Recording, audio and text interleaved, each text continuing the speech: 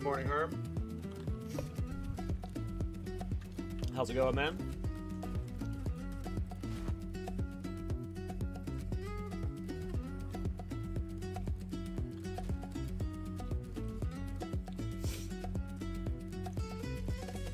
Hey, what's up, Ben Lewis? How you doing, man? Almost in maps now with my Huntress. Nice, nice. I just got my Ascendancy a little while ago. I am cruising through Act 2 currently.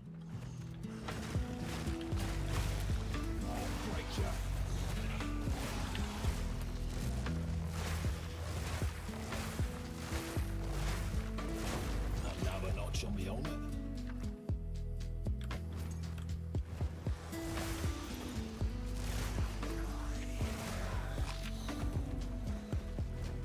Hi, Cal. So Shield died? Yeah. We died yesterday. To a mechanic I'd never seen on it, Zeri. I didn't know what to do to it. Titans. No wonder. It's funny, we killed Arbiter of Divinity, which was like arguably the harder of the bosses, and then of course I lose to it, Zeri. Just some bullshit. I mean, it wasn't bullshit, you know. If I had known the fight better, I would have lived, but... I don't know, there's like some big exploding circle that like filled up like 90% of the room, but someone sent me a clip this morning. Like, there's apparently just like one corner of the room that's a safe spot, and if you don't know about that safe spot, like, it's a DPS check. She does that mechanic, like, if your damage is slow as fuck, so like most people don't see it. Well, at least people were saying it was a DPS check. I don't think a chat command was set up for the clip. I think someone clipped it, but I don't think a command was set up for it yet. Nice try. But yeah, I don't know if the safe spot still exists, because the clip that was sent to me was from like 8 months ago. So it's possible GG like patched out the safe spot, but there's supposedly a safe spot like it's like in the very corner of the room that I didn't know what was happening. I thought you know, if you watch the clip, I'm just like, huh? What the hell is this? And whenever I talk to most hardcore players, they say they just log. They either never see it or they log out when that happens. And they most thought it was a DPS check, but not sure.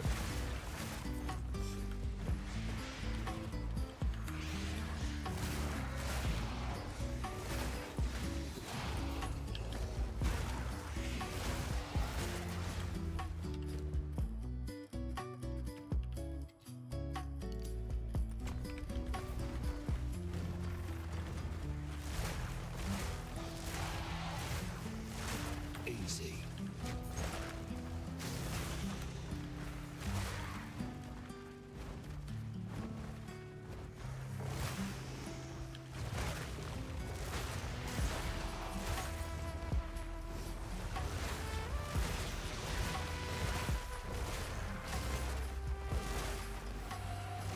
So right now what I'm thinking is I'm using a staff that has like a Culling Strike teleport in. I'm playing a Culling Strike build, so I'm going to be using that staff for mobility. And for single target, I'm going to... At first I was thinking Bone Storm because the staff is int required. But I don't think it's going to be too difficult getting the int for use the staff. It's only like 117 intellect. These Titans must have been something, alright. So I'm thinking of using Oil Barrage for single target. So what's going to happen is, for clear, it's going to be mostly Culling Strikes. I'll just be blinking around with the staff culling. But anytime I blink into something that needs to die... My original thought was Bone Storm because it's spell physical, both for spell physical and both for spells. So it'd be like, well, we're going to play a spell build. Bone Storm feels good with that. But with how my defenses are looking like they're going to be scaled, and just like how the mechanic works, I'm going to be blinking into a group of enemies, using Oil Barrage from there as like just makes kind of sense to clean up anything that survives. Oil Barrage is also a fantastic single target option for bosses.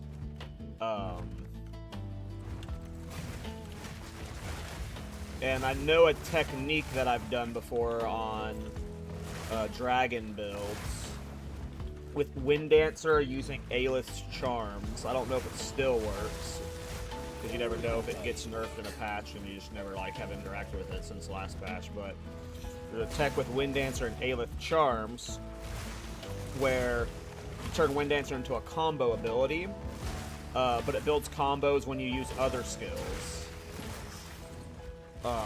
And then when it expends its combo, it has a chance of generating charges. So we're going to be using that to passively generate power charges for Oil Barrage. So we're going to be blinking around with the staff.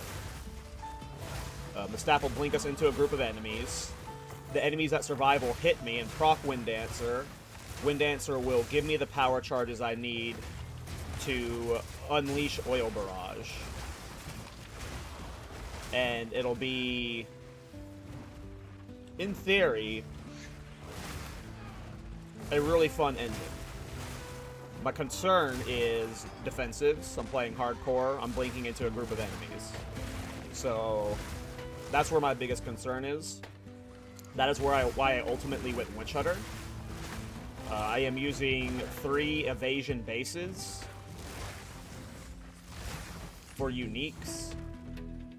And if I'm blinking into enemies, I need to be as tanky as possible. And evasion is not good at tankiness. But what is good at tankiness is sorcery work. So at some point the character will die, but we're hoping to push it deep in the red maps. Did you see Everseen died? I did not. No. Rip. How did he die? That fucking sucks.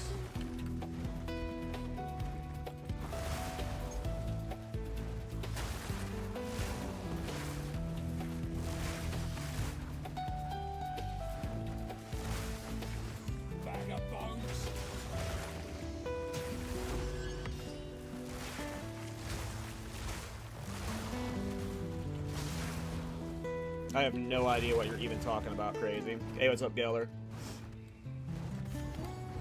How's it going, man?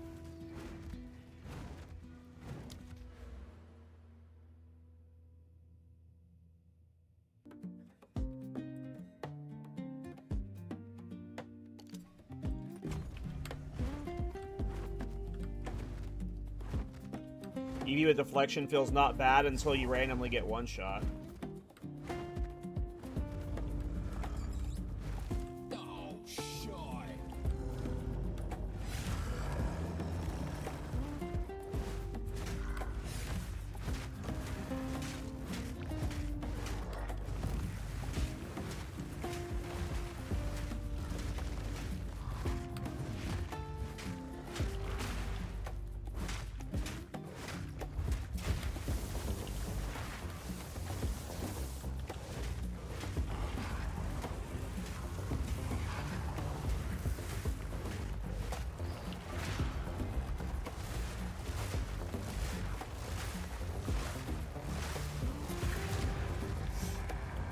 No, you died yesterday? Yeah, versus Aziri.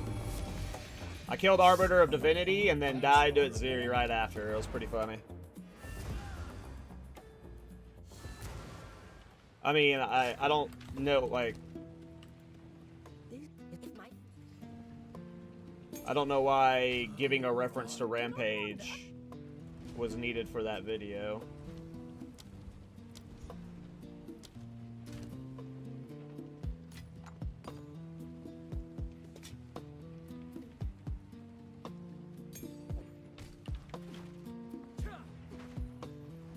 GGG know, like, that video was at GGG. They know about Rampage. They know that shield charge goes through enemies in their other game too. Like, I don't understand why I would need to explain to GGG how Rampage works.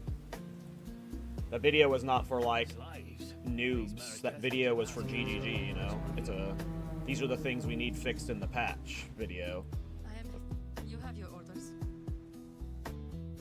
You can go leave a comment referencing Rampage and, you know, maybe a GGG stuff, but, like, I don't know why you're criticizing me for not referencing Rampage. I don't think that makes sense.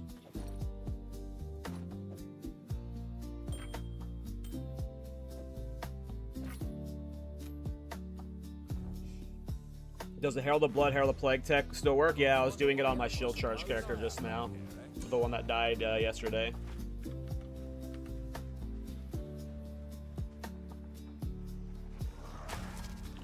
Uh-oh. What the hell happened? Oh, my gear broke. Yeah, I died at Ziri. The path to Deshar has been opened. Infiltrate the towers and stop the Faradin from feeding them. Oh, I need it. Okay. The path.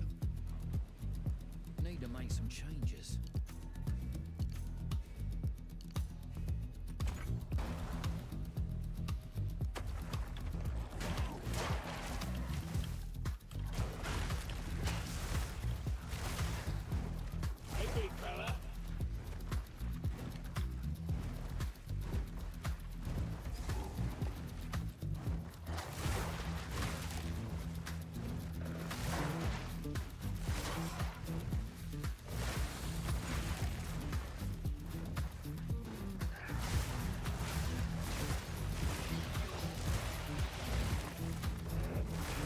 That video was already like 20 minutes long, you know, and it wasn't just about shield charge. It wasn't, you know, this is everything GGG needs to fix with shield charge. It was just kind of like a GGG clearly has never played with this skill type statement.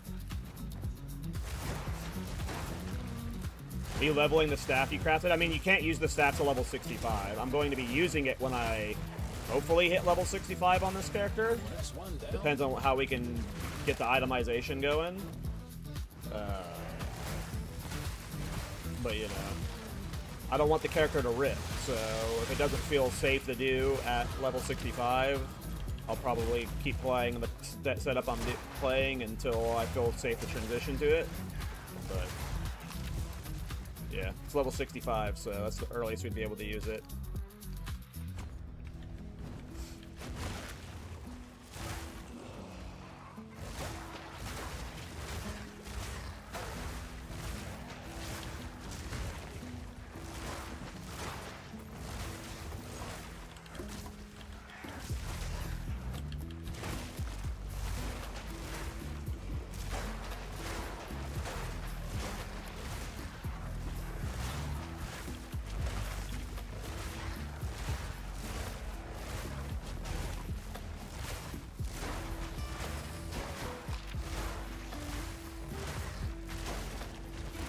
Is MTF sick? Yeah, it's one of my favorites. It's the main reason I like playing bat builds or dragon builds, just because the bat skin's sick.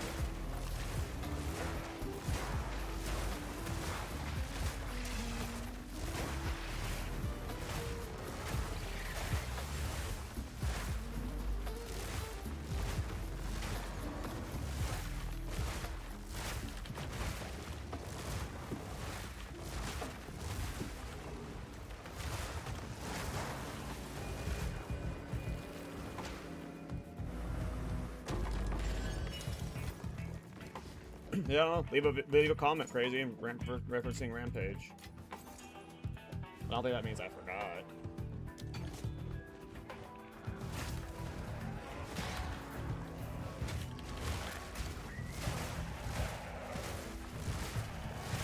Easy.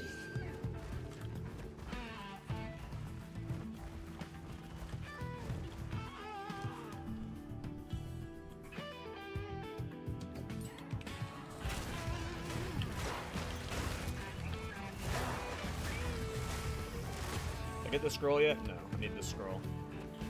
I need the scroll.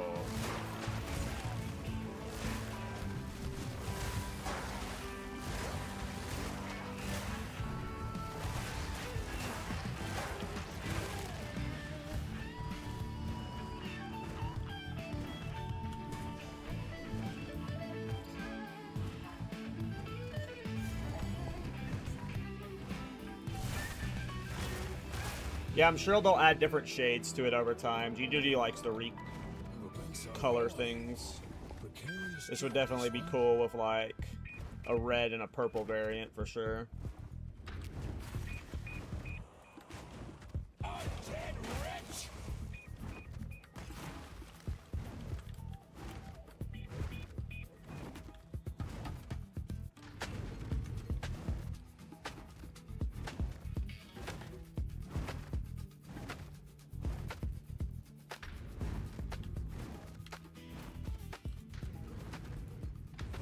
Hey, what's up, Weed? How you doing, man?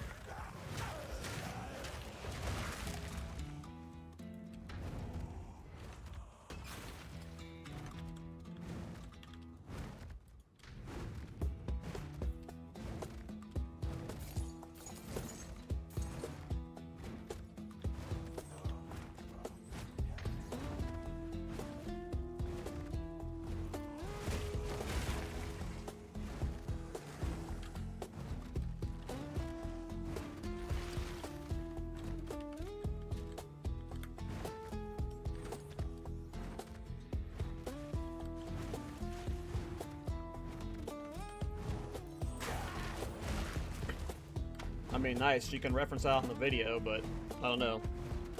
I've never played Rampage, didn't know about that thing, so like being like, you forgot to mention it, you fool, like... If you want to go mention that in the comments, fuck yeah, dude, but I don't know why you were criticizing me for not mentioning it.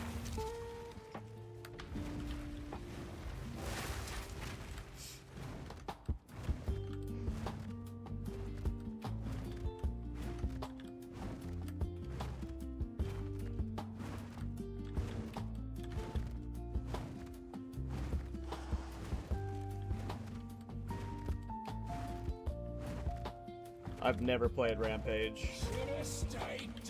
Nope.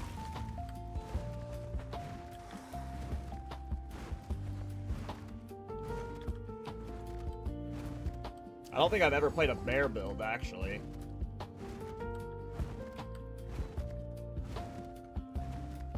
I've played wolf and dragons, but I don't like any. None of the bear skills look cool to me.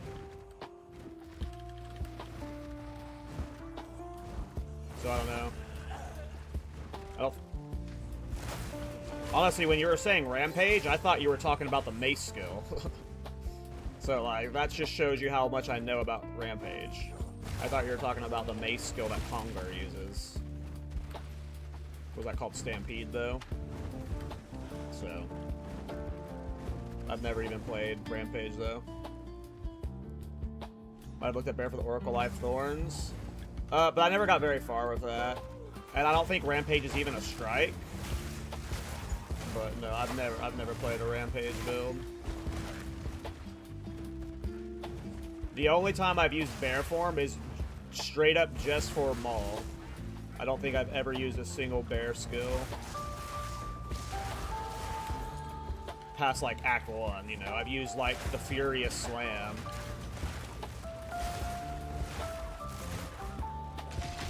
Let's see if you still got any fight. Simply enough. Ooh, 3 Artificer's Orb. Let's fucking go.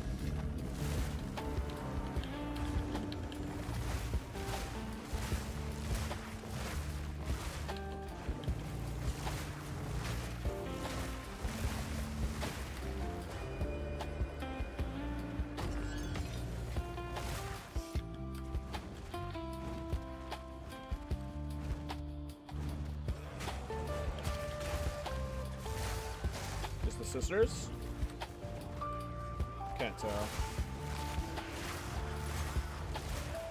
I got the note, right? Fuck, I forgot to grab the note.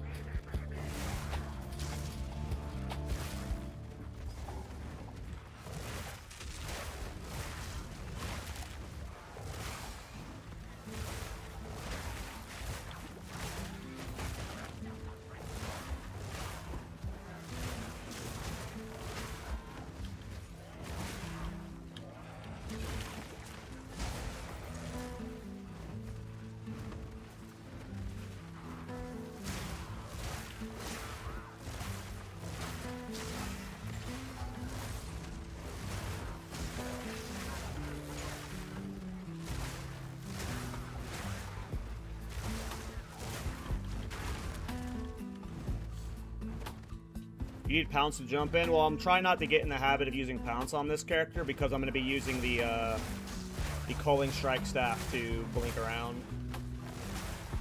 The Culling Strike Staff has a teleport, so I'm intentionally not using Pounce because I don't want to build the habit of using it for this character's loadout.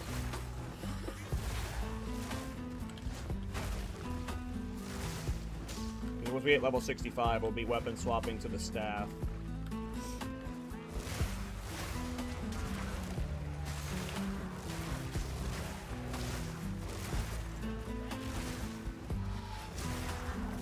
By the way, if you're playing in the THE Private League, if you're using A-list or excuse me, if you have A-list chimes in your stash, I need one.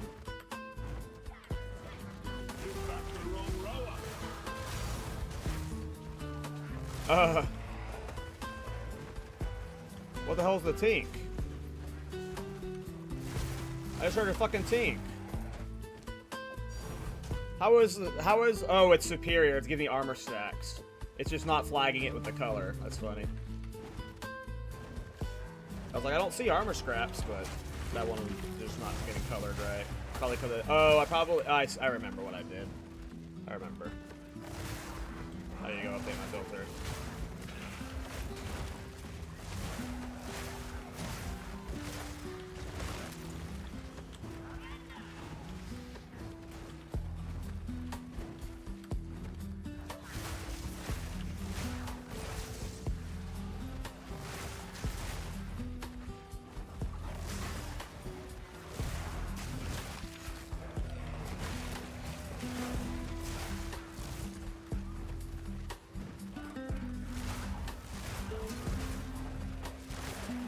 I guess I got turned around at some point. I got fucking full cleared this area.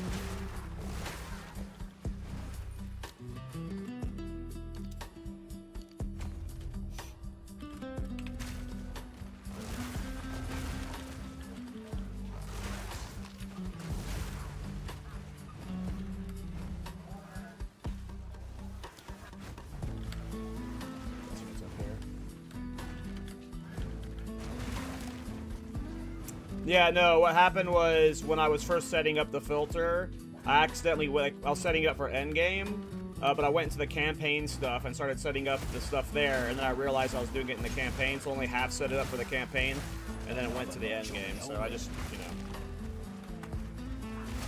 I'm the one that made that happen, I just never finished making it happen.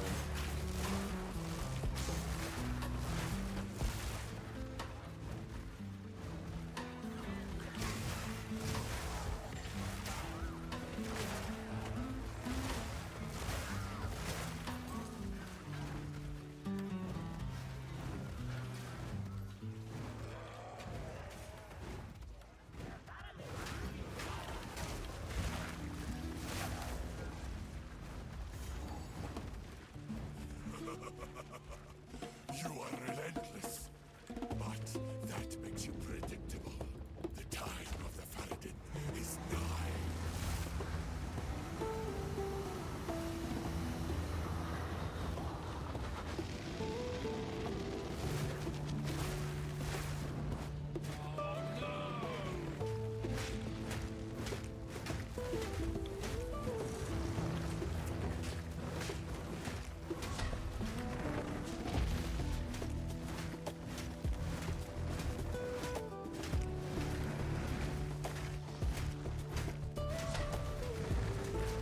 Why did you go in reverse chronological order?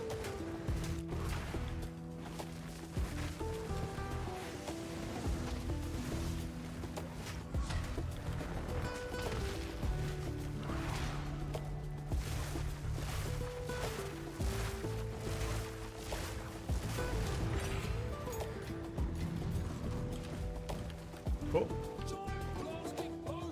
Oh, I need to go back to the last zone. I didn't get the passives. Oh shit, it's 2 zones back. I'm stupid. Should have taken the waypoint. That's fine. Made it work. We made it work. Oh. I lost the area. I have to clear it and try and find where it is. Hopefully find it fast.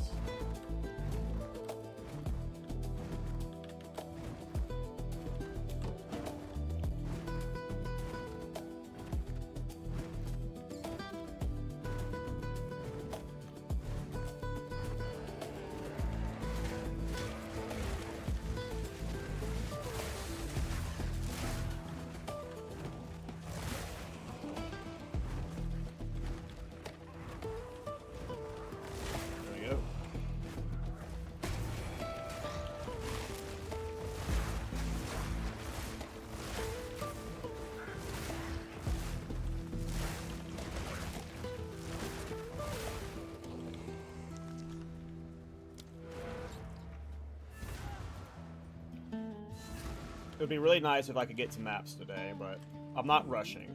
I really want this character to go the distance.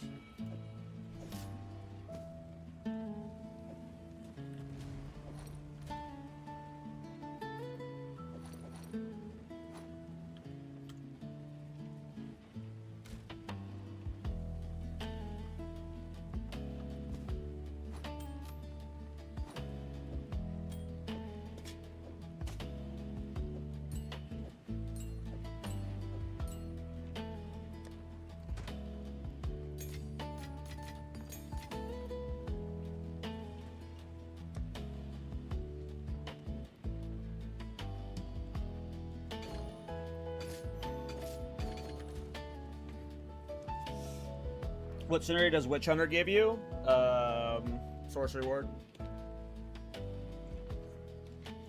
Zealous Intuition. Culling Strike. Sorcery Ward, or Witch Hunter is the best sense in the game. Even if it had 0 synergy with this build, Witch Hunter is OP.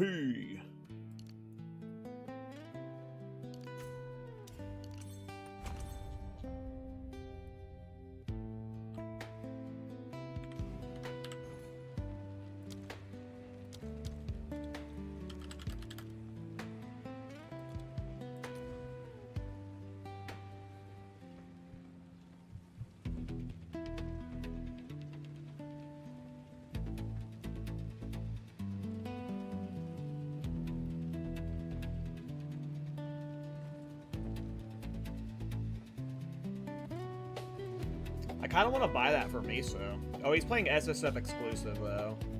I was like, damn, I should buy that for Miso. He might want that.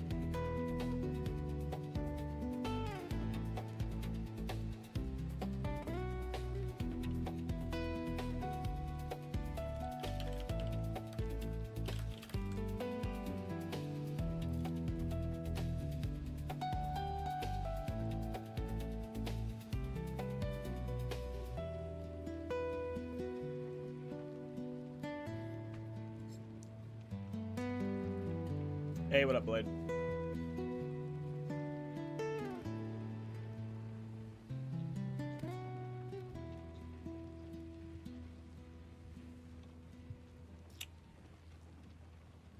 Kinda wanna buy that. Oh, it's only a 3-1. Alright, let's go.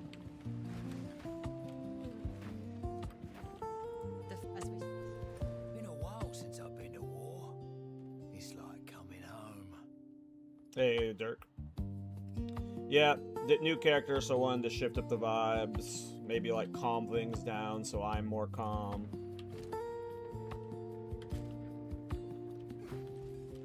Play it slower. I have fun ideas for this character, so.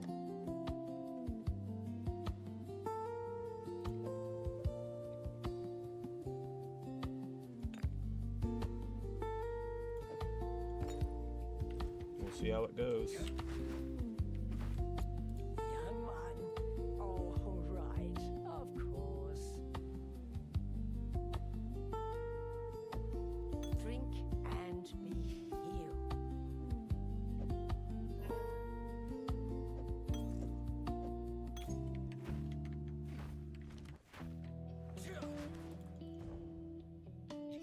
All right, Jamin Raw time.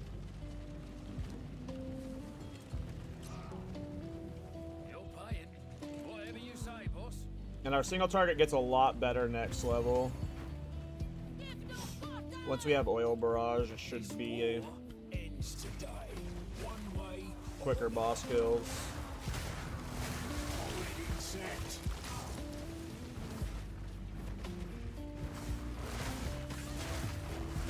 I hope.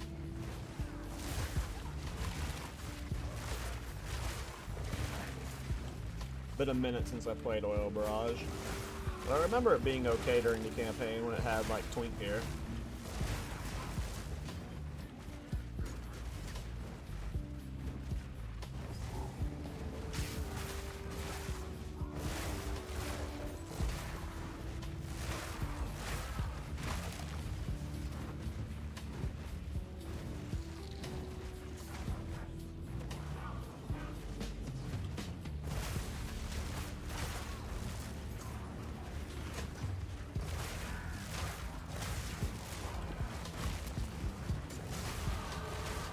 Well, look at me go. Only a day's work. Hey, what's up, whatever media? How you doing, bro?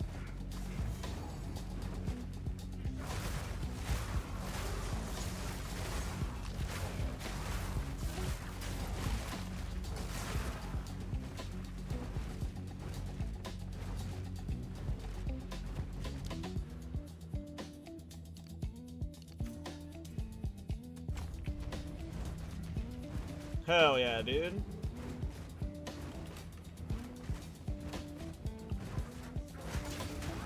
Arbiter is so damn fun.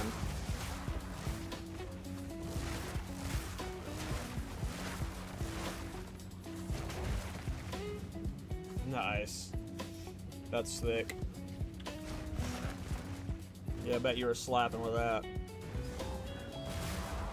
Big rats, big rats.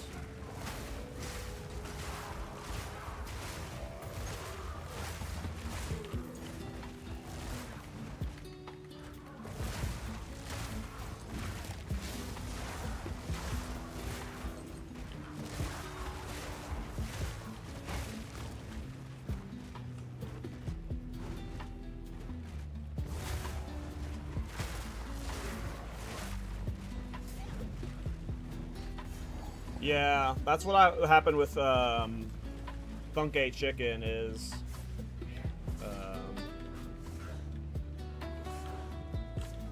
need to get this corpse in here so I have power charges for the boss start.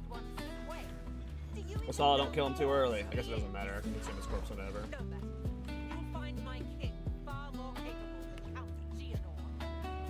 My king. Makes the boss a lot faster when we start with power charges. Put an end to this useless The sycamore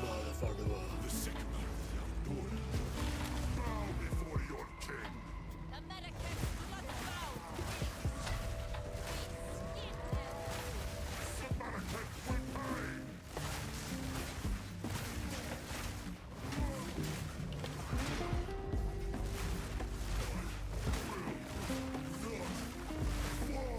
We're running out of time. Nice.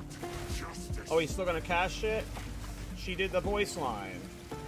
She did the voice line! He wasted my extra power charges! Ah!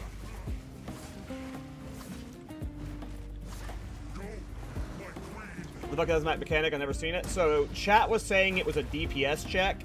That happens when you just have low DPS and it's like an auto loss. But somebody sent me a clip this morning of Quinn from 8 months ago finding a safe spot for it. I don't know if the safe spot still exists, but chat was saying that it is a DPS like hard check, and if you just have bad DPS, she kills you. I would need to like go re-see the mechanic and see if that safe spot still exists. At one point, you know, I did have the thought like, oh, I should probably log out, but you know, because I'm doing the stupid challenge of not logging out on pinnacle bosses. If I just don't know something, I'm always at risk of death, so. It's gonna happen every once in a while. I was sad that was like, of course in series, like, I just did Arbiter of Divinity, right? So like, if I was to die to Eddie fight, it would have been Arbiter of Divinity, you know? And so, like, to go down to Ziri like that, you know, kind of lame, but I don't think I would let that happen again. I would either, like, go stand in the safe spot I saw Quinn in and either live, or I would just log out every time I did that. Or, now that I know, like, let's just say that is a hard DPS check. Let's just say it is a hard DPS check. Like, it seems weird for GGG to add a mechanic that's like, if you do so little DPS, we're just going to nuke the entire arena and you die, right? Like, that doesn't seem real to me. That's why I'm, like, confused at it being a DPS check. But if it is, if we confirm it is a hard DPS check, there's no way to survive it in the current patch, I would never do Atziri again with a low DPS build in hardcore, or I would just log that out every time it happened. Because that was actually my third time doing Atziri. It wasn't like that was my first Atziri. I had killed her faster a few other times. It was just, I think the map I was doing made her tankier, so my DPS ended up being slower on her. And, yeah. You know, hindsight, you know, that I don't think I would ever let that kill me again. If I ever saw that mechanic going off, I would have either have confirmed beforehand that the safe spot exists, or I would just log out every time that happens. Because an auto death mechanic, like, I know I'm anti-logging out, but if it's like a DPS fail check, like, okay, whatever. I'm okay logging that out. I don't think it is a DPS check. Someone sent me a clip this morning of Quinn surviving it in a very specific corner. I am going to assume that corner still exists, but when I died yesterday, everyone in my chat, and then Timmy after I raided him, he said, oh yeah, every time I've seen that, like, people just die. I think it's a DPS check. Like, everyone thought it was a DPS check, and if once it happens, you lose. That seems wrong to me. That just seems fundamentally wrong from how GG designs and balance things. But it could be true. It could be true. I don't freaking know. I need to go test the mechanic again. I need to go, like, do it Ziri on main league and just stand in phase 2 until she casts that, and then go AFK in that corner 5 different times and see if I live it 5 different times. You know, and then we confirm it. It's not like it's a hard thing to confirm. But, you know, going into that fight, hindsight 2020, you know. It sucks, but I was sad. I ended up ending the stream like 5 minutes after because I wasn't quite prepared to level this guy. I didn't have like everything planned out. You know, I was wanting to play that character for a few more days. It would have taken a lot of time and money though to get that character up to where I was wanting him to be like my farming character. So it was probably best that he ended up dying, or she ended up dying. I'm sad about it. I think it, like, listen, I killed both Arbiters with that shitty build, like, in hardcore. I think that's cool. I'm happy with its performance.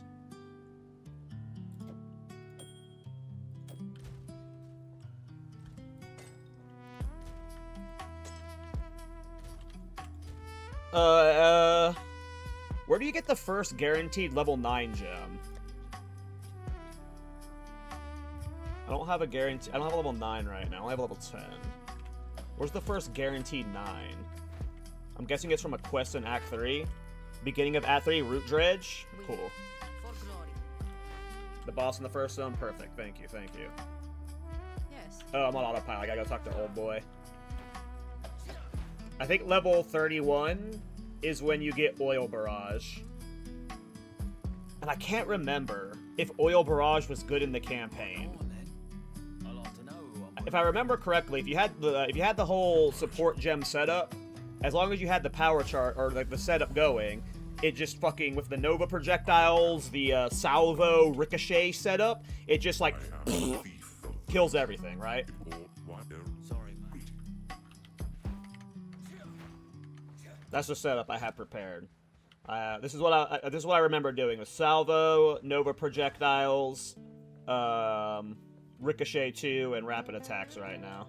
In 0.4 it was one shot. In 0.5 I have no idea. It's still, I mean, I've seen people doing Oil Barrage in late game to one-shot bosses still, but that's like in Trade League with Juice Gear and stuff.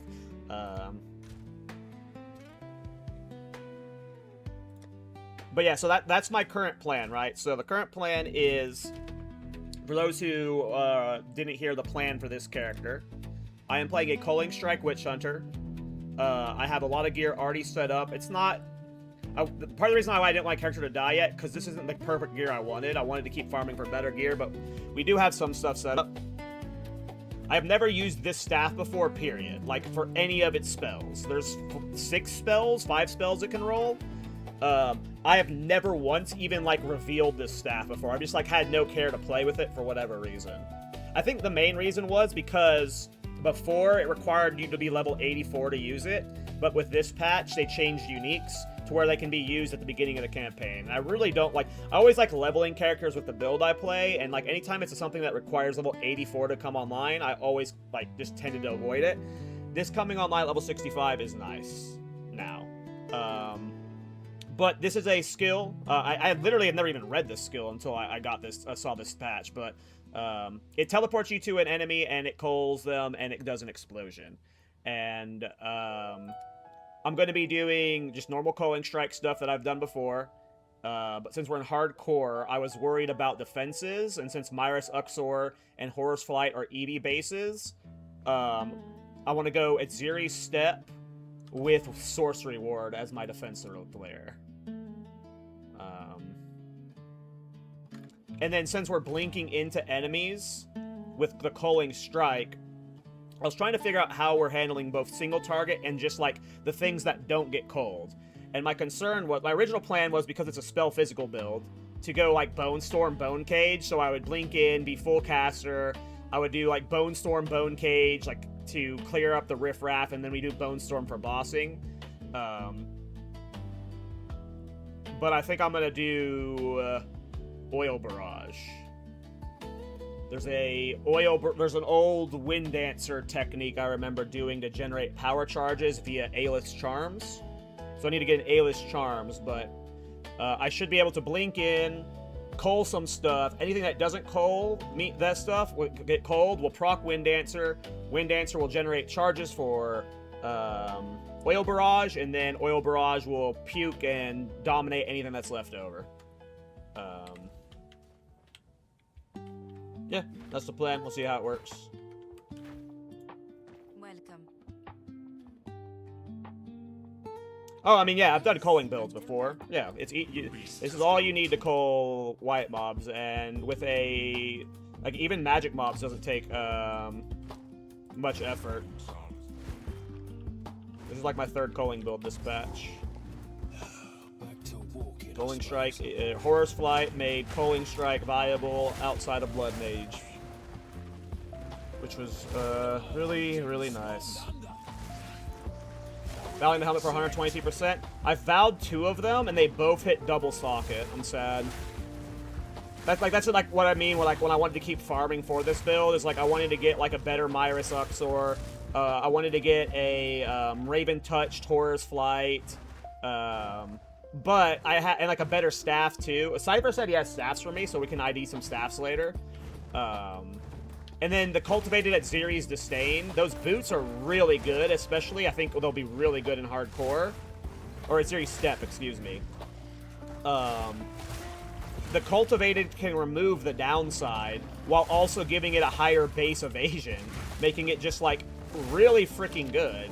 I really, really was wanting to farm at Ziri to get a Cultivated at Ziri's Step, because she drops at Ziri's Step, and she drops Cultivated Orbs, so that's why I was farming her. So I wanted to get all 3 of those. Or 4 of those things, like, really well set up. But I think even with the shitty stuff we have, like, just the base stuff, I should at least be able to, like, dive into white maps and, like, start playing the playstyle and mapping things out. We'll see. Worst case, if at level 65 it just doesn't feel good, I keep playing, you know, I like playing the dragon style. You know, I love Rend Oil Barrage, so I keep playing this until I can, you know, swap. But, yeah, since we were hardcore, there was a couple of ascendancies I was playing around with, but Witch Hunter just seems the safest. Sorcery Ward, like, Eevee is shit, in my opinion, without, like, having Giga Deflection. And we're using 2 kind of bad uniques that have, like, mid-evasion on them. So, it just seemed like getting as much extra padding as possible would lead to me and we're playing a build where I have to blink in on top of enemies, so... Now, luckily, the staff will have block chance on it, so that's a big help. But when we swap to Oil Barrage, you know, we're a little bit more exposed, so we gotta be tanky. Did you find out what to do against the Xeri mechanic? I mean, I haven't gone and tested it myself. People sent some videos, but I haven't confirmed if those still work. I only saw one video of Quinn from like 8 months ago. And you don't know if that still functions this way right now.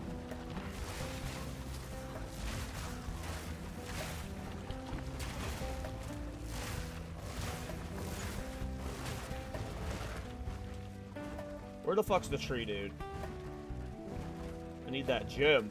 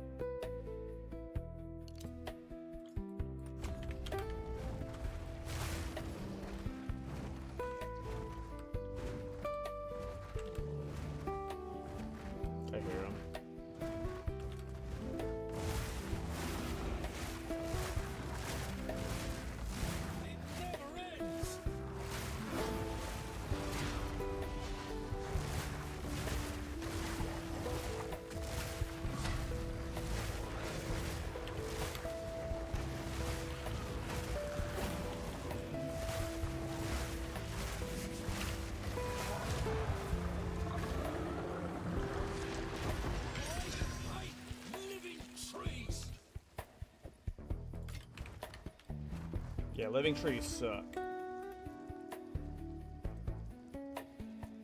Oh, I didn't get that freaking waste checkpoint, damn.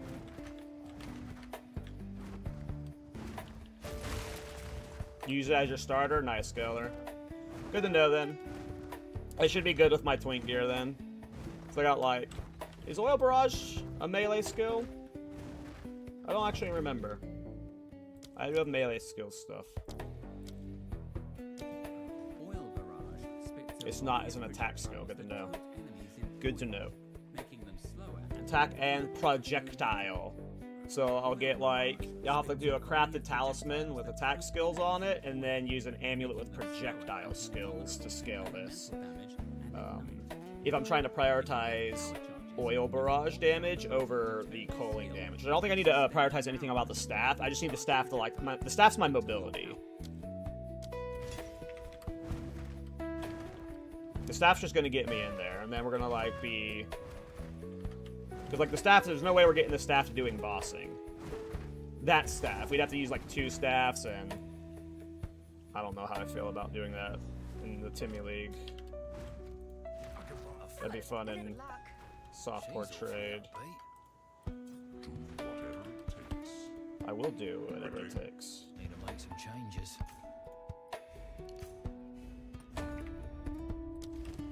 Okay, helmet's 33. I get black braid at 38. Got Oil Barrage. Let me get it juiced.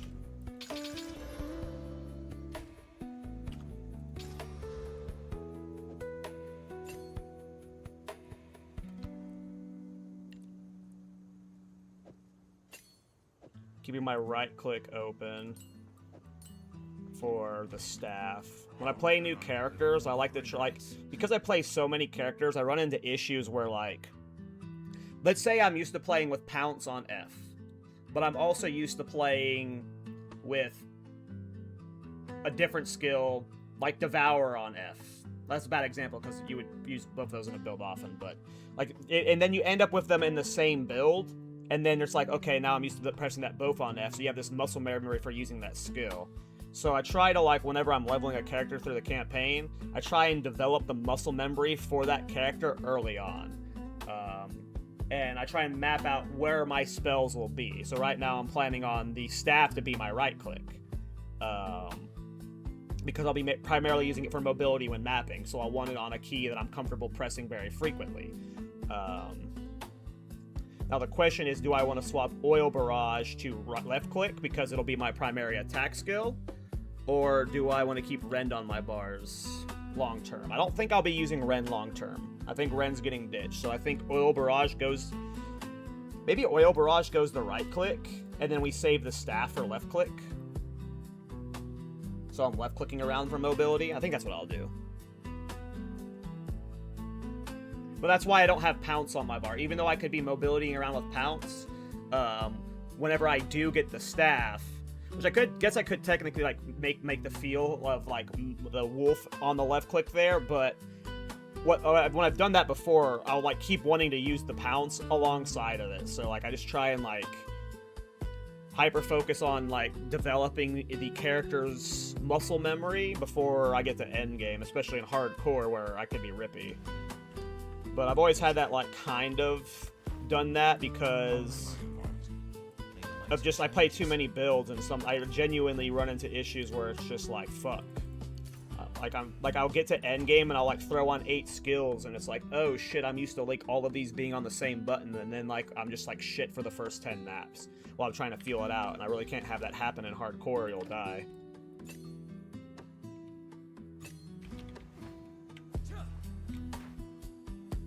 Yes, I'm autistic.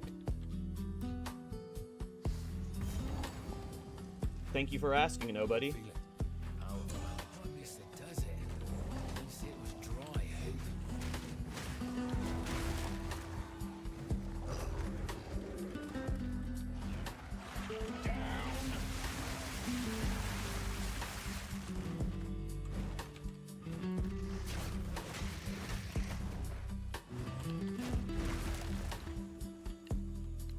I still need to use a good amount of red. We'll keep that on left click.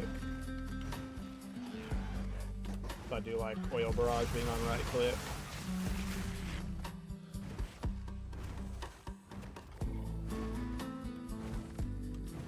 Oh, there's Venom Crypts. Too many snakes for my liking. Wonder where they go. I can feel it. Powerful energy. Not letting these snakes get Swayze pointing. Not a chance. Down.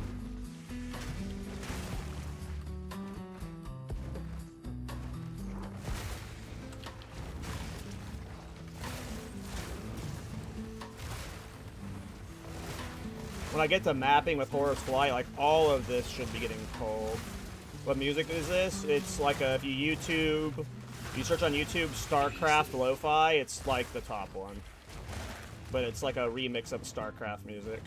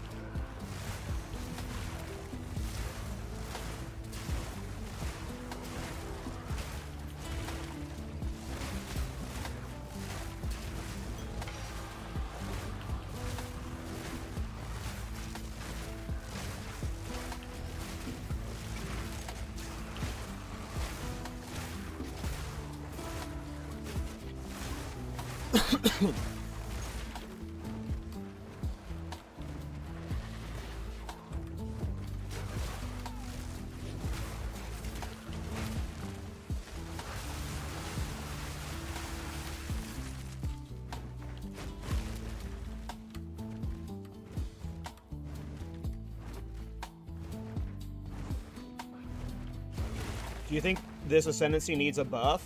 Witch Hunter? Yes. Witch Hunter is the worst Ascendancy in the game. It desperately needs buffs.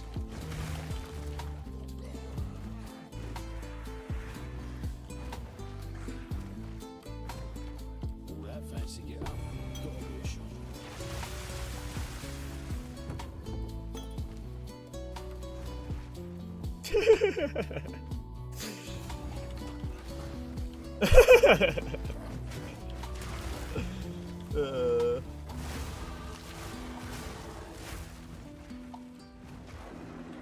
Oh, fuck, Monko. That before. I'm scared.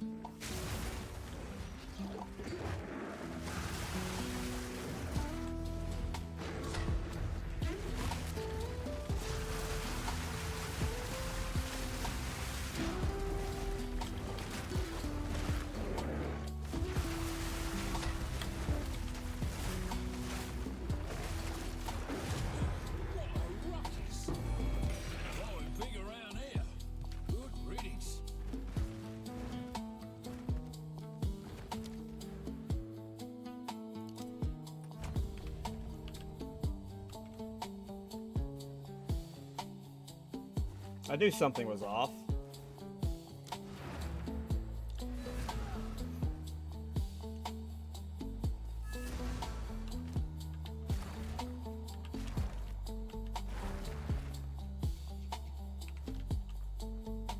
Need to make some changes.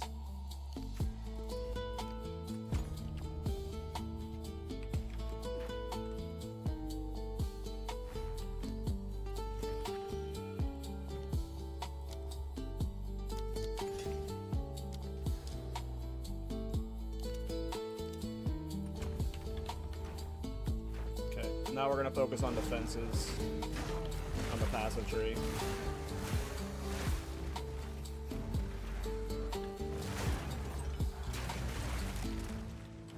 Level 32 and a 34. Don't want to get too over leveled.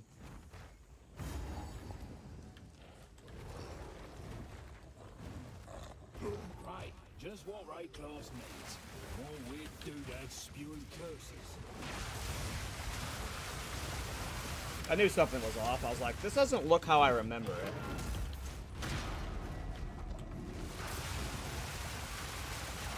I remembered it being more fantastical. And yeah, one of my support gems wasn't activated in my shapeshift set.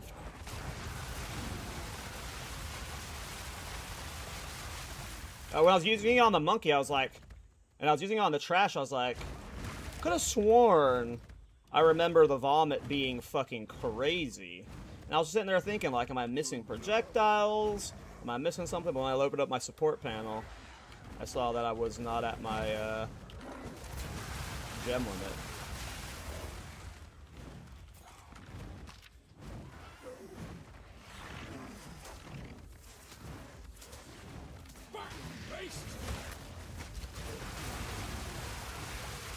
So yeah, so imagine this, okay? So we have this is our single target and clear. And if you've never played a Culling Strike build, the way Culling Strike works is when you touch an enemy, they're cold if they meet your Culling Strike threshold. So at baseline, when a common enemy, a white monster, hits 35% life, they instantly die. 35% is 0 for them when you hit them with a Culling Strike skill. But you can scale this threshold via a lot of ways. You can scale it so high that white and magic monsters get cold instantly. You can do 1 damage to them, and they get cold instantly.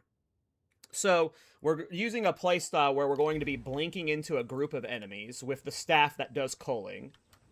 And most things will get cold. And anything that doesn't get cold will then probably get cold by this. And if it doesn't get cold by this, it'll get DPS down by this. So that's going to be the play style. Is right now we're just playing a normal dragon build because we don't have the Culling Strike stuff fully set up. I feel like it'd be safer to level with Sorcery Ward and then get Culling Strike at level 65 when we're in maps. So we won't really be playing Culling Strike until we're in maps. But once we are in maps, we'll be one-shotting all white and magic monsters immediately. We'll have good mobility because of the staff. We'll just be blinking into a group of enemy. The staff, when it blinks, it does an AoE around it when it culls something. So anything that is cullable near that target will also get culled, making us semi-safe.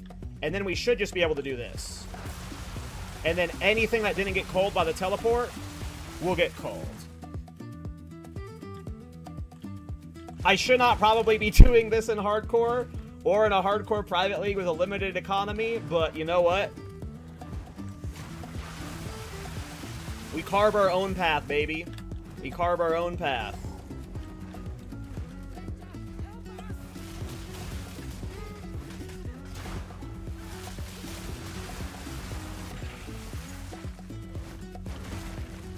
But that's the plan.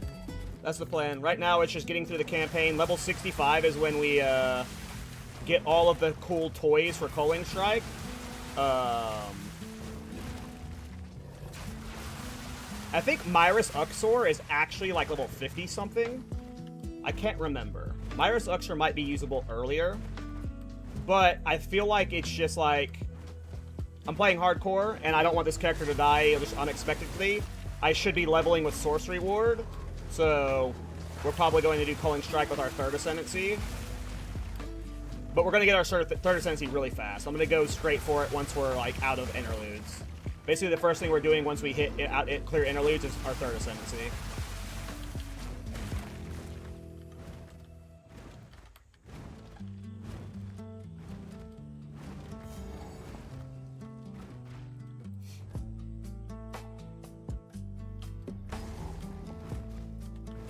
How the heck do you come up with these builds, dude? I play the game a lot. This is like me merging 13 other builds I've done together into a single build. So, you know, like whenever you've done this many builds, it's the main reason I do this many builds is because you learn something new every build you play.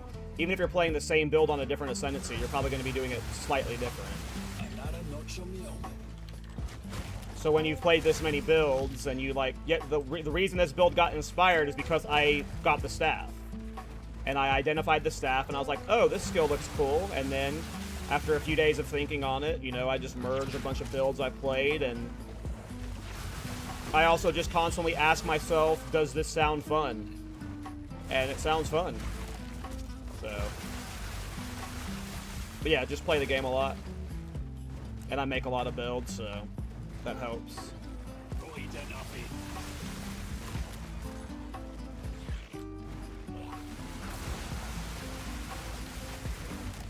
Holy fuck, man. I forgot how insane Oil Barrage is. This skill's cracked. I need to put a stun build up on Rend now. I'm basically not going to be using Rend for anything but bossing. And what I'll use it for is I'll build stun on a boss so I can get the fast wing blast on bosses to get power charges. So that's what I need to change up right now. Is I was using this for leveling, but now these need to change to like Rapid Attacks 3 and Stun 3 or something. Rapid Attacks 3, Stun 3 probably.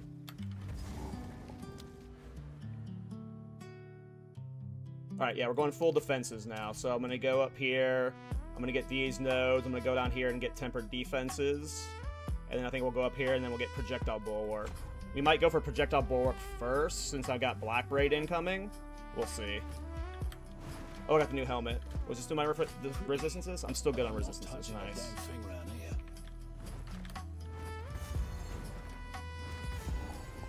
I don't like doing carries because... Yeah. I just don't like doing carries.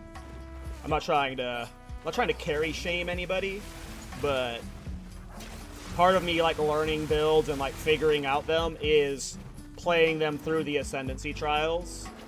I know for a lot of people they're just tired of doing trials over and over. You know, once you've done them once, you've done them 100 times. But for me, doing the trials is part of the build making process. So I don't ever want to do a carry.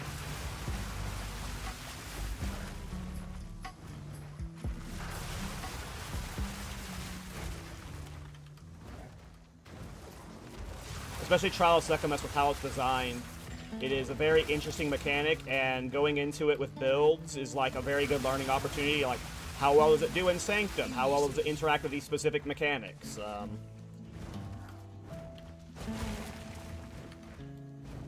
Surprised by how many people ask for carries.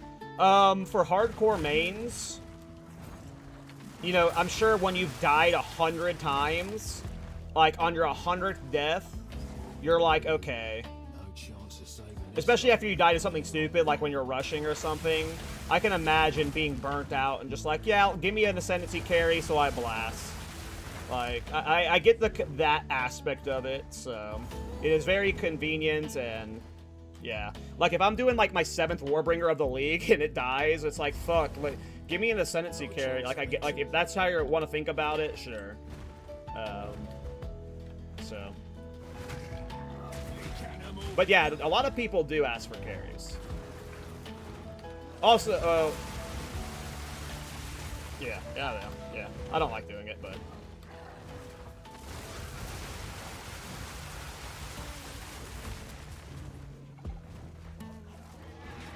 You ever started paying? Paying what? What do you mean? Dude, Oil Barrage is crazy. I forgot how stupid it is.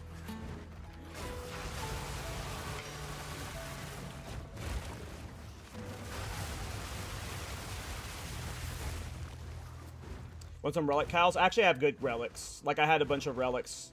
Not good ones, but I have ones that give me honor res cap.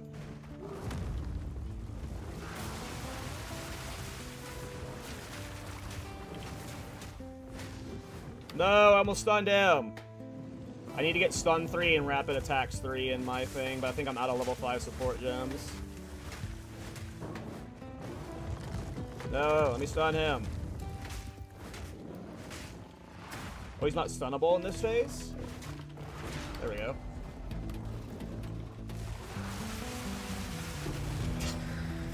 Okay, so for those who have never seen this mechanic before, Oil Barrage does this projectile spewing thing, but when you combine it with Salvo and Nova projectiles, what you can do is, if you get the Oil Barrage, the tip of it, inside the boss, you're shooting out like a billion projectiles in every direction, but because they're spawning inside the boss, all of the projectiles are hitting him. So you're like, it's essentially shotgunning the boss is what we're doing here. That's why the damage is so insane. If you do Oil Barrage without this stuff, it's not awful DPS, but what's making it insane DPS is the fact that we're shotgunning it with Salvo Nova projectiles. All, like, if you get, like, that's why you saw me go up here when he was, like, when I had him stunned. I was getting as close to him as possible to get my hitbox in his body as close as possible to make the shotgun happen. Did the Chrono Rip? Yeah. We died to, let's see, ready.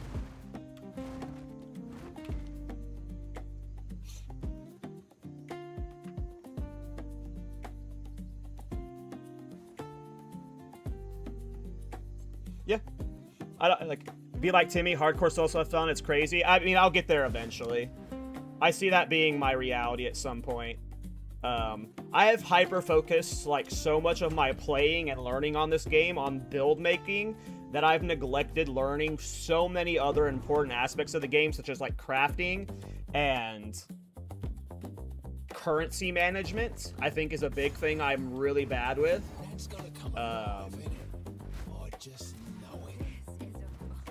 But as I play hardcore more, I'm learning these little things that are forcing me to interact that way.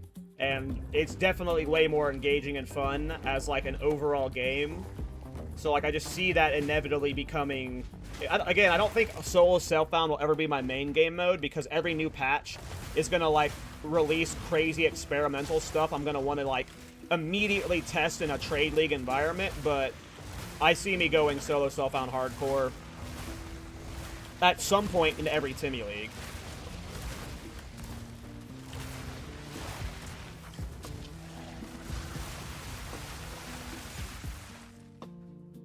You play on SSF but not hardcore? Yeah. I really like the hardcore aspect of it. I used to play, like... I used to be really hardcore into StarCraft 2 and StarCraft Brood War. Like, I was, like... If you've ever played, like, League or CS, like, competitively, where you were, like, grinding it 13, 14 hours a day, that was me with StarCraft. Brood War and then StarCraft 2. And... there's a feeling you get in those competitive games that I've only, like, I never experienced outside of, like, hardcore in this game. So, like, I'm really enjoying just the extra level of, like... It's not competitiveness, but it's a personal, like, triumph. When you, like, are doing something very challenging and you overcome it, there's an adrenaline rush feeling that's very rare in games for me. So I'm going to be chasing that, like, every patch. I don't think I'll ever become... I mean, I'm not going to say that. There could be a world where I'm starting the League Start hardcore trade. But I'm definitely a hardcore Andy now. I'll be playing it every patch. Probably as my main game mode. Like, I'll probably be spending less time in softcore. I'll probably be only spending like a month to 6 weeks in softcore tops. And then I'll be doing fun hardcore challenges. Because at some point, like right now, every patch introduces so many wild new balance changes, so every patch you're just like, holy shit, there's 600 new builds to play. That's not always going to be the case, right? For the next several patches, that'll be the case as we introduce new weapons and stuff. But at some point, it's going to be more normalized, and yeah.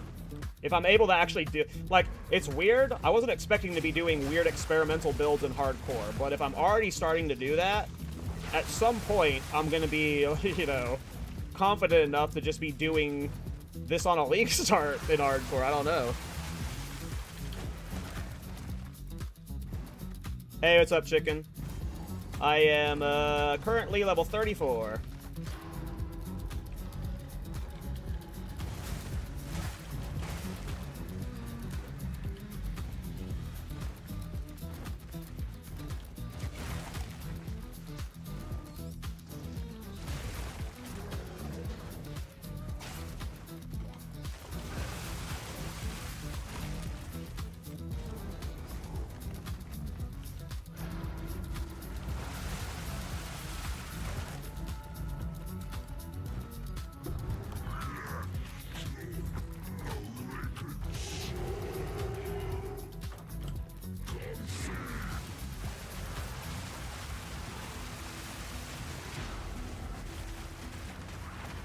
That sucked. We didn't get a good salvo there. He's got a tiny hitbox. And then we stunned him with the salvo, so we didn't get extra power charges. So now we just have to actually rend him down.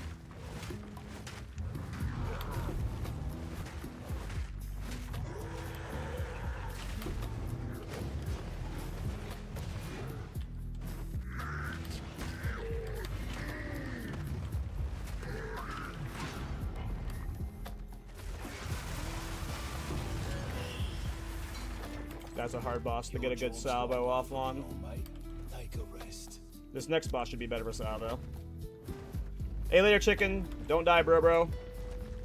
As a MOBA player, what build has more combo-oriented playtile? Like something you use different combos for different situations?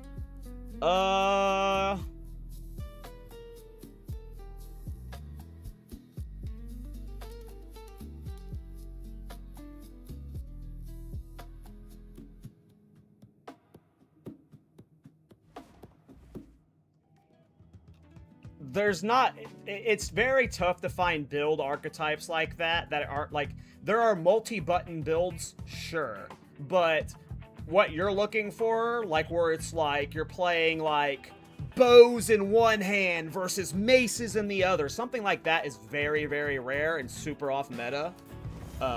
You'd have to be like essentially doing your own fun thing. I have a few builds that are kind of like that, but if you're like wanting interactive gameplay, and I'm not saying this in a meme way, weirdly playing builds like Thorns or Wind Dancer have a lot of weird combo things you do. Whether it's shield bashing bosses to interrupt them, they have different skills they use when they're mapping versus bossing.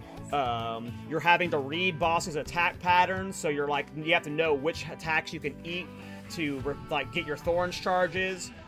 Versus which ones you can't. For true, like, actual, like, there's no playstyle I've played that's like Thorns in terms of how it interacts with the game and, like, a combo. Each situation you have to use different skills or different, like, thought processes or approaches. But, like, a true, like, MOBA-type playstyle where weapon sets can do that really well. So there's a lot of archetypes that are like this. I'm using a spell staff for my mobility in endgame, and I'm going to be using a attack skill for my DPS. So I'm playing like hybrid spell shapeshift. Like, weapon sets let you do a lot of weird fun things, but truly like a combo-oriented playstyle, I guess monks do a lot of weird stuff where it's like, get your combo, slam the bell, yada yada. But I've never played monks, so like monks, like by far, I think I've anytime I play a monk, I'm not playing a monk That's build. one down. And I play like maybe one monk a patch, so.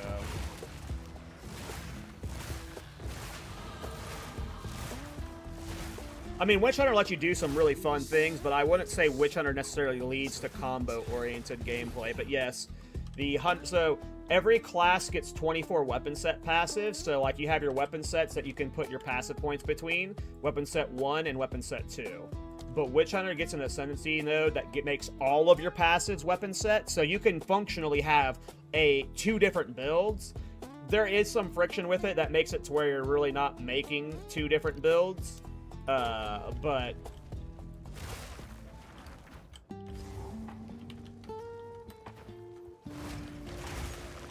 I don't know, weapon sets let you do whatever the hell you want on any ascendancy, so.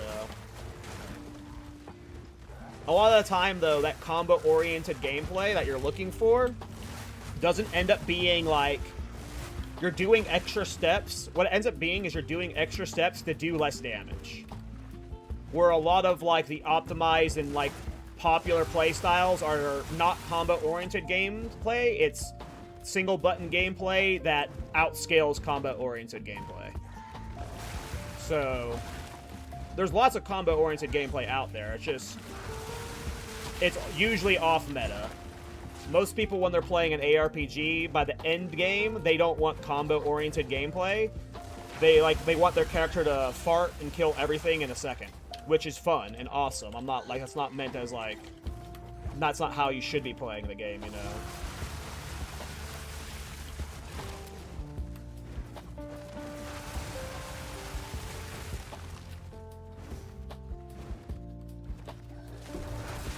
But if you're really looking for combo-oriented gameplay, either look into like weapon set builds that are using like hybrid playstyles, or maces or quarterstaffs. That's going to be your best options.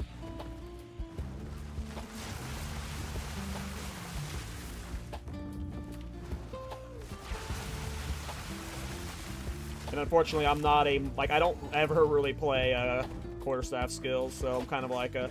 Druids are really good combos for sure. Yeah, that's true. Wolf has, you know what? If you're a MOBA main, poor man's, you might like Wolf. You might like playing a Wolf build. That's a really good point, Protag. Wolf combo gameplay is very fluid. It's got that multi-button action where you're doing setups sometimes, but sometimes you can like do the single button thing for clear. Build is actually a good example of something you might be looking for. All of these shapeshifts have good combos, but Wolf definitely feels very MOBA-esque. It's like the Wolf shapeshift itself is faster. It's got a bigger dodge roll too, so like you're flying all over the place in Wolf form.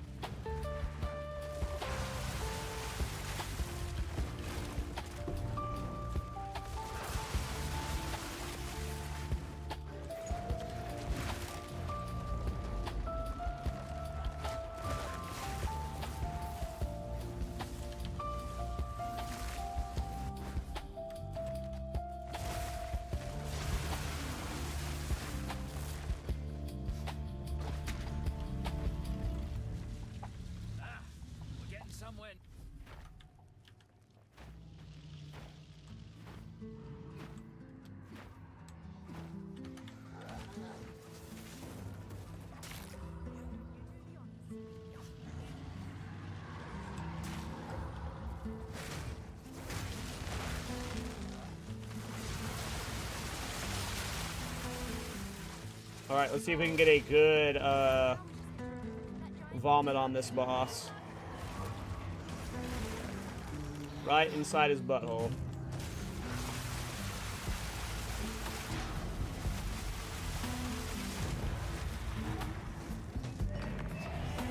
That wasn't the best positioning, but he still got bodied in a single one, so we'll take it.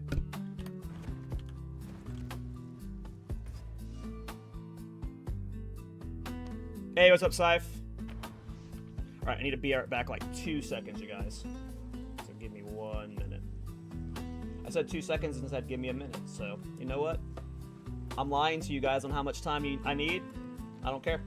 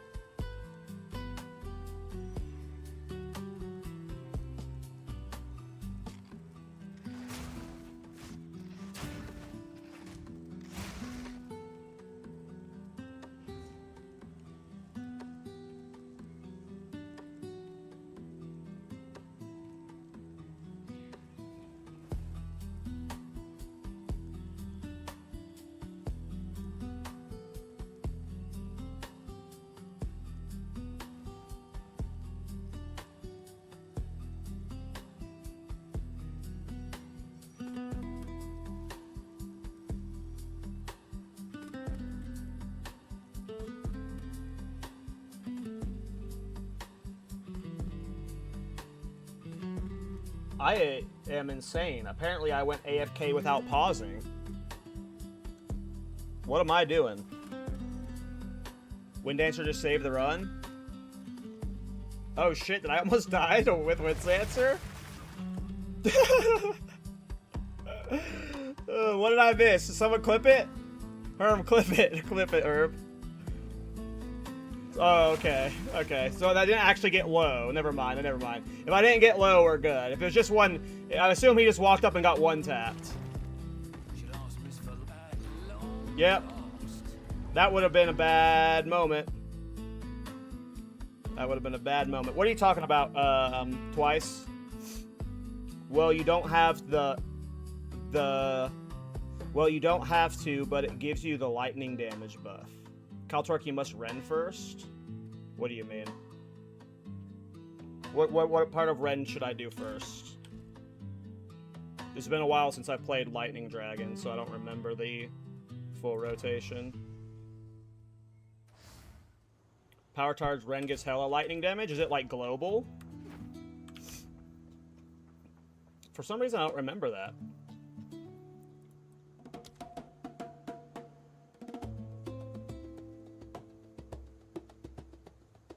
Oh yeah, it's just a global lightning damage buff. My bad. I forgot about that. Why is your cam above your life globe? Oh, I didn't even notice that. I recorded a video last night and I moved my camera there. Here, I'm gonna lower my standing desk.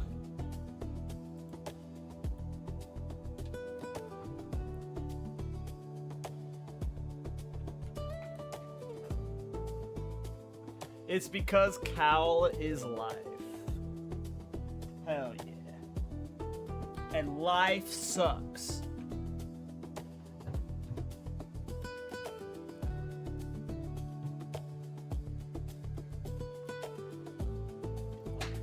Sick. My chair's stuck on something.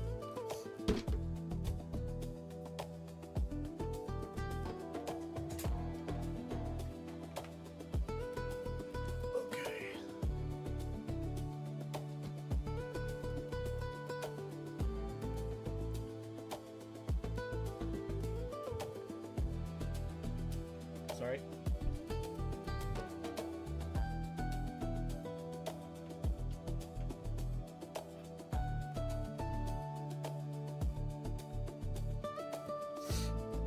Can't do that here. Does anybody have any extra 5 support gems I can buy off of them? I need 2.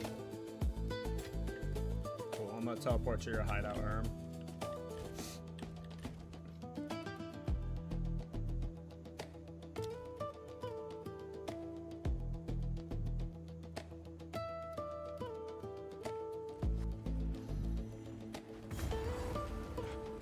Your posture is astounding.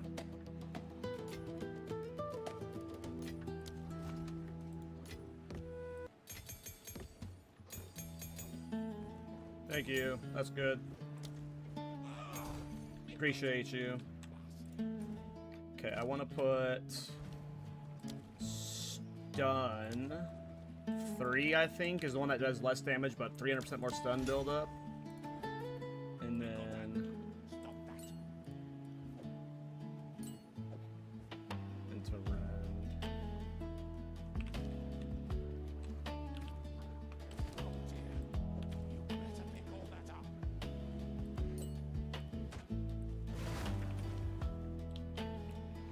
I don't know if I'll ever play that build. If they ever are, like, the way it should have been, in my opinion, and this might have been too OP, and maybe it's just because I like command skills and I'm not a minion main, I like being able to use the skills, but the capturing of a bosses should have given me their abilities to control. If it was like you're getting the boss's abilities as command skills, I would play the fuck out of that Huntress Ascendancy. But they just fucking run around and do their own thing. I don't, you know, that's just stupid. I don't want to do that for some reason. I would really like it if they had, like, command skills, but I think minion mains probably prefer it where they don't have to push any buttons. So, it's clearly not designed for me.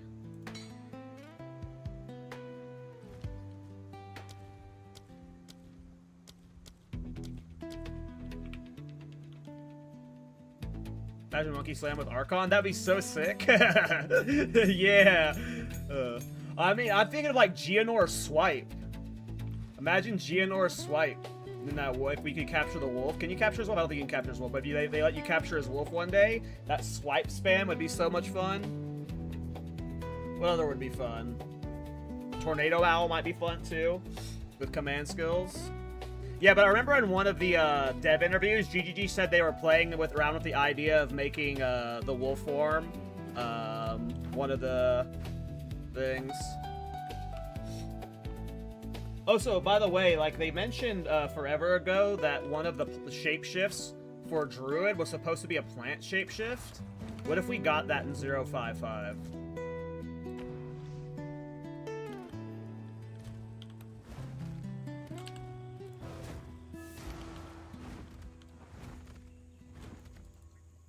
I'm so bad they turned the snake ladies into humanoids. Oh, Jesus. That would be an annoying boss for sure to control.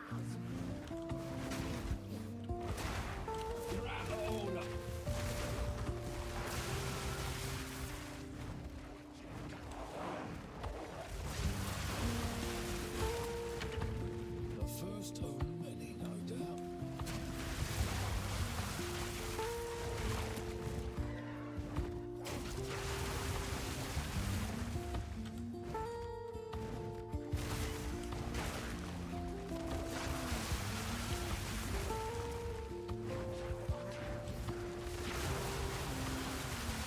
What is that ascendancy called? Beastmaster? Beast Huntress? I don't know.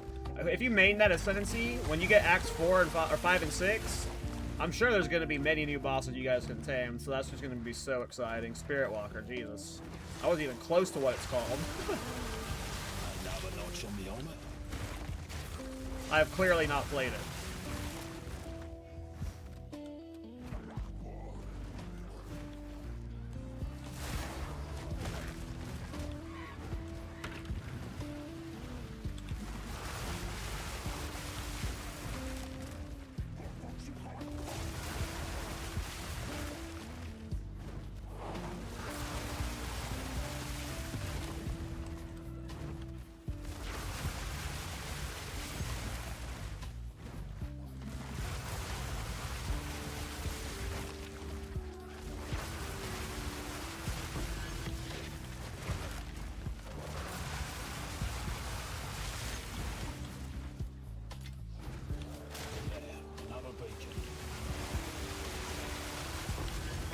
God, Oil Barrage is just stupid. Wait till I have the Aelith Chime set up. I hope it still works. Whenever you can start automating the power charge generation, it makes it so nice. I gotta turn around somewhere.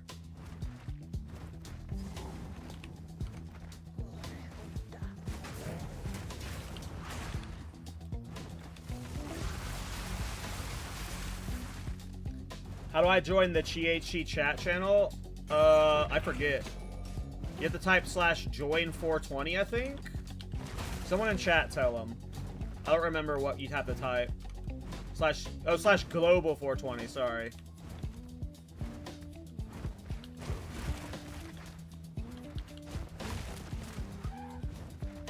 I see. It goes this way.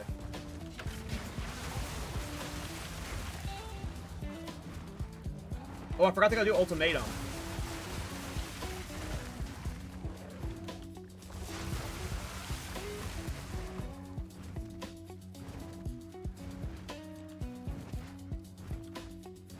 Yeah, the being stationary part's what sucks the most about this skill, for sure.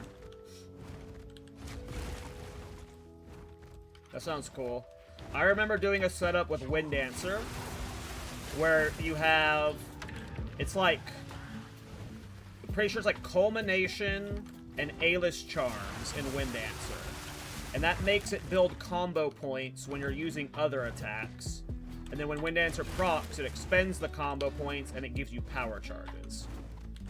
If I remember correctly, that was the engine I was doing. And so the hope is I blink into a group of enemies, some of them get cold, one of them procs Wind Dancer, Wind Dancer expends the combo points, gives me power charges, and then I Oil Barrage. That's the hope. But I have to get an A-list chimes? I guess A-list chimes? I have to get one of those first.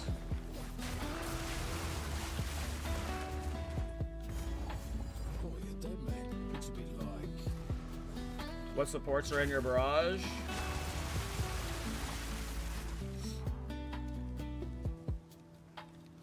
Yeah, I do still want them.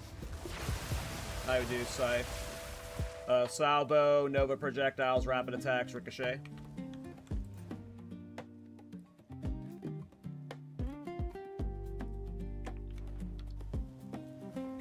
What do you want for them, Scythe? Think Ricochet might be broken this patch? You sure?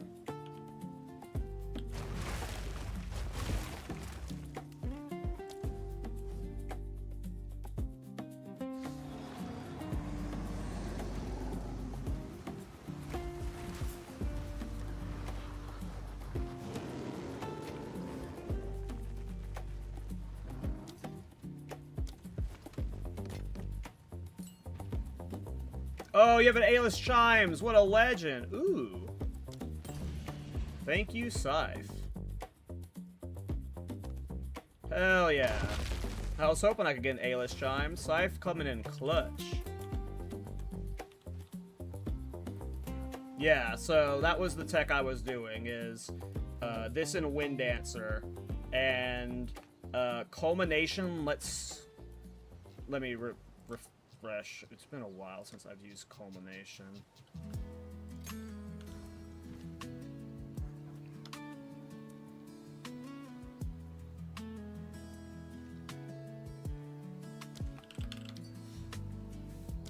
I think it was Culmination.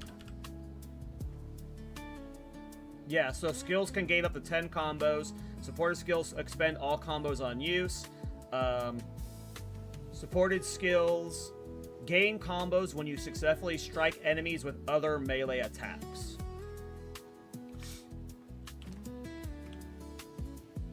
So how was I doing that then? I wasn't doing it with Oil Barrage, because Oil Barrage isn't melee. Was I doing it with Rend? I might have been doing the combo with Rend.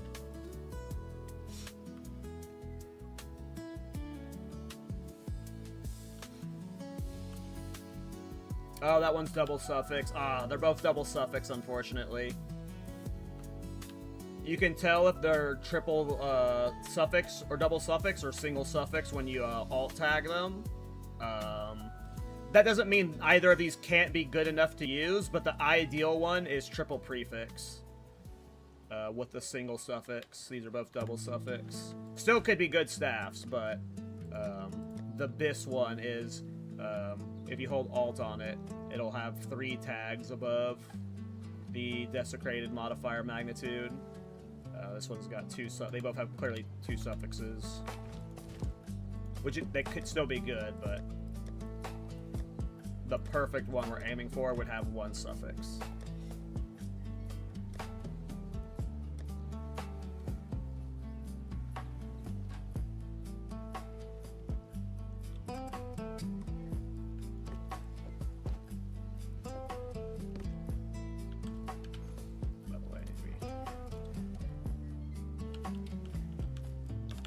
Oh, right, wolf attack would be smart.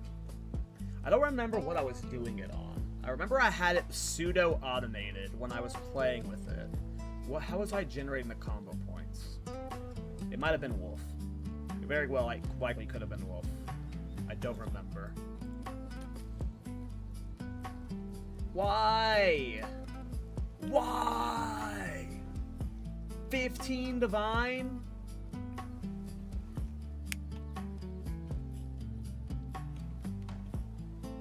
That's alright.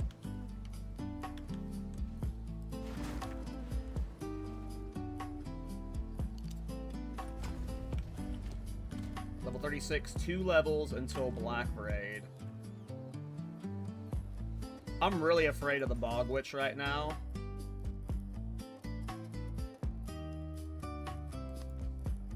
I've got PTSD.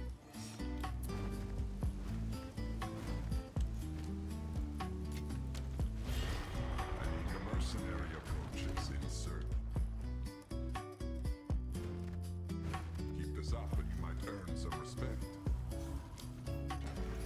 Yeah, I just remember having Culmination and Wind Dancer to help automate power charges, and that was super nice. Well, all of this sucks. Oh, man.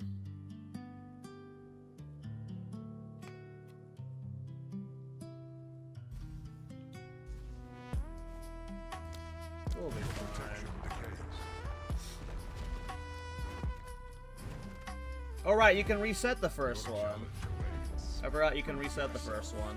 You get infinite attempts, right?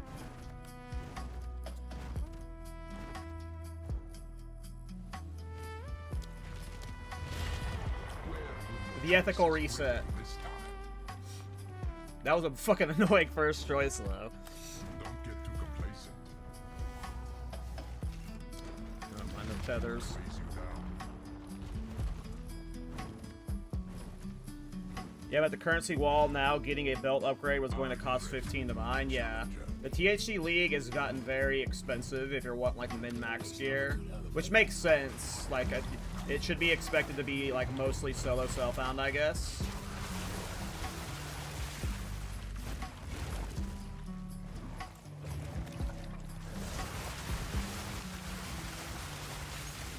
But also, you know, there are people who have been like level 97 plus for over like days now, so they're farming, you know, so much divines. To them, you know, it's justified in that pricing.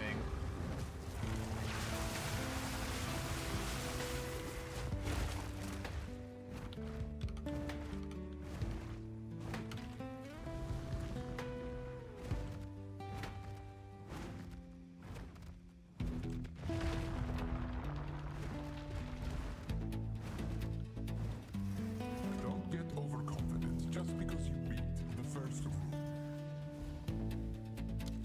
Their skin grows stiff and resilient.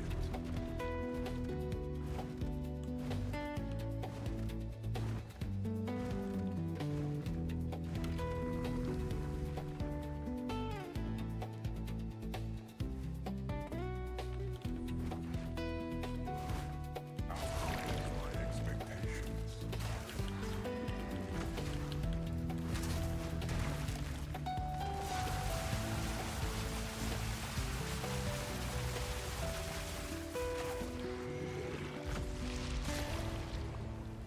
Maybe you're right.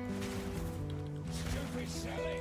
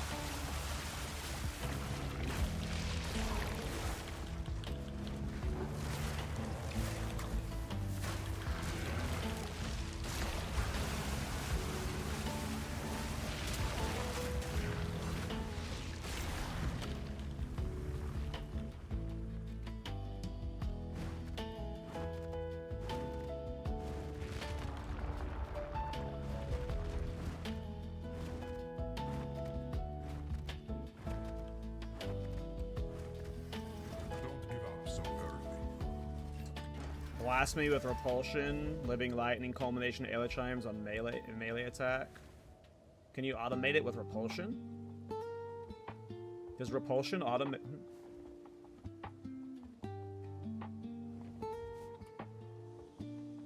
Huh.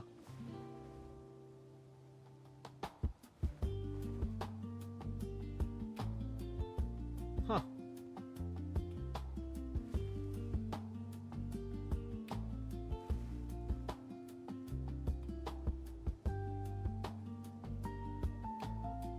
I have the spirit for it.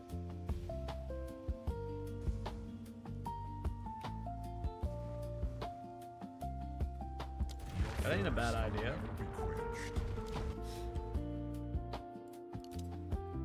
I'll try it out.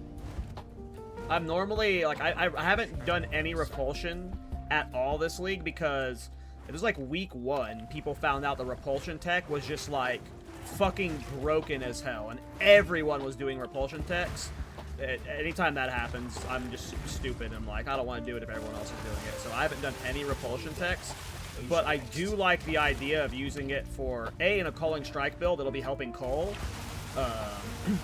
but B, if it's being used as a part of like an engine to fuel the power charges from my Aelith Chimes Wind Dancer combo, I am on board with that. I could see me doing Wind Dancer, Blasphemy, Repulsion with my spirit. I think I want Scavenge Plating too, though, but I'm not sure yet. Depends on how much armor I have and how much it ends up juicing Sorcery Ward, but I like the idea of using... If it generates the, like... The only reason I would be using it is if it's auto-generating me power charges with Wind Dancer every so often. If that's the case, then I like the idea of it. I need to get a Repulsion Gem, a low-level one probably. So I probably need to be starting to look for the Repulsion in one of the expeditions. Oh, dude, I'm on, like, autopilot here with, like, a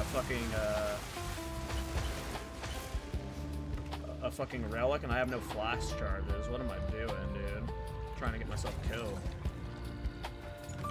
I'm out of flash charges now. Gotta be careful here. Alright, did this one? Did I do all of them? How off is my brain right now? Oh, wow, my brain is just... We're gonna die today, boys. Lock in, Cal. Oh, we're not done. We got one more. Wow.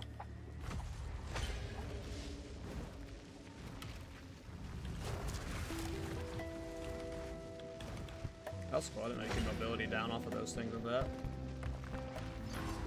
Alright. Boost time. If something scary happens on Eagle, I'll log. If it's everyone else, I should be fine. Even if Eagle, I should be fine. As long as he doesn't do the night phase. I do not want to die. I want this character. Farming maps tomorrow. This is just the beginning.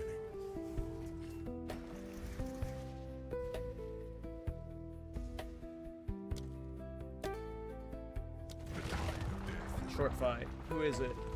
It looks like it's... Oh, it's Vulture. Okay. He is kind of scary. Second scariest, in my opinion. Chimera's the easiest. Let's talk.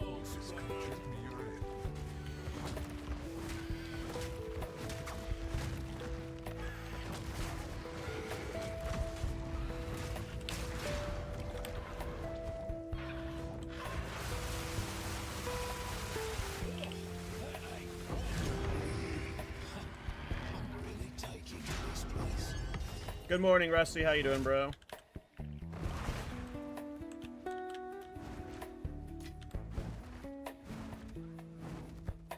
You actually hate the campaign? I like playing the campaign. To me, part of the campaign is part of the build-making process. Getting to see how your build interacts with each boss, like your interaction testing early on. I very much enjoy the campaign because to me it is very much a part of this process. I don't look at it as like a chore that's like, I gotta get to endgame, I gotta get to endgame, I gotta get to endgame. Like, my build starts at level 1. That's my fun starts at level 1, and every boss and every act is a chance to test where my build is at, how it's improved, if the new combos are working better, how my damage is scaling. Like, I also just like the campaign. I don't think it's that bad, but yeah, to me, you know, the game doesn't start in, like, I'm not saying you're thinking about the game wrong, but I know a lot of people, they look at the game and their builds and their games don't start until they're in maps, and the campaign is just like a chore and a hurdle for them. But for me, the campaign is a very important process in making a build, and I actually, yeah, I look forward to playing builds through the campaign because it's a lot to learn.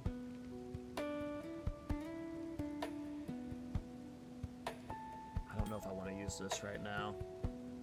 I kind of want to level a different character with this later. Where's my defenses go to? Lose 100 life taking this off. My resistances don't get that tanked. Gotta keep that set up on.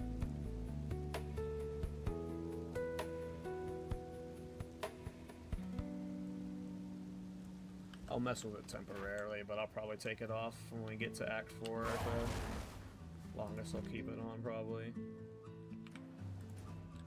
I don't want to die. Alright, so now we just got our 4th Ascendancy points. I still don't have Culling Strike. I am going just with full Sorcery Ward right now. Baseline Sorcery Ward is only for elemental damage, but Ceremonial Ablution makes it physical and chaos damage. So you become much, much tankier with Sorc Ward. Already 89 degrees in Florida. Brother, in Texas, for the last several weeks, it has been pushing over 100 degrees. It has been an awful summer. I have to go on my walks at like 5 a.m. If I don't, it's just too hot.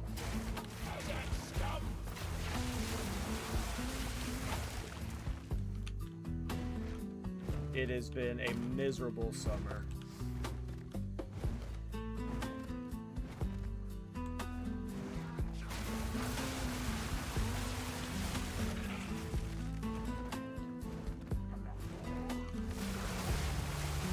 It has been so damn hot. Fire resident back on for this boss. I might get level 39 or 38 too, so I have Black Raid on. I don't think Black Raid or any resistance is going to save me versus the Bog Witch. She's just a stupid bitch that one-shots people. But my paranoid brain wants to get level 38 and Black Raid before I fight her. So I'm going to clear this area and get level 38 and Black Raid.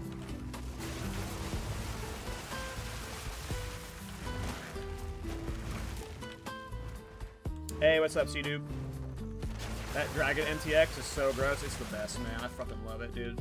Look how awesome this shit is. Freaking bat, dude. I wish that it had different colors. I would love a purple one. If they ever made like a purple one or a red one, would be sick.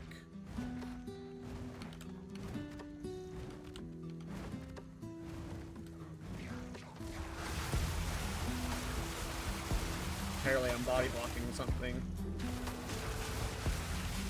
LOS on something there.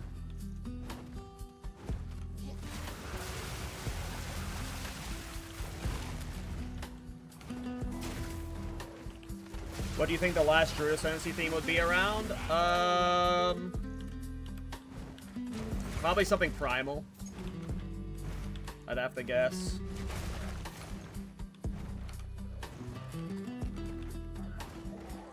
We have Shaman and Oracle. Shaman's very much nature, Oracle's very much spiritual. We don't have anything that's like primal in theme, so I'm guessing it'll be primal related, but I have no idea. I need to be checking these for repulsion.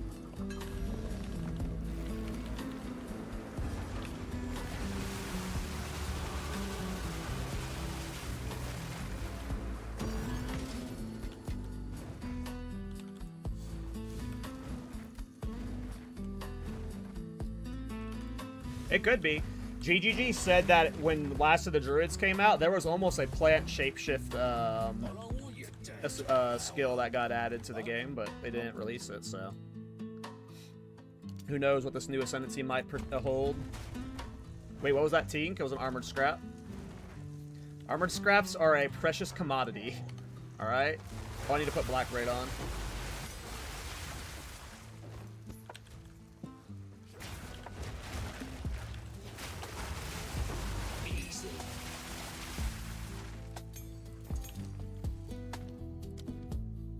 Need more Dex for Wind Dancer to get upgraded.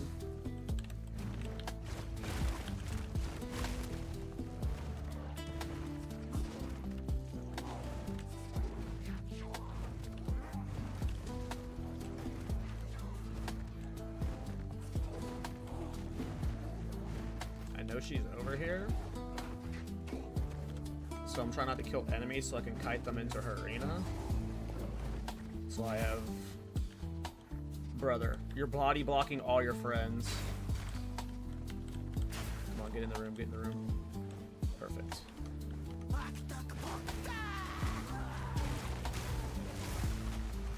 You can't be serious. A flying boat. Ugh. I was hoping it would like ricochet and just body her. Oh, it started to do that at the end. Hug her. Yeah, you ain't getting me, bitch. I was waiting. I will never die to that again. That's a lie. I'll probably die to it again.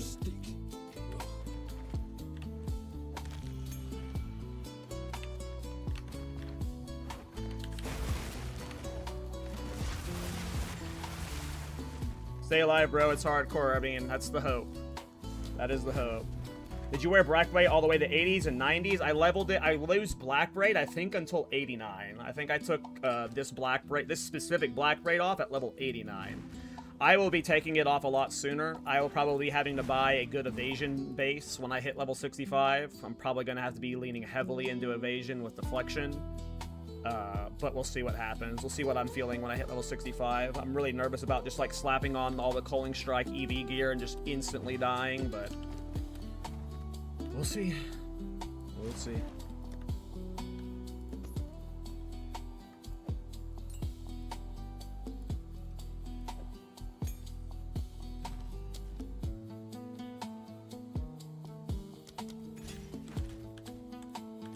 What have you learned?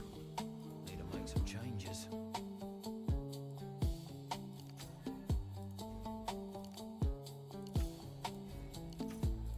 It's possible I'm not even able to equip the staff because I won't be able to get enough int, dex, and strength to use all the shit I need to use at 65, so there's a lot of things we have to test and figure out. Hopefully we're playing this character. We should be playing Culling Strike Oil Barrage no matter what once we hit maps, but will we be using the staff right when we hit maps? I am not sure.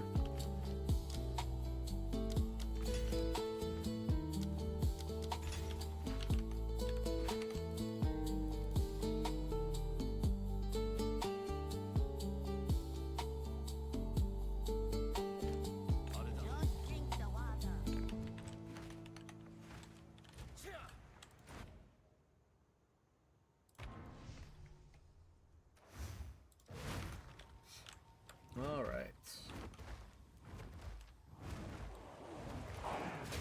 Let's get to Act 4, boys. Nothing but savages.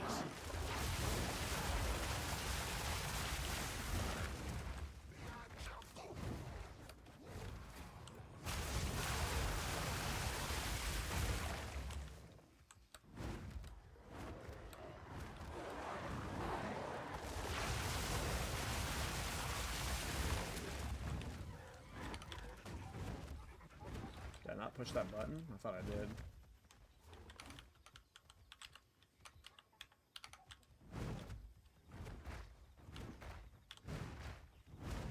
Am I stupid? No, the answer is yes, but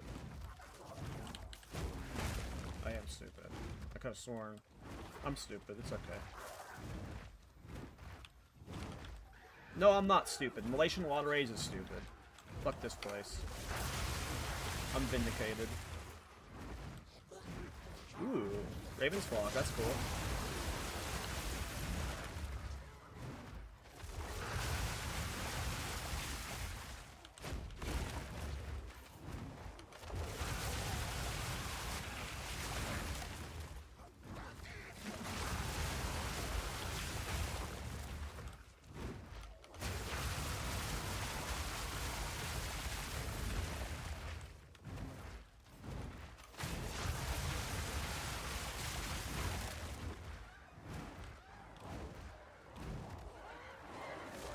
Yeah, I'll take them, Kadachi. What happened, man? Are you just bored? Did you rip again? What happened?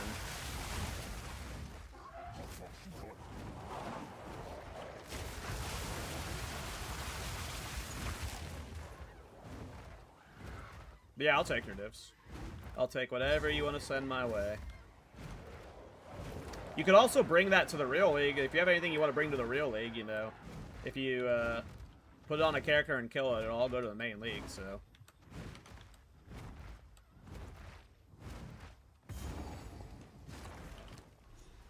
There we go.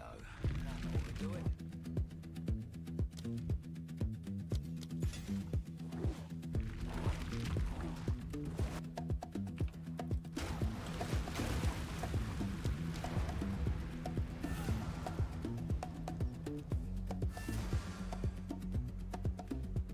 Oh yeah, I mean, like, I literally, Kadachi, I've literally unbound, like, my dodge roll button is no longer sprint dodge roll. I have a second button for sprint dodge roll, specifically because I kept dying in hardcore in the last Timmy League. I had to actually change my keybinds and start playing with sprint differently because of hardcore. It took 2 Timmy Leagues for me to break that habit, so I get it, man. I've quit every Timmy League earlier than you quit this one, so...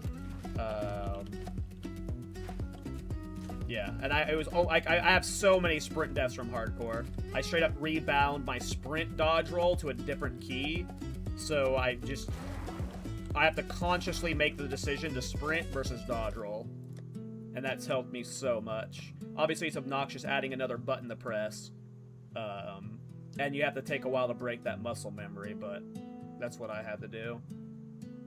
I do have a good talisman at level 48, but I'm still using this level 22 one.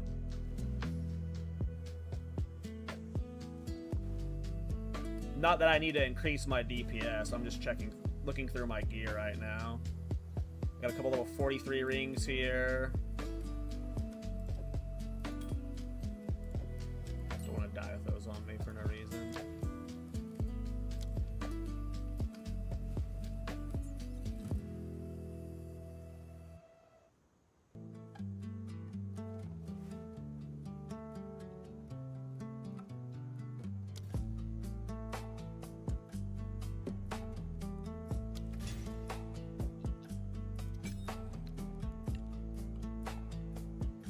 I did twice with Sprint Sprint this league in Act 4 interludes with both expensive Heart of the Well diamonds. Stupid sprint. Like literally the last Timmy League and the Fate of the Val Timmy League, I lost so many characters to sprint deaths. Like it happened too many times. So I get it. I get it. I get it. It's fucking shit, man. I highly recommend swapping that keybind. I highly recommend swapping that keybind. It's just the fucking worst, man. Sprint deaths are the most frustrating thing in this game. In softcore, I want to say 99% of my deaths were always sprint deaths. But now that I've, you know, unbound it, it's just been exponentially better.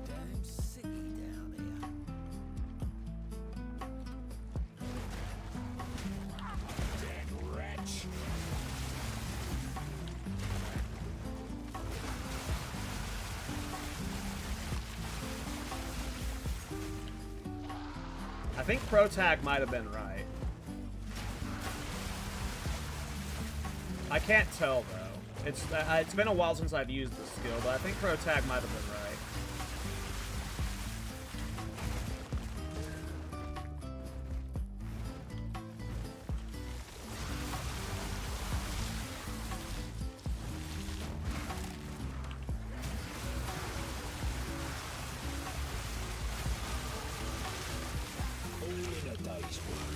I'm not seeing the ricochets. Like, someone else watch, especially if you've played with this with ricochet. I don't think ricochet is doing anything. I'm not seeing it, but before, I remember, like, I'm literally not seeing any ricochets, and before I remember it was like it was like freaking, you know, madness when you did this with ricochet. Like, it would just be like caking the fucking screen. And I'm not like, I don't think I'm noticing ricochets at all. Like, watch this one over here. I'm gonna do it out in the open. Like, are you guys seeing any ricocheting? I don't think it's working. I think it is bugged. Or something.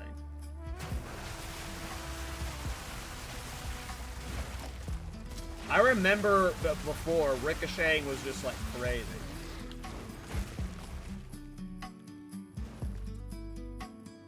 Ricochet only works when mobs are around? Interesting.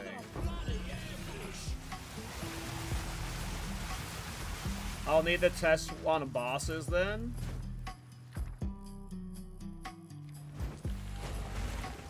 I'll need to test on a boss, and because if it, we'll see on a boss, like, this next boss actually is like a good ricochet arena. If it's not ricocheting like crazy off of Old Girl, then we know.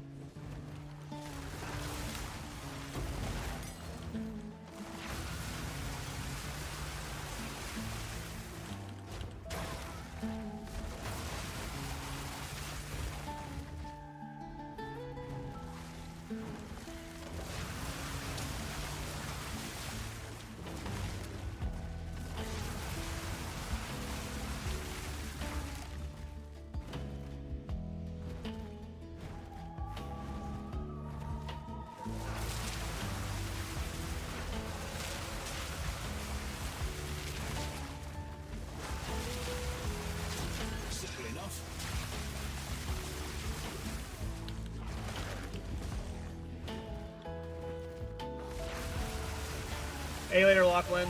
Have a good day, man.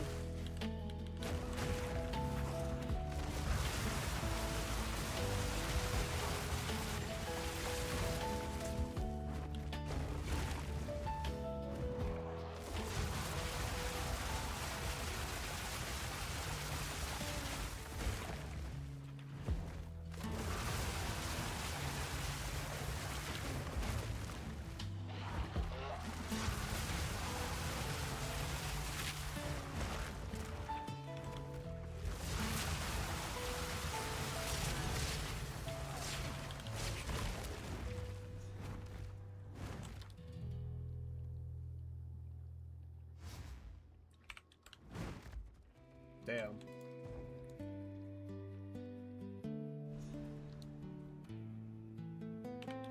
These probably ain't the good kind of mushrooms.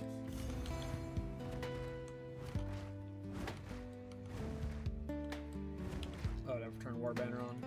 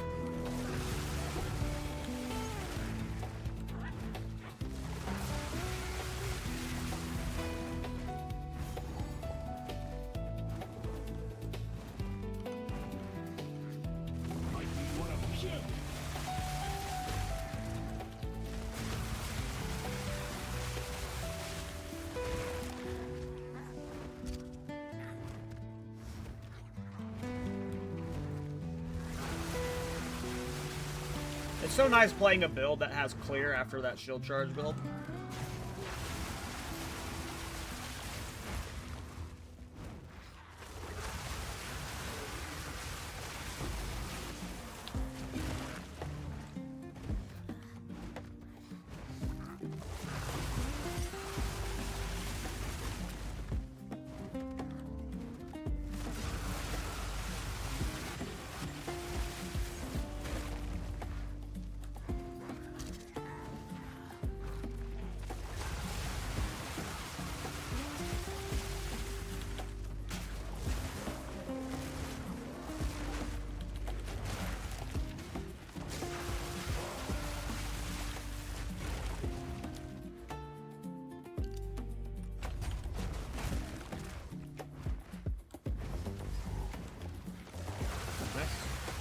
we're at 1,000 life with 700 ward sorcery ward, so with 72% armor, we are pretty damn tanky. One of the downsides I have with Oil Barrage is you have to stand still, so I'm very worried about my tankiness with this skill.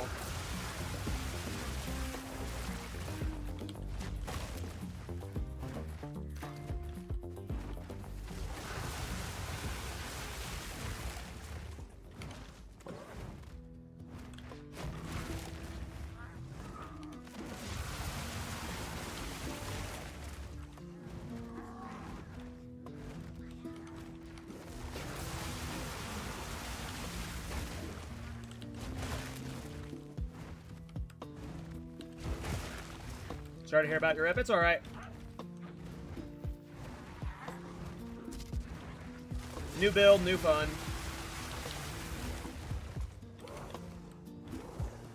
That character exceeded all expectations. It killed both arbiters. That is a dub to me.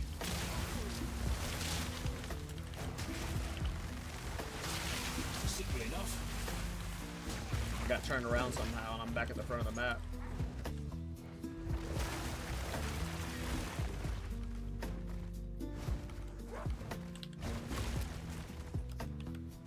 And it, like, opened my eyes to, like, I don't need to be concerned with doing meta builds in hardcore.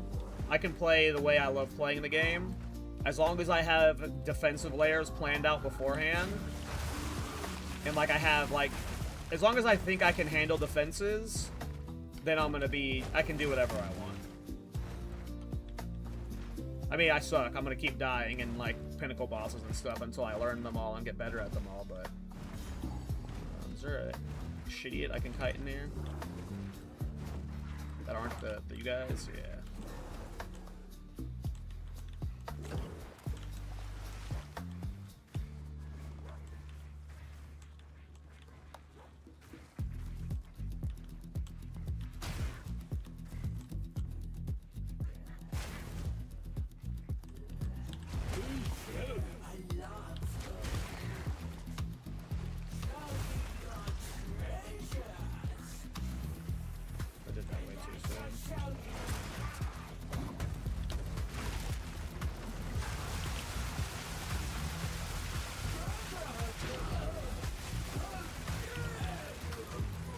I'm not seeing any ricocheting, even on the boss. Oh, I forgot the war banner.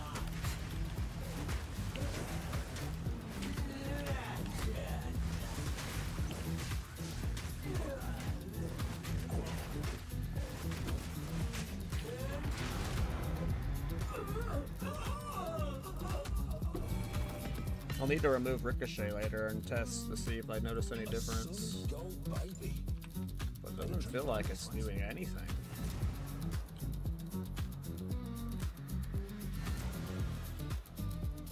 I'm glad you gave her love. Yeah, it was fun. It was fun. I was sad she died, of course. I was not expecting to die when I died. I just killed the Arbiter of Divinity, so I was like feeling like, hell yeah, we're gonna, like, this build is, you know, we're gonna keep it going. I needed to farm for a few more days, and then, I mean, I ultimately should have logged out, but it is what it is. Not a good idea. Is what it is.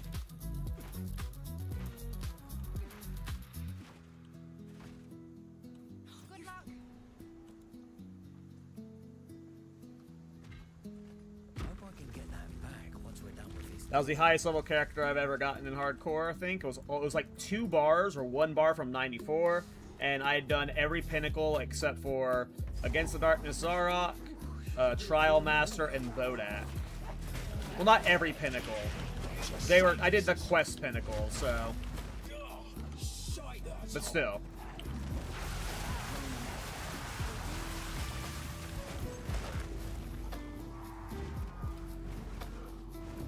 I was happy.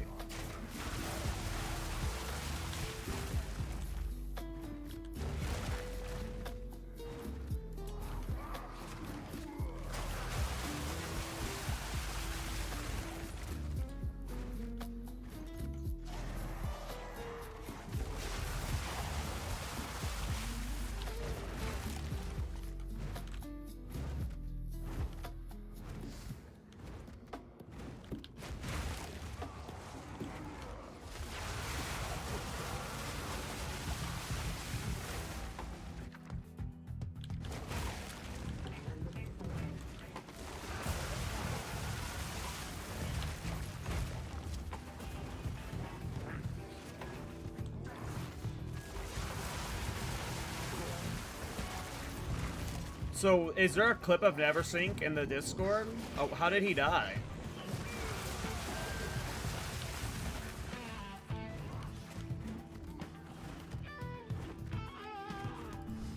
I think I said Neversink. I meant Everseen. I don't know who I said. I might have said Everseen. Both, every time. I can't remember. How did Everseen die, though? I heard he died today, but I haven't seen the clip.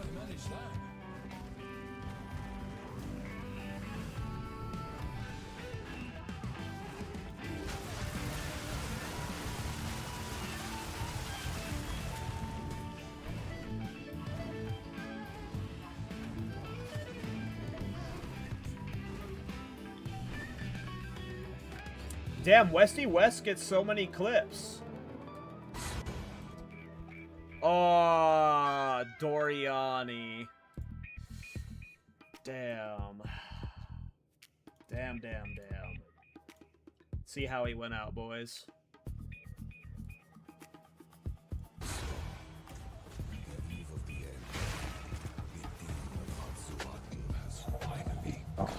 Oh, is he playing... Oh, wrong. He's playing a shapeshift build? What's he doing? I'm dead. What happened? Hold on. I stood in the bombs. I know I'm supposed to be analyzing his death, but what is his build? This is crazy. Oh, Is there just some weird martial artist cheese? wrong. This one. I'm dead. What happened? I stood in the bombs. GG. Did he just have like what was the map I'm dead. mods? Did Doriani have like fast attack speed or something? And it like instant pop the mines he drops when I'm he dead. moves? What happened? I stood in the bombs. Wrong. This one.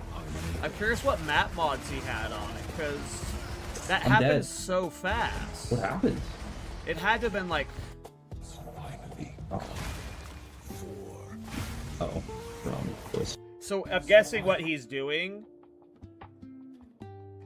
for his build is he's using just the dragon to give himself the red buff, like just a bunch of different buffs. Yeah, he's just getting a bunch of different attack buffs, and then he pounces, and then he's just doing big quarter. Okay, so he's doing cool like weapon swap cheeses I'm to dead. buff his martial artist What happened? whirling assault build.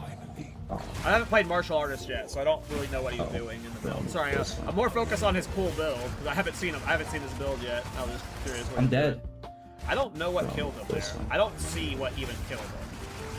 It looks like there's a little bit of red splashes here, so I'm guessing when Doriani leapt, he dropped like little bombs there or something, and like I'm dead. it looks like this. Like there's right here. There's a little red flash where my mouse is. And maybe that's what killed him. Right there. Look at that right there.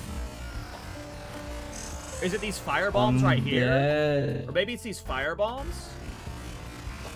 Oh wait, no, that's from the meteors. I'm not sure. I have no idea what killed him here.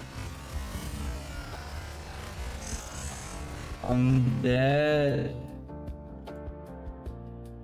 I got no clue. The crystals exploded on top of him. He got elemental weakness cursed.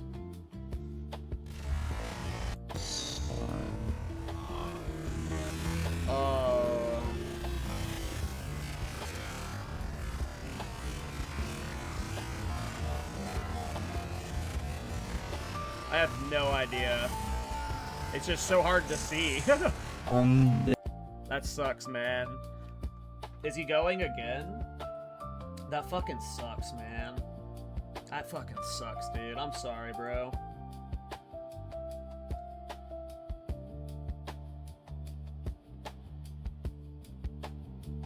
I think it's that red flash we saw, but I have no idea, man. Hardcore, like, this is why the death log is so important. Like, I don't care what GGG says. It's going to be hard to parse what killed you. No, no, no.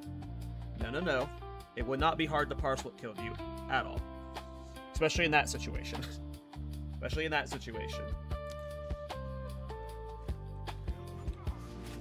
Someone said in his chat that Giordani has skills that have a chance to bypass energy shield. Don't know if that's true. Oh, is he playing a CI build? Yeah, he's playing CI. Interesting. That's another reason why a death recap is so important. It's super. Hopefully the death recap is coming in 055, but I have no idea. That is an awkward one for sure. All right, boss time.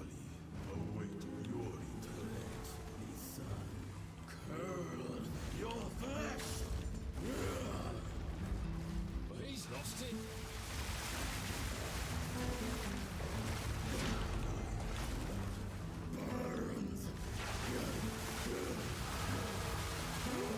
I'm really not seeing any ricochets, even on bosses, by the way. I might, like... I remember playing Oil Barrage in previous patches, and it was, like, one of the most visually cluttered builds I've seen, and I'm not getting that feeling at all. Do I need, like, flat Ricochet to scale Ricochet too? Like, do I need to get, like, the Ricochet passive? Maybe Ricochet, the support gem is breaking because there's no base Ricochet on the skill, but, like, I thought this was just supposed to give it a flat chance too. So maybe I need Ricochet, and then it'll start chaining? I'm not sure. I just remember it being different.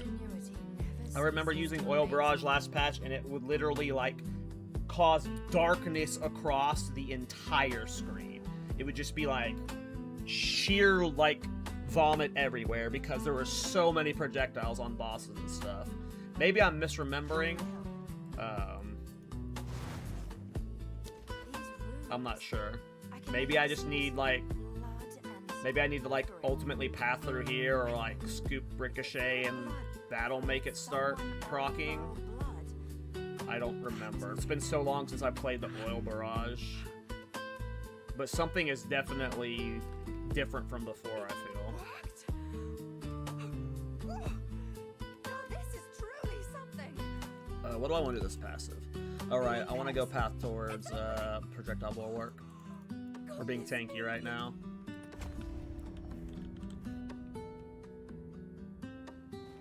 No, because, like, I just remember doing it last patch, and, like, anytime I did it, like, anytime you were doing this Oil Barrage cheese last patch, it was just clown shit. Like, the amount of coverage it got was hilarious, and it's possible that there's something I'm forgetting or misremembering that's part of the engine that makes it ricochet as much, but I don't think so. I think all I remember doing was just putting Ricochet 2 in the skill, and that was making it just spaz out.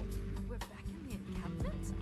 I can't believe But I can't remember. we were right. I go through builds so often, and it's been like, I want to say 20 plus builds since I did the Oil Barrage build, so I can't remember off the top of my head.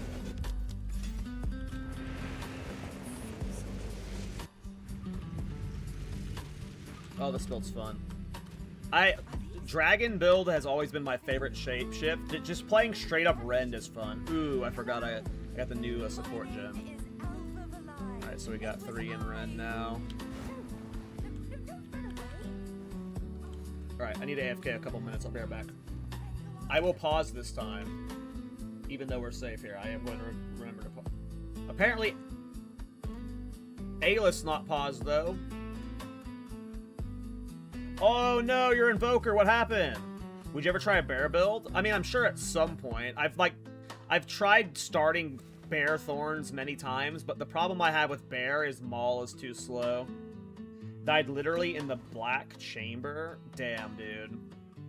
That sucks, man. Are you gonna go again? Chain stun? Stun's rough. Are you running a stun charm?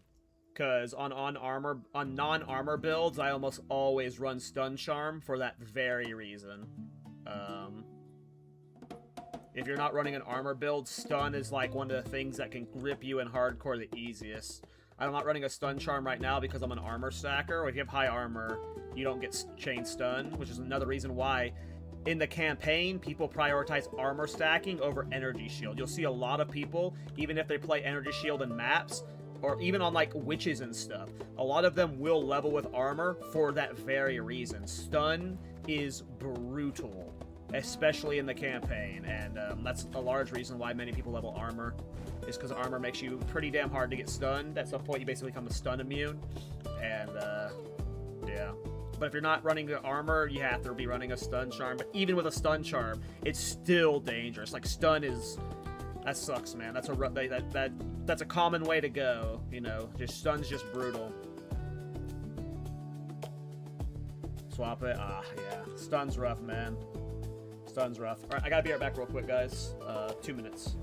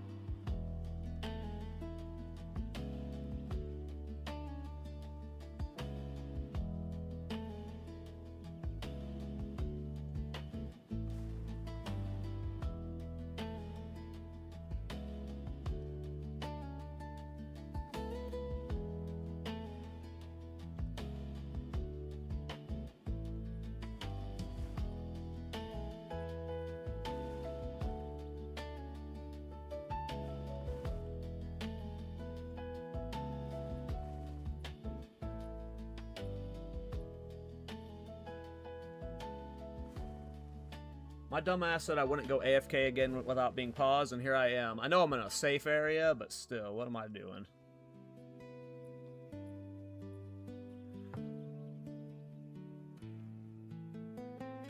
Yeah, Titan Rot's really good. I like both Titan Rot and Black Braid. If you can get your hands on either of them, they're both really good.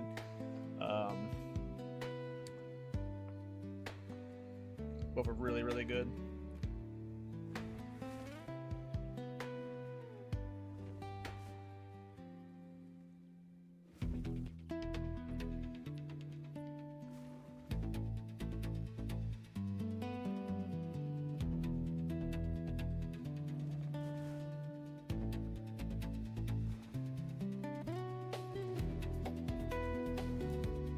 Alright, sorry, I had to go start planning lunch. It'll be lunchtime soon, and I had to get that started to get prepped. I'll probably go heat up my lunch.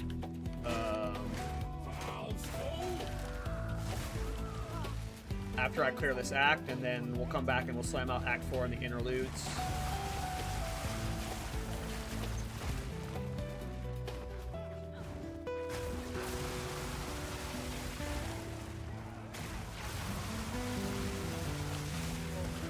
I did not know that high armor also made sprints less likely to fail.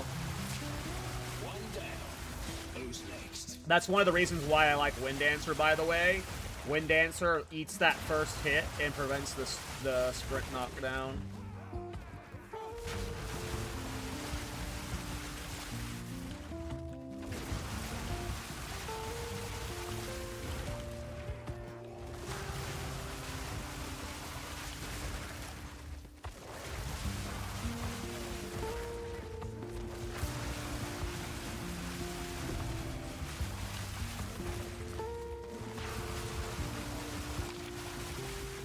This thing's still big.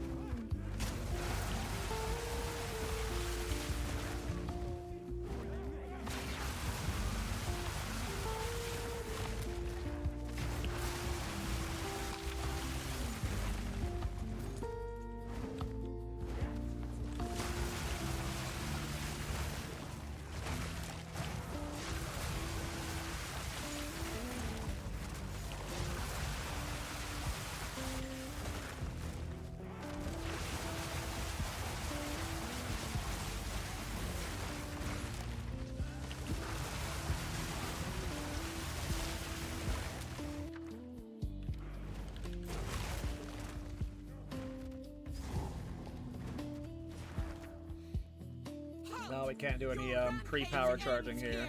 Don't worry. Alright. This is all just a misunderstanding. The Platzi's Bay. Which one of you activated the gate?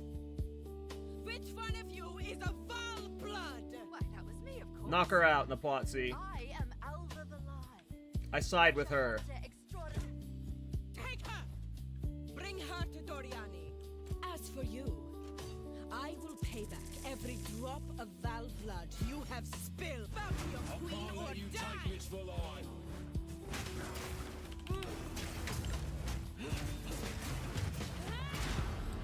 You are nothing. I forgot the Ren. You will fall. Like, in this arena, if Ricochet was working, like, it should have been crazy.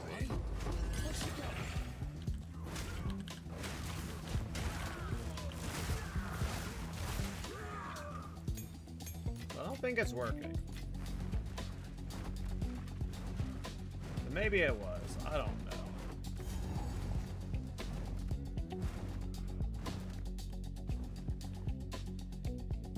I'll need to go look up one of the old videos for it.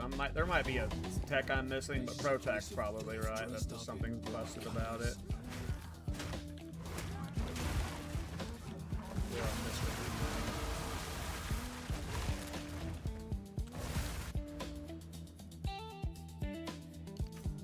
I mean, it's still really good without the Ricochet, you know? I mean, it was honestly probably stupid.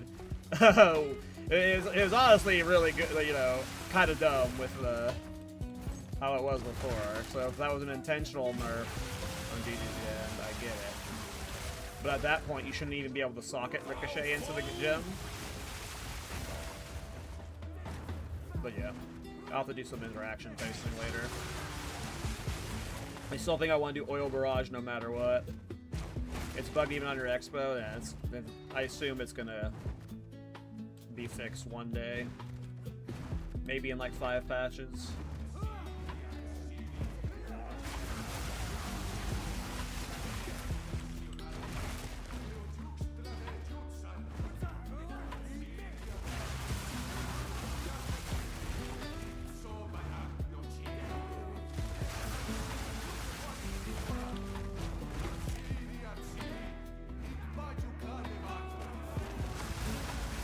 That's it.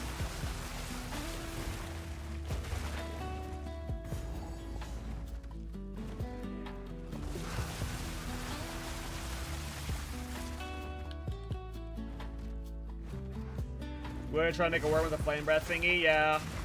It looks cool. Miso did it in 0.4 as his league starter, I think, on a Gemling.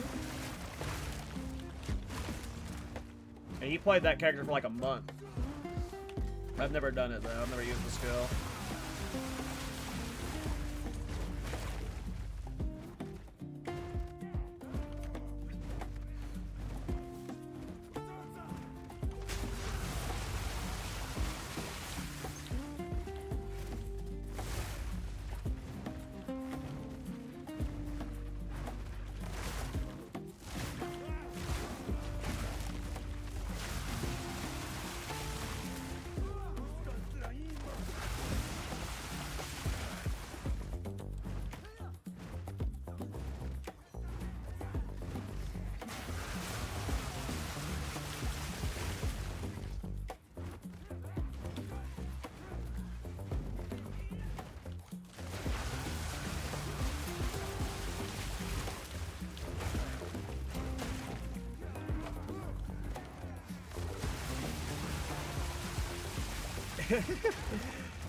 Guys, I love the last build, but it is so nice playing a build that has good clear after the shield charge build.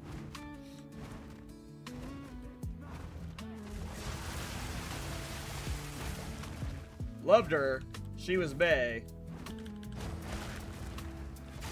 But yeah, I like having the clear now.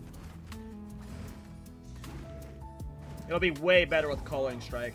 And our final ascendancy point is likely to be Zealous Inquisition, so our clear is going to be really nasty.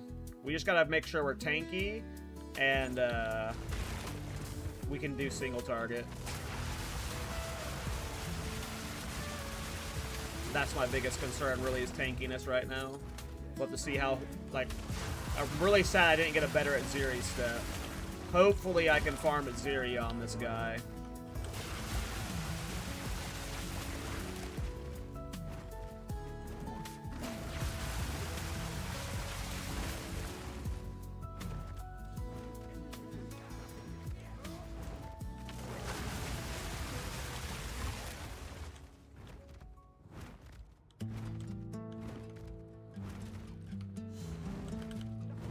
Almost Act 4. We gotta stab the heart.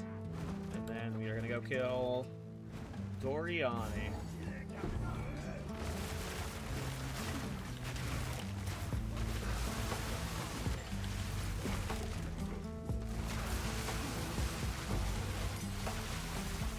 Killing should be dirty and disgusting, not glorified.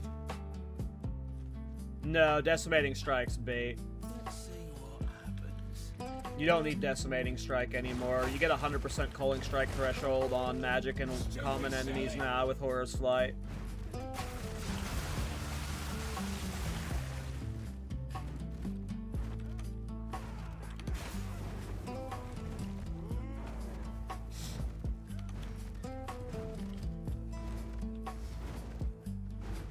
No, our last point is either Zealous Inquisition or the 124 weapon set passes, depending on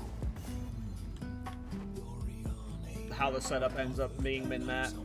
But Decimating Strike is kind of outdated now that Horror's Flight exists.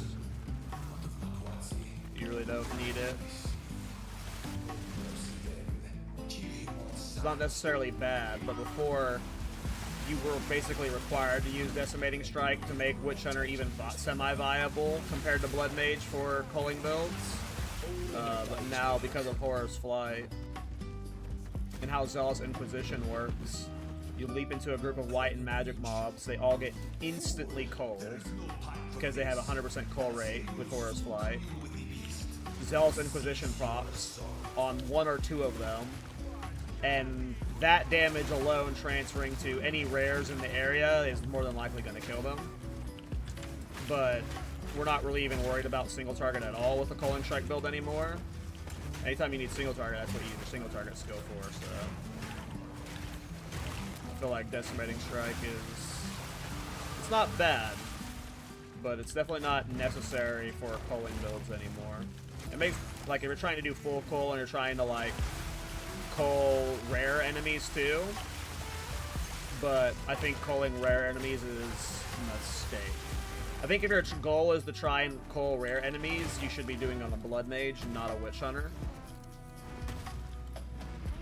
but you should really only be trying to cull white and magic enemies, and then you should your culling strike build always needs single target stuff. You can never get to the point where you can cull unique bosses. That's impossible. So you have to have, like, if Arbiter's got 10 million life, you have to be able to do at least 7 million damage to him, and that requires doing good single target DPS. So no matter what in the culling strike build, you are required to get single target scaled off of something that's not culling strike. So at some point, it makes no sense to invest further into culling strike threshold. You really only want culling strike for clearing the riffraff and sometimes rares. And if that's the goal, Zealous Inquisition would lead to clearing rares way more consistently and frequently than Decimating Strike. Because if I kill 15 enemies in an area and only 2 of them pop Zealous Inquisition, even only one of them popping them is going to do enough to kill most rares in the game just because of how Zealous works. But a lot of times, multiple mobs are going to be popping Zealous Inquisition.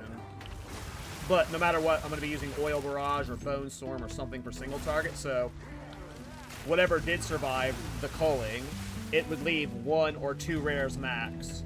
That would be, uh-oh. I leaped and I devoured that guy and it got me stuck in a pillar. I gotta hump my way out. Huh? Huh?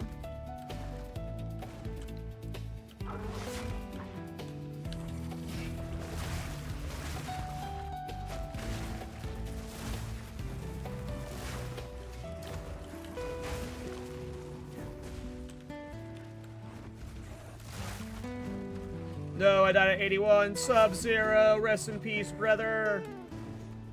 So, the eve of the demon of Anzoatl has finally come for me.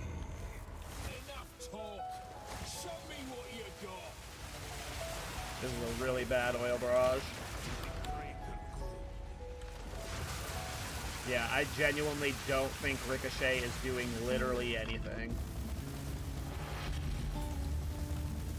I need to...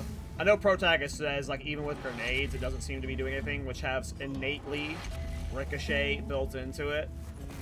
So that just tells me that something is fucking borked about it.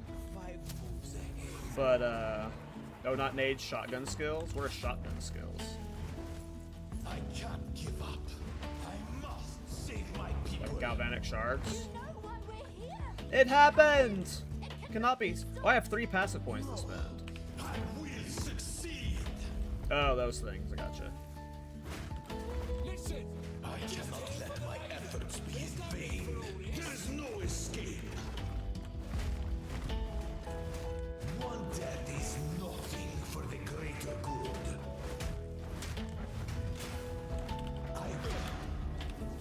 Inconceivable. You will pay for this.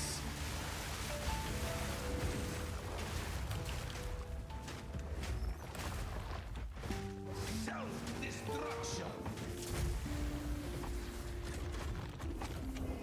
This is not over yet. You think you can run? No. Not fairly. Not now.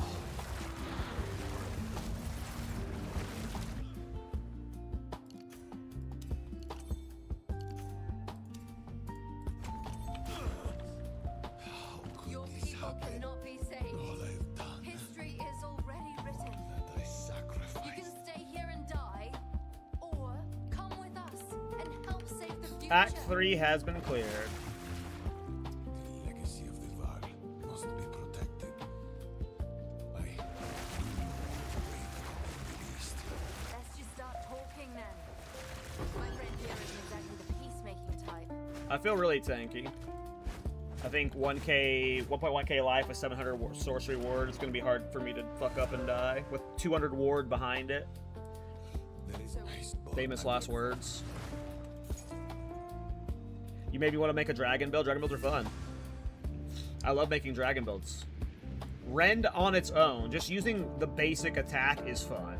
But all of the dragon skills are fun. Oil Barrage is fun, and the Flame Breath is fun. Oh wait, sorry. Sorry. Not all of the dragon skills are fun. That is a lie. I tried playing with Rolling Magma for 3 seconds, and I wanted to rip my eyes out from what I was witnessing. So not all skills. I'm sure there's cool Rolling Magma builds out there. Didn't GGG feature one once? I can't remember it, so it might not have been that fancy. But when I tried using Rolling Magma, I thought it felt awful to play with. But it's probably just a really bad leveling skill. I'm sure in late game, when min-max, it's hilariously cool, but... Make sure there's no items. I'm already level 43? Holy fucking balls.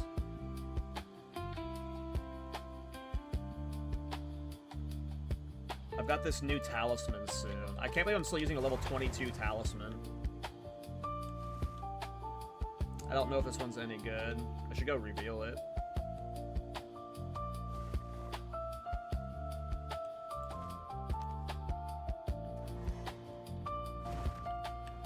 Give me something juice.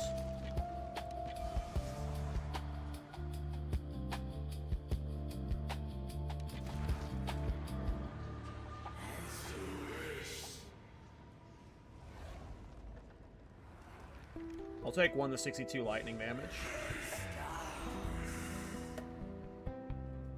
I don't know enough about talismans to know if this is good or not. It looks good in terms of its values, but it doesn't have attack skills or melee skills on it. I'm sure that's fine, but it looks good to me. I need 5 levels to use it, though. I'm kind of worried about that. I might want to try and buy a new talisman for the next few levels. I mean, my DPS isn't bad, but we'll have to go into Act 4, and Act 4 bosses are a little tankier.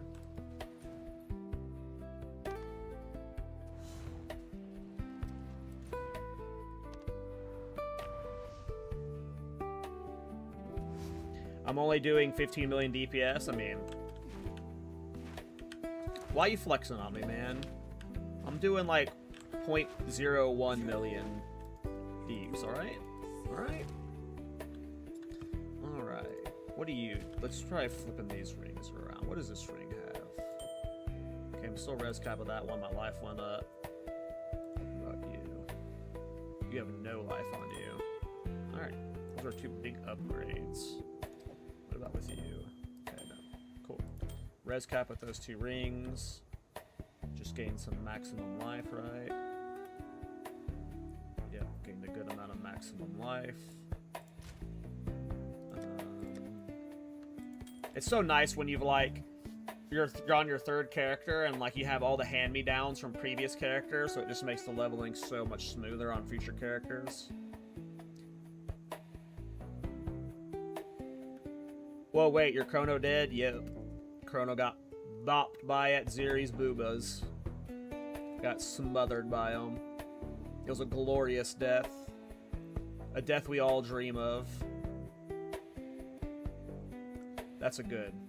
I forgot I had replaced my amulet recently on my Chronomancer, and I have this one left over. This one's good. This one's good. Because it has int on it too. The only thing that's not great about it is percent increased armor. I don't know how much armor bases I'll have unless I get more yours, but it's actually a really good ammy. I'll use these rings for a long time. I think I had just replaced these rings recently on my Chrono. In terms of belts, what belt am I wearing? Oh, this belt is garbanzo beans. So either of these belts should be good. Oh yeah. Either of these belts are definitely good. They both have a bunch of life. Neither of them have armor, which is kind of a letdown, but I'm probably going to be fine with either. Just depends on which one... Oh, they're both Cold Lightning. One's got a lot more life, so we'll probably use the top one. They both have 3 charms, so we'll probably end up using that one. So we'll put those 2 on. That will at level 52, 56. Body armors. I ended up using I don't have very many good body armors because on my Chronomancer I used Black Braid till 89, and then I was using Brassstone. So I never even crafted new armors. I don't have any good talismans. I might have good glove options. Oh wait, no, I have to use Horror's Flight. So we won't use those gloves. I have armors, I think. Well, I'm probably needing a high evasion armor. It has to be high evasion because of its series step. I need as much evasion as possible to get as much out of a series step as possible. So my body armor, the only situation it's probably not a pure EV body armor is if it's Morior's.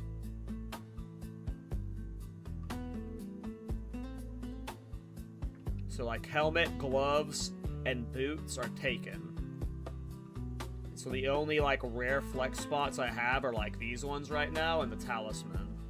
And body armors, I think I probably want... I could maybe do armor EV base because of sorcery ward, but just because... and I'm really nervous about using it series step with the downside still. It still has the 12% of damage prevented by deflection. I really wanted that cultivated off of these boots. Like, I really wanted that cultivated off of these boots before I started this character. I'm sure it's still really fine without it. These boots are just fucking stupid. But we really want that mod cultivated off. The minus 12% of the amount of damage prevented by deflection. And we want it cultivated with flat evasion. Wouldn't rare boots be better? No, I don't think so. The amount of effective HP you get from a series of step is crazy. And it's like the only thing that's giving us, like, we have 2 really bad EV bases as, like, we're just lacking so much defenses. Like, the only way we're making this work, I think, is with a series step. Like, if there's a Giga Rare crafted boots that I can get my hands on, that I could use temporarily over these, but with what a series step does with a Juice Sorcery Ward, I feel like that's going to be the best effective HP I can get for this Blinkin style character. I'll look at rare boots for sure, but when I was POBing, its series step was leading to like 30 to 50,000 effective HP with like above average rare body armor. And it was pushing like 50 to 60k with a good Morior's that had maximum life and global defenses. But obviously the Morior's is like highly unlikely, so... And I'm not like happy with 30 to 50k effective HP, but like that still would be fine for whatever weird shit I'm doing. But that's what I was seeing in POB with the series step. I don't think I was ever POBing rare boots much, but its series step was... when cultivated, rather, was fucking really nice. Which is why, like I said, was why I was, really wanting to keep farming on that character, and B, why I might just stay armor and play Wyvern style for as long as I can. At minimum, add these 2 and skip at Xeres and just use armor bases otherwise, or armor EV, I'm not sure. It just sucks because Myers, Uxor, and Horror's Flight just don't have the best evasion rating for juicing Sorcery Ward. And the fact that their EV bases suck in general. If these were armor bases, it would be obviously like a non-issue. It would just be armor stacking, but the fact that helmet and gloves are so much of your like defensive layers, and we're barely getting 1,000 across the 2.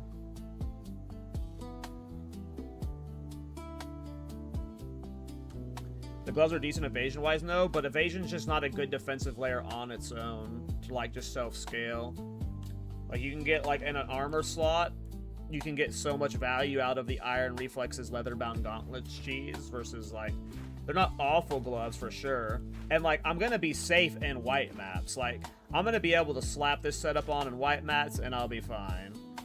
But, like, just in, like, I was just playing a Chronomancer that hit a 60,000 effective HP at one point, and there were still moments, like, I never got close to death, but there were moments where I was at half life, right, with a 60,000 effective HP, so I guess I'm just being a little bit paranoid about my defenses.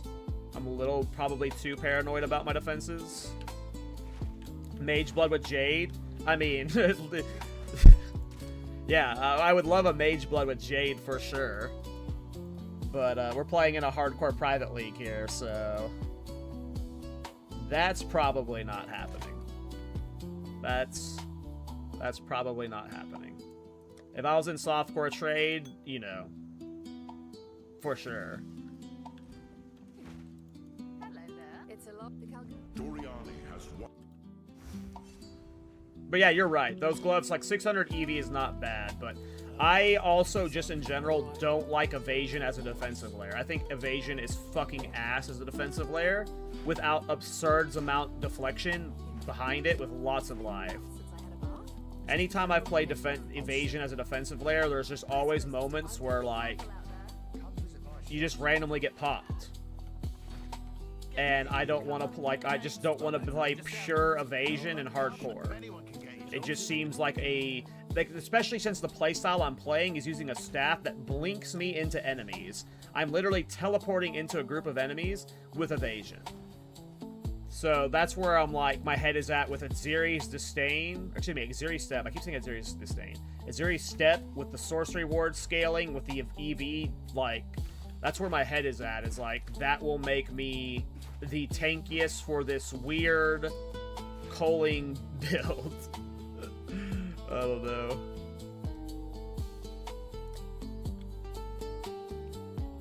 I have 136k HP right now with full evasion. Yes, but like, I can't play a full evasion build. I'm playing Myris Uxor with Horror's Flight. Like, I'm not getting that level of evasion you're getting to. Like, I don't think that's going to be even close when I'm using these two uniques.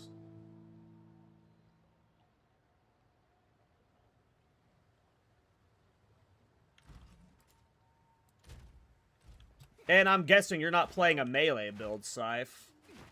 I think most evasion builds are running around clearing shit from a screen and a half away. I could be wrong. Maybe you are playing an evasion melee build, but again, I'm playing an evasion build that's blinking into enemies, so it just, like, I'm getting hit often. It's not like I'm on the edge of the battlefield and then I occasionally, if something is going to hit me, and then, you know, the evasion ends up working out almost always. I'm, like, blinking into enemies with this build, so I'm, like, you know, extra paranoid about my defenses. That's why, like, I'm extra paranoid about it. You're doing AIDS? Yeah.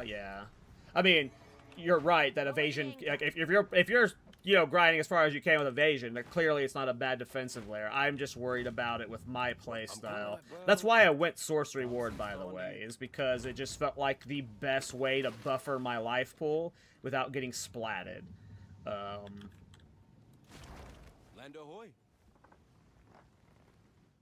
Evasion melee sounds like an easy rage quit. I mean, if I instantly die when we get to red maps, so like, you know, I'm having fun right now, so I'd be disappointed, and then maybe I would, like, want to revisit the style on softcore eventually. But, you know, I don't think I'm going to instantly pop. I'm being, like, the fact that I'm over-preparing right now, I'm over-panicking and shit, like, that's going to make it less likely that I just randomly die. Like, I am being mindful that this build is going to be questionably experimental on the defensive. Maybe I can just get away with rare boots like Scythe is saying, though, and I don't need the Atziri Step. Maybe Atziri Step is bait, but when I was POBing, at least with the cultivation of the deflection value being removed, it was leading to some of my best effective HPs.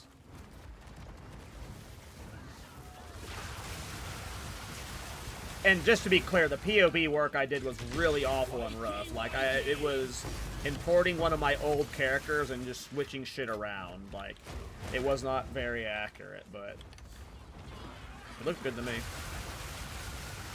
Sorkward good. I mean, Sorkward, I've been saying since 0.2, it's one of the best defensive layers in the game. And then they buffed it for some reason. They buffed it. It used to not work with chaos and physical damage, and then they made it work with chaos and physical. I love Sorcery Ward. It is so fun.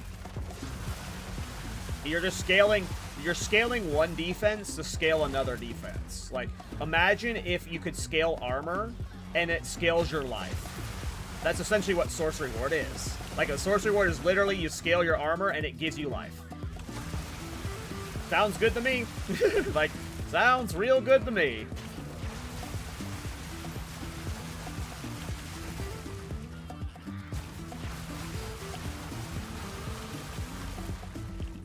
And you have the 40% block. Yeah, well, I have the 40% block with the staff, so if the initial blink in, I'll be fine. But, it's for... You're right. That is true. Like, for a lot of the instant calling, I will have the 40% block, so I will be a lot tankier in those moments. I am worried about... right now, I am planning to use Oil Barrage for single target, so... The Oil Barrage has the downside of standing still to do damage, so, like... for bosses and stuff, I'm not, you know, I don't want to get accidentally one-shot by a boss because I'm oil barraging, you know. So Sorcery Ward should help massively with that. I think it should be fine. If I die, it'll be in, like, red maps or the pinnacles, but we'll see. Just use Reputation before you oil barrage? Potentially. Reputation's a good call for sure.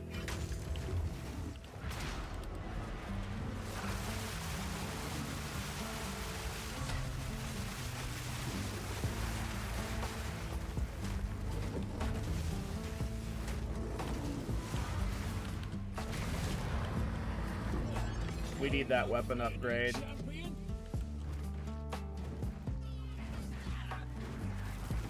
How's block work? I mean, there's two types of block. There's passive block and there's active block. Passive block happens passively, and then active block happens when you raise shield.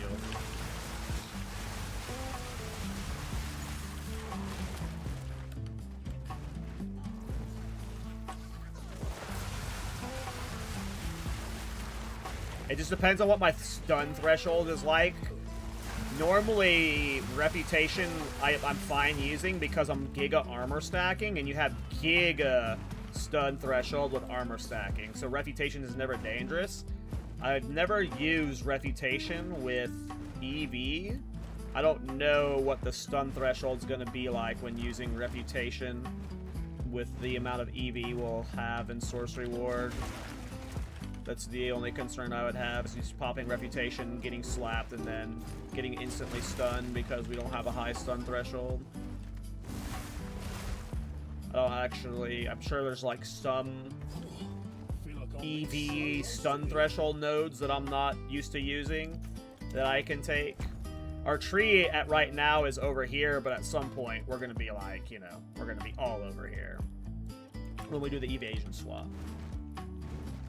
So there might be some evasion nodes over there, but right now we are armor stacking for the campaign. Because all of my twink gear is armor. And armor is OP for leveling.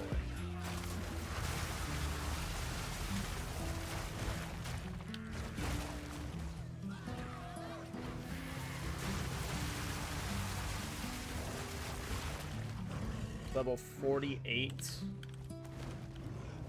I mean, I'll be fine to level to 48 with this.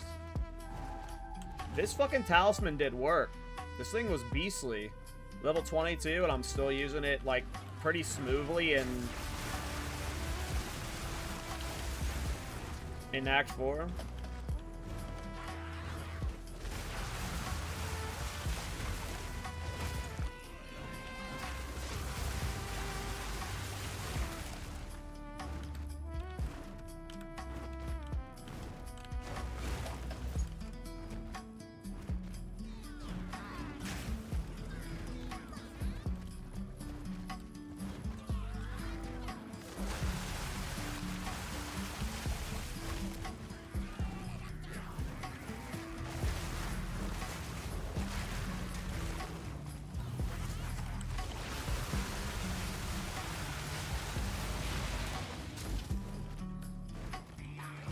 A Warriors would be ideal, but I don't think a Warriors is happening.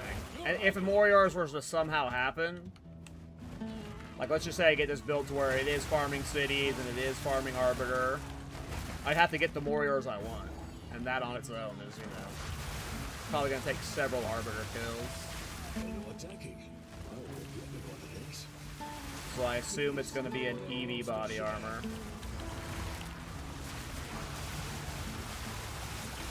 One down. Who's next?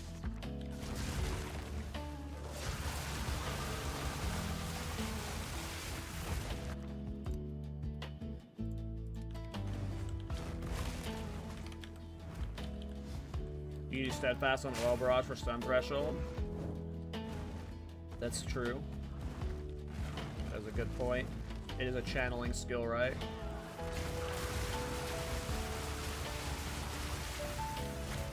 So that is not a bad option if I do end up adding Reputation for those moments. So, like, my hope is that when it's all set up, when you blink in for the Culling Strike, everything's getting cold except for rares. So, like, it's not going to be scary once, like, I'm going... The moments I need to go into the shapeshift form is when there's not much stuff around me. So it should be fine. I'm definitely, like, overthinking and over-preparing because, like, you know, if I don't, there's a world where I put on that gear and I instantly die in the first fight map we do, you know? So it's better to over-prepare for sure.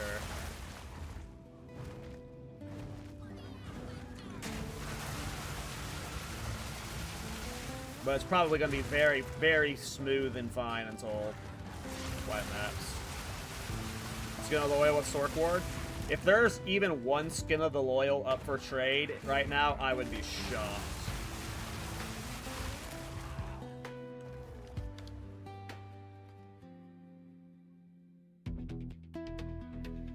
I mean, I don't know enough about EV bases and rare, like, in general, I'm somebody, if you go look through, like, 90% of my builds, I almost always use unique body armors. There are a lot of really fun and cool unique body armors in this game. I very rarely use rare body armors, ever. I think rare body armors are very popular in energy shield builds, but in armor builds, there's so many good armor body armors, and then for life stuff, you've got, like, Kutra Crimson and shit. I assume this is good looking at it, but I don't know. It looks solid to me, you know. If I don't have anything good at 75, you know, I could slap that on. I don't know enough about rare body armors to have an idea of what these can actually get to. But there's just so many good unique body armors. Like we were just talking about Skin of the Loyal. I want to see if there's any on trade. Yeah, I didn't think there would be. It's like the most popular hard like body armor right now for tankiness.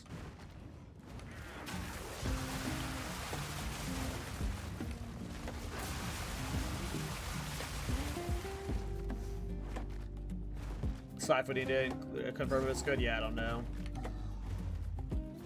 I'm an armor specialist.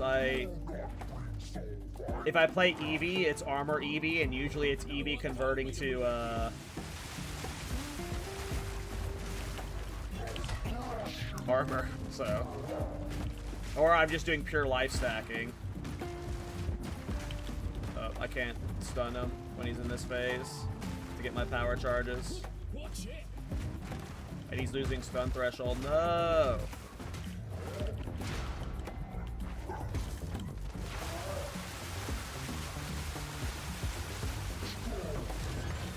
Damn, dude. Our DPS is doing that with this level 22 talisman. I think this one is considerably more DPS. I'm not sure. It's missing +2 melee levels, but...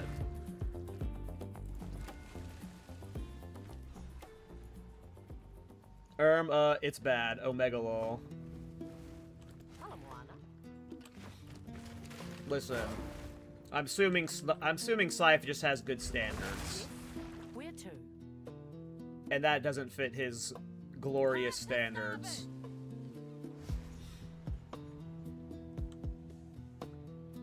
Why are you offering me bad chests, Herm, huh? Why are you offering me shit chests? Here we are.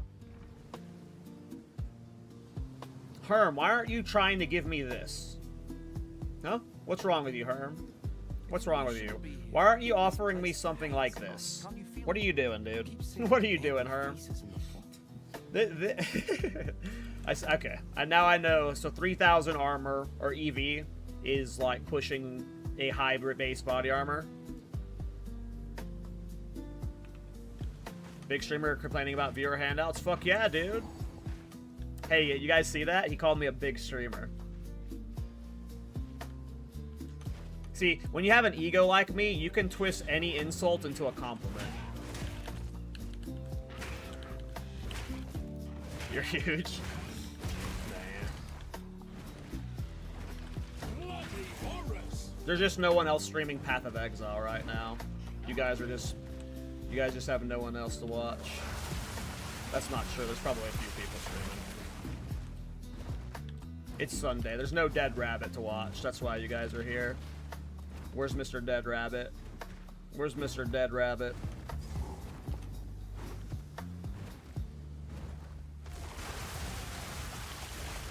How'd you know? Because I watch Dead Rabbit too. He's the best.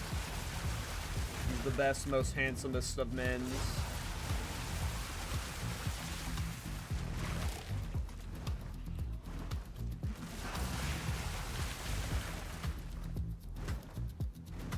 I was surprised to see that King Konga was still playing PoE 2. I was surprised too, but like part of me also isn't surprised. Like, I'm not saying PoE 1's a bad game. I'm not saying many other games are bad games. There's like a billion other ARPGs out there, but like every patch, PoE 2 is getting better and better. Like at some point, like people are going to want to keep playing PoE. Like at some point, some people are going to want to keep playing it more. Maybe not everybody, but there will be those that like quit PoE 1 early. From what I heard though, Konga didn't really like the PoE 1 league. So I don't know if like he just had a bad league start or something, but yeah, I was surprised he was back in like a week. He was back super fast. He quit before Miso.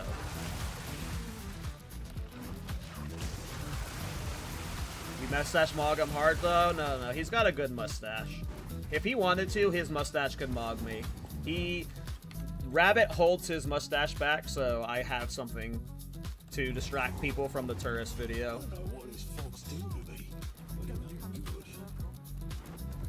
Osric said he was going back to PoE 1 too. Approaching 100 now. Yeah, sorry, to finish that thought from before, it's not that PoE 1, like, say what you want about any ARPG, right? Like, PoE 2 feels different to play. I'm not talking about the systems or the designing of builds, but the actual, like, running through the game. There's no other ARPG that feels like playing it. I'm not saying the feel is better for anybody else or per regional, but if you like this PoE 2 combat feel with the dodge roll and however you're playing it, yeah, other games aren't going to hit us the same. So, you know. But also, I don't think Konga's playing in the Timmy League. I know Ostrix is playing in the Timmy League. The Timmy League this time around was absurdly fun. So, I don't even want to say,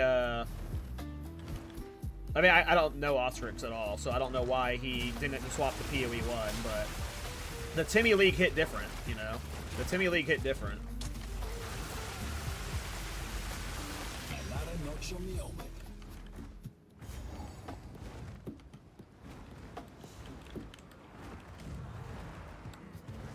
Out of respect, we don't even detonate it. For fallen comrades.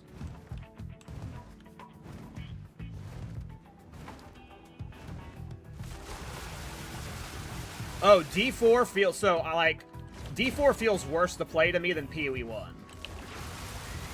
D4 feels like shit to me. Like I will happily like I'm not somebody that normally likes to shit on specific games, but I think D4 is absolutely fucking like, for the amount of money that's gone into making that game, it is a fucking dated 2010 horribly designed turd.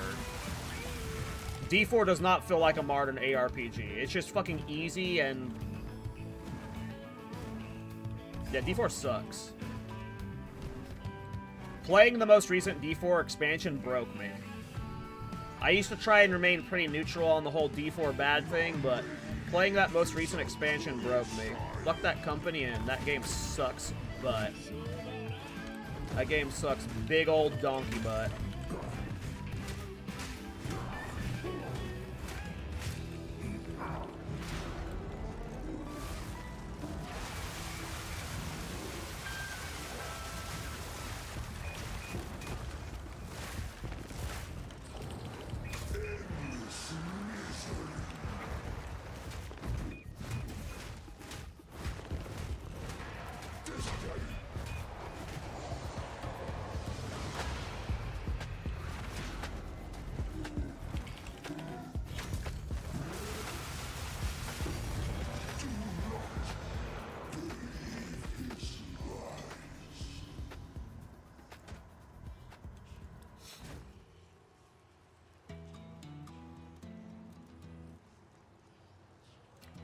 D4 bad, let's go. Like, I talked about it on the podcast, but part of it is because I work in game development, and there are just design decisions that are just like, clearly somebody in a marketing room was like, do this because it'll make us money.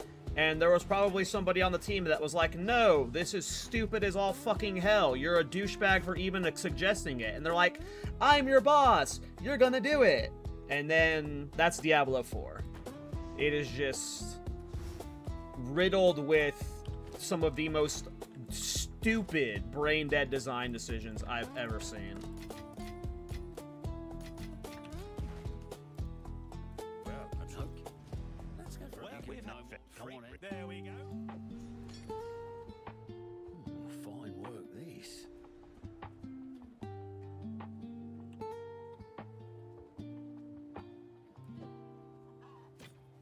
Farewell. Level my 45. Can almost use the new talisman.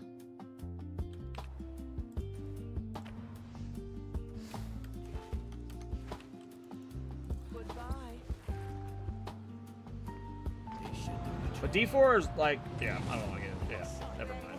Never mind. I'm not getting baited into shit talking D4 for an hour straight again. It ain't happening. Not today, boys.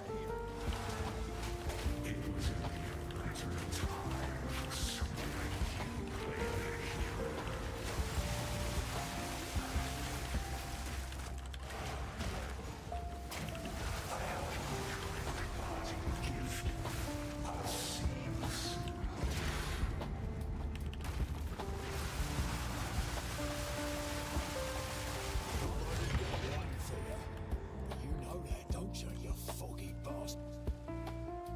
What about shitting on D4 for 2 hours? It could happen. It could happen. I just don't like getting into that mindset. I don't like being like I'm not like somebody who's like always hyper positive. I get pretty tilted and negative sometimes, but I don't want to just like shit on someone's like there could be somebody watching that actually likes Diablo 4. I don't want to like just shit on the game they like. It's very much not for me, but there are a lot of fucking things I really don't like about Diablo 4 just for so many reasons. Pleasure doing business with you. Like, the entire set design is just insane to me. If you want to play a build in Diablo 4, it needs a set behind it to support it, or you don't get to play that archetype. And it's just, that's just like, as on rails as it gets. You can only play things that... I mean, it's not necessarily that Diablo 4 is a bad game. It's that PoE 2 has ruined all other games for me. Diablo 4, honestly, probably on its surface level, if I had never played PoE 1 or 2, would probably be a fantastic, amazing, just god-tier experience. But there's just so many restrictions in that game from both just a play style or a design perspective that I just fundamentally can't agree with anymore. What are you interested in?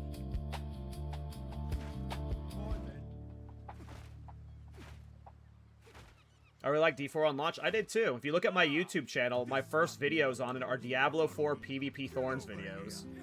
I really liked OG Diablo 4. The end game just got very bad quick. And then it was very clear to me, like,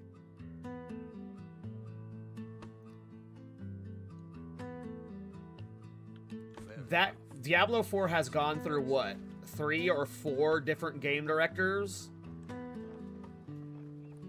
Swapping a game director between individual titles would be hard enough. The fact that they have gone through, like, so many different game directors on the same game, like... Good day. Where to? It's like having a painting, and 4 different people have tried... Someone started painting a painting, got 2/3 of the way done, and someone else took over and started repainting over some of what they did while painting some of the new stuff, and then someone else took over and started repainting over both of what they did, but because so much paint's already on there, you really can't get rid of a lot of what they've done, so you're trying to fit your ideas into this painting that you want to make it your own, so you're trying to change things fundamentally, but you can't. And then a 4th person comes in, and there's 3 people before you have already painted stuff, and you think none of it works together, but you're suddenly someone who's tasked with making it work. And I cannot imagine the development mess that is Diablo 4.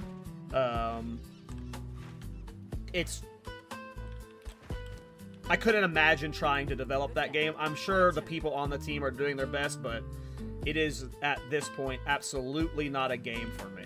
It's not for me. You just got baited into talking to D4 again? Yeah. Yeah. Yes? Such is life. This man is a different breed. PvP Thorns was hilarious. It was so much fun. Good day. It was so much fun. I think D4 is a good game for its target audience. Exactly. Exactly. Again, my issues are, from the development side of thing, the biggest issue I had was, and yes, I'm continuing the D4 rant, fuck Diablo 4, fuck Blizzard, when they decided to paywall the base classes behind the new expansion. You literally can't even get all of the base skills and passives without buying the new expansion. Imagine paying for a game, and then now you suddenly can't play the game you originally bought.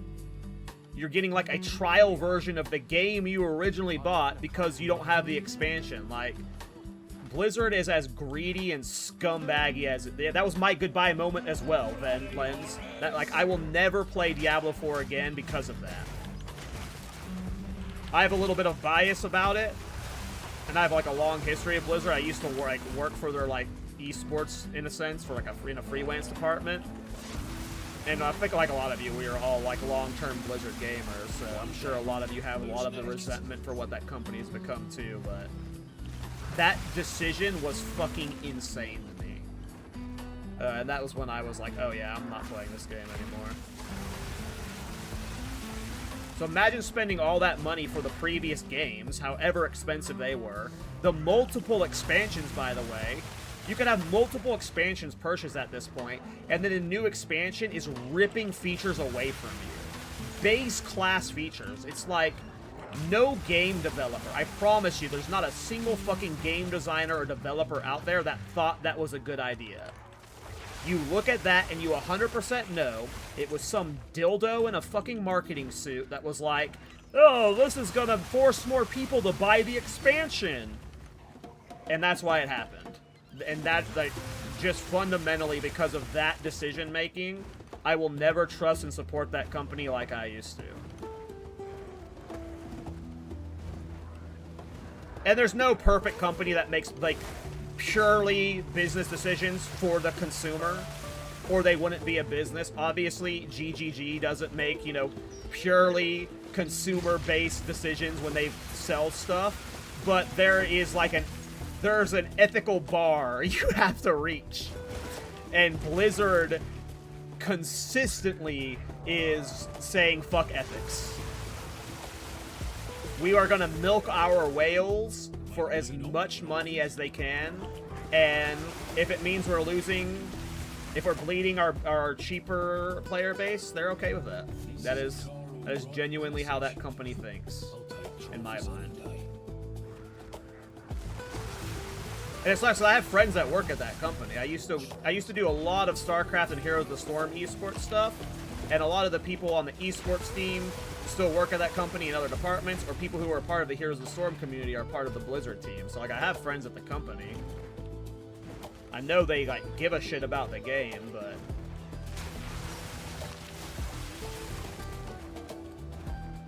yeah. GGG, Grinding Gear Games and PoE players are some of the most spoiled gamers on the planet. Despite, you know, how goofy sometimes GGG can be with their communication.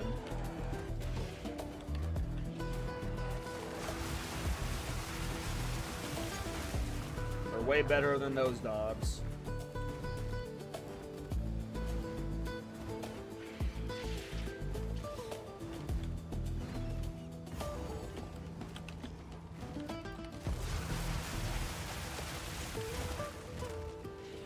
I hate Blizzard since they killed Heroes of the Storm for dumb reasons. It's absurd to me that, like... Did you know StarCraft 2 is getting consistent patches and new content? StarCraft 2 is on more life support than Heroes of the Storm. That game could still be printing them money. I understood killing the whole esports scene.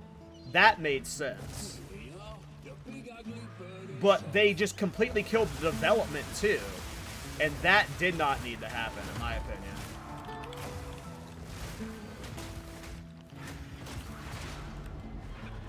But that game could be printing them money right now. It was fun. It just didn't need to be the next League of Legends. Or it just wasn't the next League of Legends. That didn't mean it needed to be completely abandoned. I think Blizzard only wanted the next League of Legends, and when it wasn't that, they just abandoned the project. Well, what it really was they wanted the next Dota. The higher-ups at Blizzard, especially the esports team, they were always, and you can find this in the books that were written by some of the Blizzard employees, Blizzard was always forever butthurt about Dota getting away from them. And Heroes of the Storm was their, like, you know, attempt to be the fuck you to League of Legends and Dota. And it could have had its space. I really loved Heroes of the Storm. It is such a good game.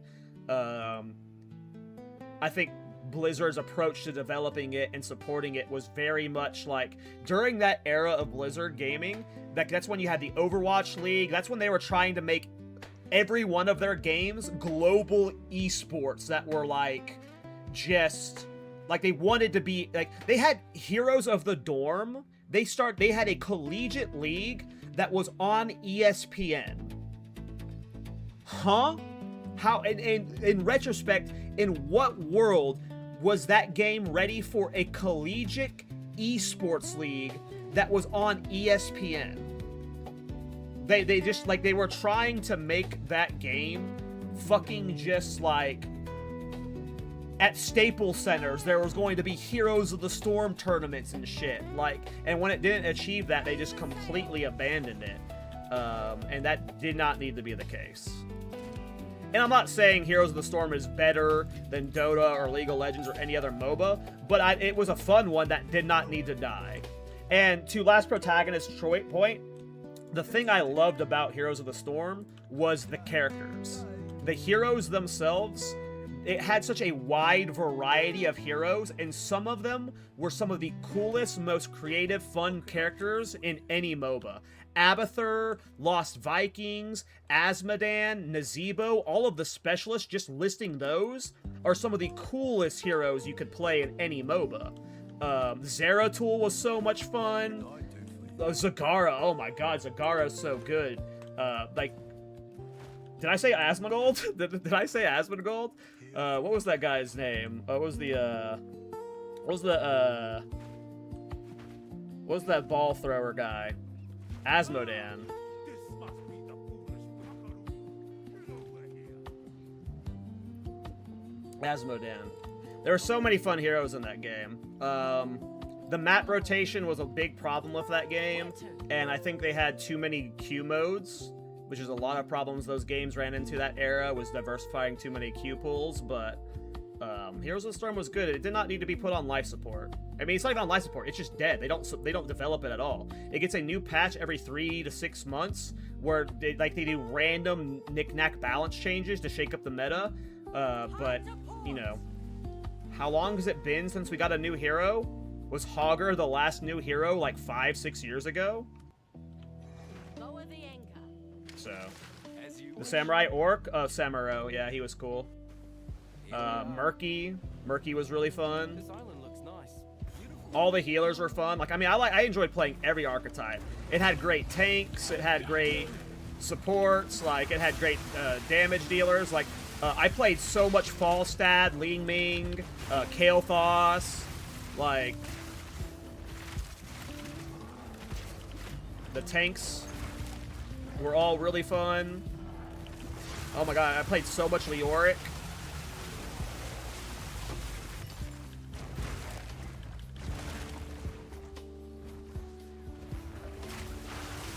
And if you, like, consider, you know, the last 5 years of Blizzard development, there's probably, you know, 100 new main characters they've added to their IPs that could be added to Heroes of the Storm by now. So it's just weird from a company that was just so money hungry that they just completely abandoned Heroes. I am pretty sure there's a Heroes of the Storm tournament at BlizzCon. BlizzCon's in less than a month, by the way, guys. Or it's in a month. I think it's actually in 1 month.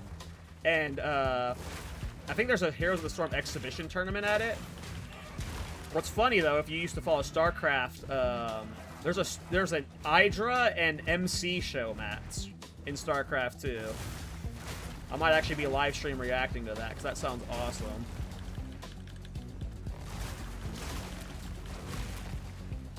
I'm sure it's going to be as one-sided as it always was, but I have a lot of friends that still play HOTS. They do ARAMs, they do ranks still. I mean, I was so deep into that esports scene that, like, I have friends that are just, like, still hardcore grinded, of course. But, yeah, I haven't played in a while. It has been a hot minute.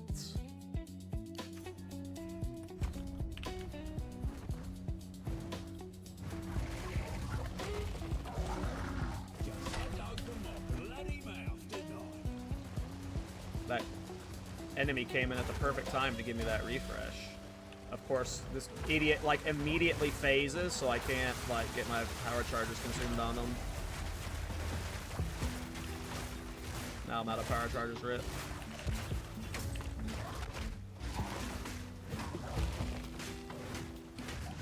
One level and we got the new talisman, and I'm sure our damage is going to be significantly better.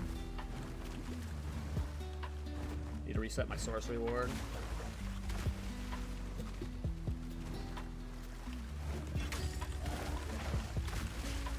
Bro.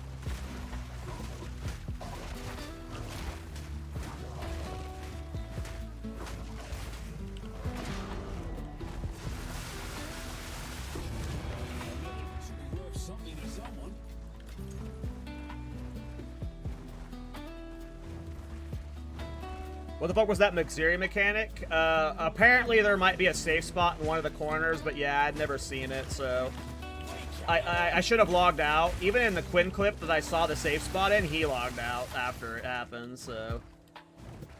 But yeah, that was a kind of dumb death. Why are you so tanky? Lots of armor plus sorcery ward.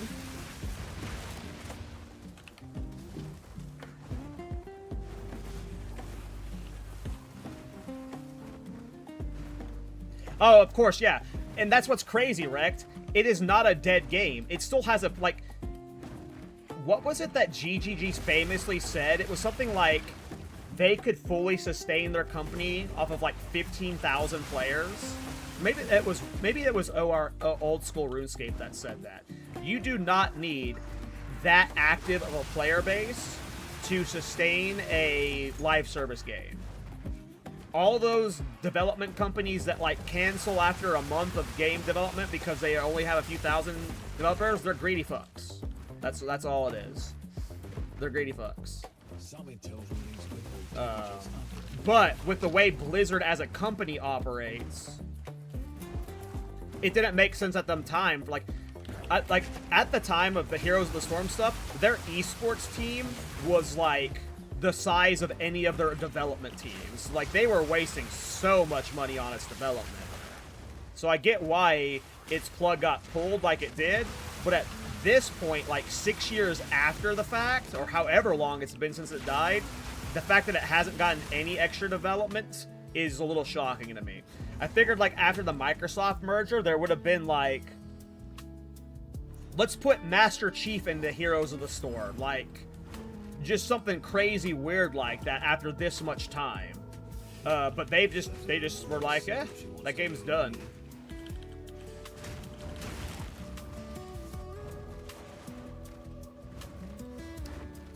I mean, again, but that's my issue with, like, you're not wrong with that, Protag. You're 100% right. But that's because Blizzard is a business first and not a game development company first.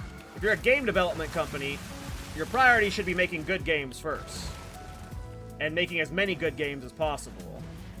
That mentality, obviously, if you're running a business, you do have to take business ethics and like, business making money and shit into account, but Blizzard is definitely money first, money second, and then money third, and then games fourth.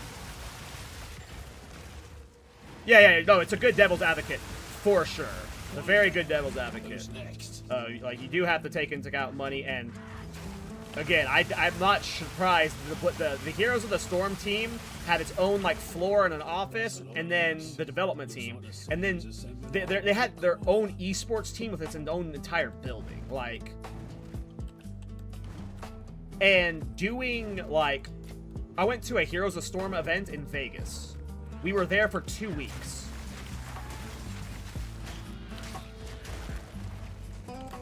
Can you imagine how much money that was to cost Blizzard to just run that one event? And it was only for Heroes of the Storm. There wasn't Overwatch there. There wasn't StarCraft there. There wasn't World of Warcraft. It was a Heroes of the Storm tournament in Vegas. They pissed away probably $50 million for that one event.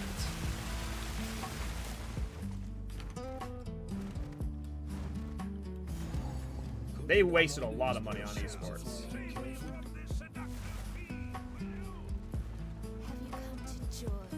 Oh, well, we're talking, like, that's not true, Tossel. Because the difference between Heroes of the Storm, like, you're comparing apples and oranges there. The difference between World of Warcraft and Heroes of the Storm revenue-wise is absurdly different. Even with where retail WoW is right now as a bad game, it makes more money than 99.9% of games on the market. Like, in terms of retail WoW being a bad and, like, poorly product, sure, it compares to Heroes of the Storm like that, but as a cash cow, the amount of money that World of Warcraft makes compared to Heroes of the Storm is not comparable. Like, it's not comparable. This stat gets misquoted a lot. It was actually a lie told by a Pirate Software. He said that a single mount in StarCraft or World of Warcraft outsold all of StarCraft 2. That's not the exact stat. What had actually happened was the mount outsold StarCraft 2 for a single month when StarCraft 2's expansion launched. The mount was competing with StarCraft 2 for a single month. That's still absurdly impressive, but just to put it into a perspective with how much money that World of Warcraft makes, a single mount released, and it was making more revenue for that month than another game. Yes, Heroes of the Storm does have monetization, but nothing in Heroes of the Storm sells for the volume and rates that WoW mounts and skin does. So they keep WoW on development because it more than pays for itself. Heroes of the Storm was not more than paying for itself, especially with the esports costs they were doing. But World of Warcraft, the amount of whales that World of Warcraft has is scary. Though, like, there are a large amount of people that when a $50 to $100 mount comes out, they buy 10 of it. They're that kind of freak.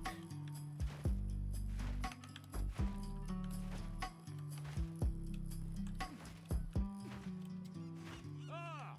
This must be the foolish Pakarui. Get over here. So WoW's a little bit different. If you would have said any of the other Blizzard games, or like even like Overwatch, you know, there's a better comparison there. But World of Warcraft is also like the difference between World of Warcraft and Heroes of the Storm. Heroes of the Storm doesn't have a subscription fee, so when you have people botting in Heroes of the Storm, that's consuming server like costs, but it's not making them and generating them money.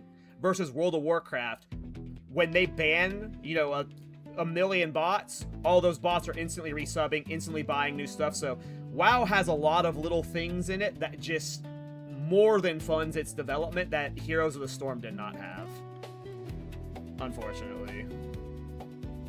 If Heroes of the Storm had those things, it would still be around for sure. All hands on deck. We made it. I'm on it. Most of the people I know that play retail WoW play it for reasons that they like. If you're a hardcore Mythic Plus raider, or hardcore Mythic Plus enjoyer, or hardcore Mythic raider, there is no game that competes with those two things. Like, some people can try and pretend that Final Fantasy XIV has raids that are as challenging as Mythic raiding, but no, that's not the case. It's not even close to the case. Like, I hate retail WoW and what's become, but in terms of challenging raiding content, World of Warcraft has by far the best, and in terms of challenging dungeon content, World of Warcraft has by far the best. So most of the people that I know that play retail WoW, it's like for something like that, where like they've tried plenty of other MMOs and they always just go back to WoW because the reason they play WoW, it's still the best at. But also what Last Protagonist said, a lot of it is some cost fallacy. There are so many people who are just like, they spent so much time into the world, the idea of giving up all their cosmetics, their achievements, their mounts, that matters more to them than the actual gameplay feel. Which is a little weird, but I hate retail WoW. I have not bought in the last 4 expansions, and I'm a diehard Classic Andy. I play hardcore WoW off stream. I'll be playing Classic Plus when it comes out, you know.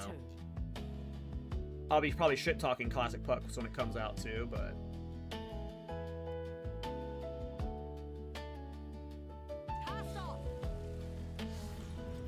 still play EverQuest. Now that's a challenge. Yeah, that's a challenge. The challenge on, I mean, that's a slow grind for sure. I don't know. I play old school RuneScape. That's a slow grind as well. So sometimes it's just that nostalgic hit that keeps people playing. It's easy to talk of justice. Living it's another matter. I think of all of their games, World of Warcraft is the one that they still very clearly put effort into. It's just not the kind of effort we like. I think Blizzard very much is a casual first development company. And if you're watching, you know, a hardcore Path of Exile 2 stream on a Sunday, you're probably not a casual streamer, right? So, or gamer, so I would imagine a large portion of Retail WoW's player base is actually just casuals that are just in it for the world, the lore, the story. Because I can't imagine what other reason you're playing it for. But yeah. This really did just turn, like, you guys are some sons of bitches, by the way. You guys really did just turn this into, or bait me into a 2-hour Blizzard rant again. Scythe tried to stop it. Scythe tried to stop it. Twice, actually. Scythe tried to stop it twice. And it still happened.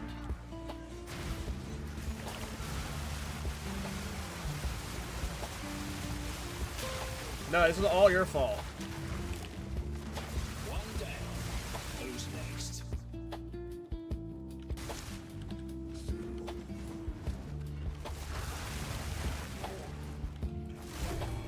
Oh, hey, I was about to say, I don't have the chapel key. Faith don't count for much when nobody's listening.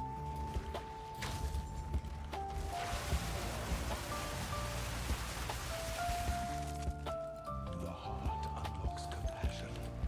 Compassion is the first step. It probably is more than an hour at this point, Scythe, which is sad. Some of that wasn't necessarily a Blizzard rant, though. I get passionate about Heroes of the Storm. Heroes of the Storm was like 7 years of my life. I was, like, doing a lot of content creation and, like, traveling and esports stuff for it, so...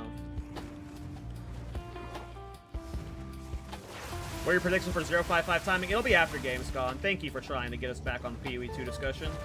I think it'll be after Gamescom. GGG is very good at, like, hyping up things, and GGG is confirmed at Gamescom. They do have a booth there, and we can only assume they're going to be announcing something on the mainstream. And what was it, the Game Awards recently? They announced Disciple of Varashta, so we can assume this is just a trend that Blizzard, Jesus Christ, GGG is going to continue doing forward, where they use these award shows to announce upcoming features and stuff. Just because of how exciting and popular the game is becoming. So I just imagine Gamescom, which is at the end of this month, is going to be announcing stuff. It is likely, I don't know about likely, but it's possible that we get teasers soon. Or an announcement of an announcement.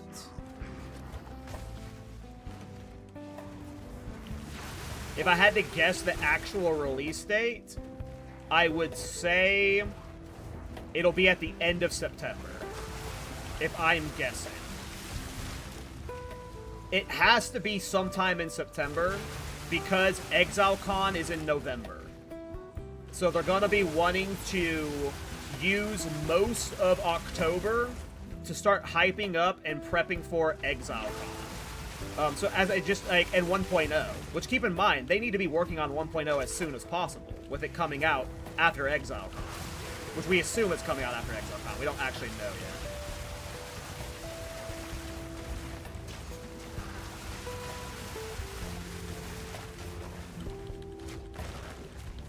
But it has to be soon.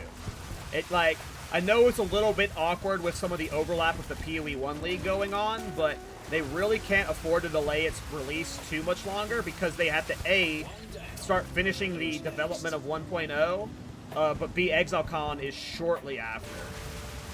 And then knowing how GGG operates, with ExileCon in November, we can assume 1.0 is early December. GGG loves their December releases. I think GTA 6 is scheduled for November, so I don't think they're going to want to release in November for 1.0, so I would say it is likely sometime in September for the release. In terms of what I expect, I'm trying not to get too excited for my expectations on it.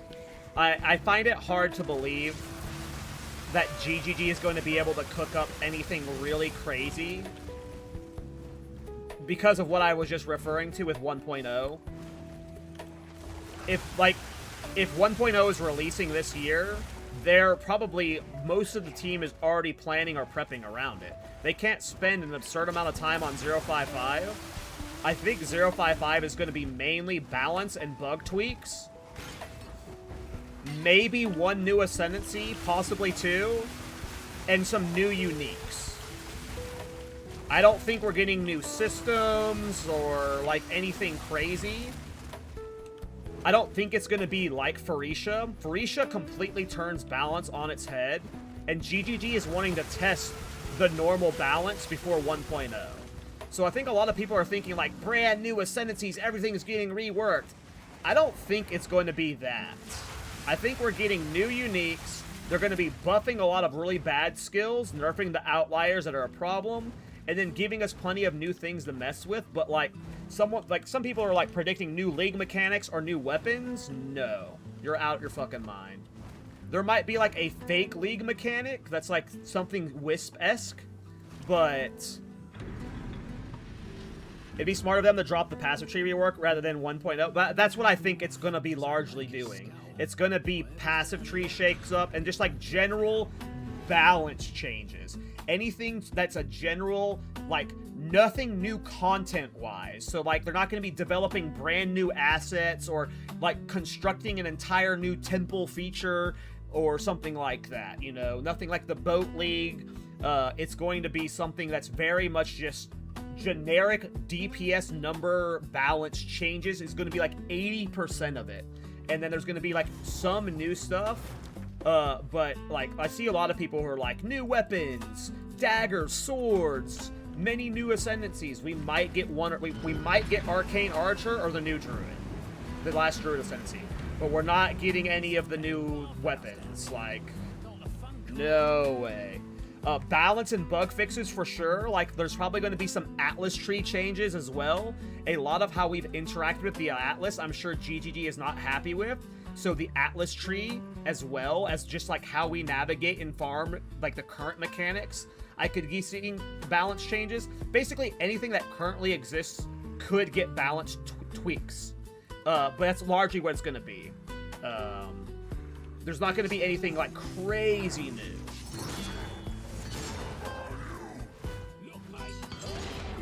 I'm keeping my expectations low. And I think it should just be balance changes. Like, they should not be trying to get, like, the entire PoE 2 player base to return to this patch. Like, that doesn't need to happen. They should be trying to get it, like, entice as many people back as they can, but they need to be making 1.0 as good as humanly possible. Oh, wait, shit. Hold on. Oh my god.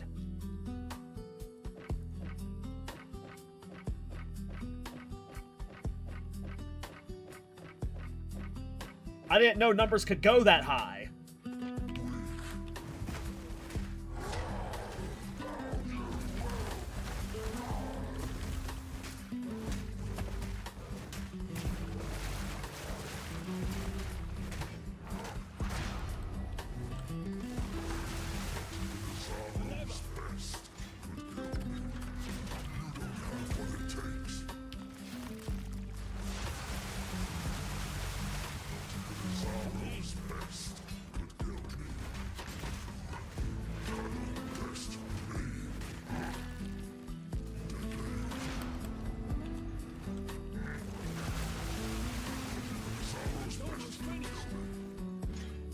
Well, that was the DPS upgrade we needed. This talisman carried us a long way. But look at that DPS change. That is nice. That didn't even have melee skills on it. Or attack skills, or whatever. The final piece. Ask the this is the final piece. We have succeeded. Not a ZDPS build? Yeah, this one. So there's a rule of builds. Don't do 2 ZDPS builds in a row. That is how you lead to you burning out. So I knew on this build that if I was doing something fun in terms of like the theme or the mechanics I'm trying to enable, it would have to have something good behind it for single target. Or I would just start to get burnt out or just not have a good time. So intentionally on this one, I was looking for skills for single target that would just, you know, not be ass for bossing.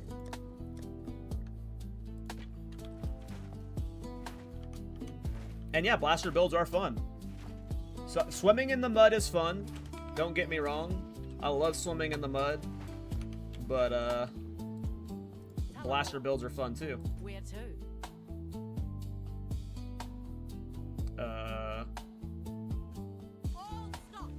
What are people freaking out about? Oh shit! Hey! Lop got a freaking Palm of the Dreamer in the private league. What a beat. Oh, I already got this.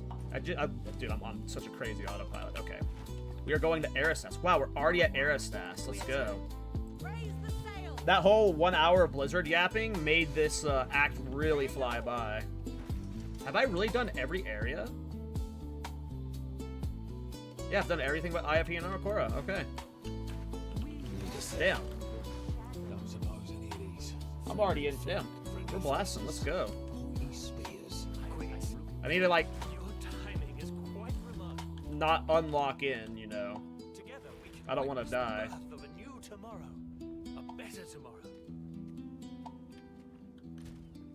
Now, I must ask that you wait. I love Twink Gear. I shall fetch the first herald. He will know how to aid you. I am sure he will be delighted to meet you. I like that to the cinematic telegraphs your movement speed penalty loss from the cinematic movement effect. Minus 44 movement speed. Already more damage in your shield charge build. It honestly isn't that far off.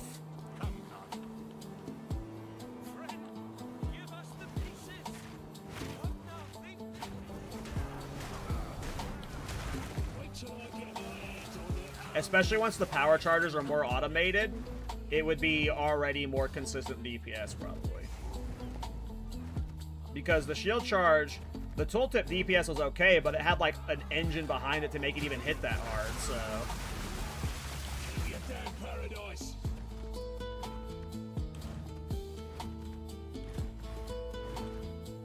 I forgot to go heat up my lunch.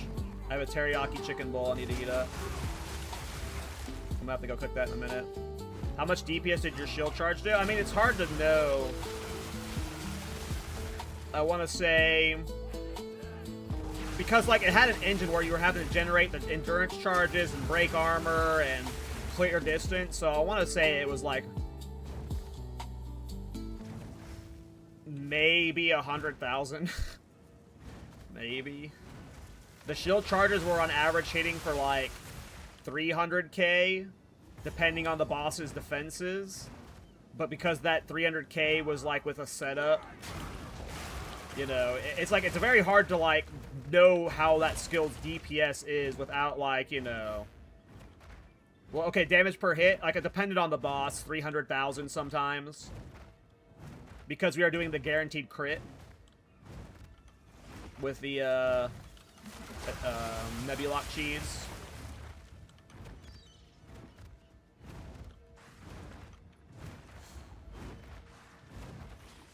I mean, shield charge is a movement skill. If you look at it in 0.1, a lot of people were using it as an attack skill. And if it was a movement skill, I would assume at least one person would use it for movement. But, I'll give you 3/4 if you can find a person that uses shield charge for mobility. Find one person that uses shield charge for mobility, and they, that might be their first time playing the game. It's probably their first time playing the game, and they don't know what an actual movement skill looks like. No, he got shielded!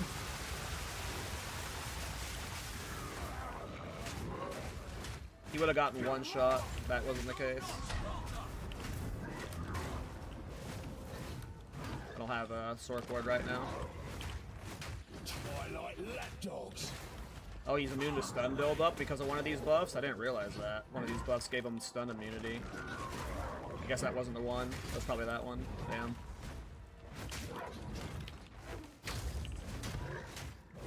Oh, shit. I wasn't ready for him to grab then.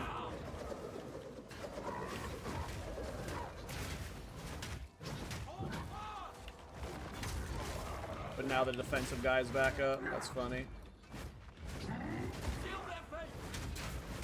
Uh-oh. Alright, we should be able to get him now.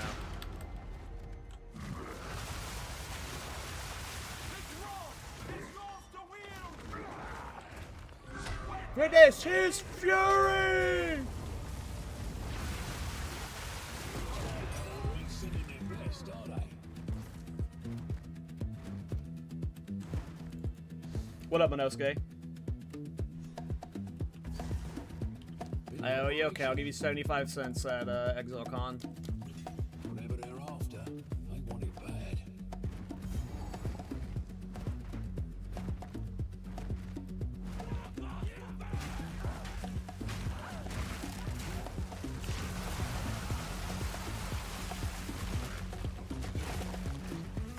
What is this monstrosity of a build? I mean, it's still a work in progress. It'll eventually be a Culling Strike build.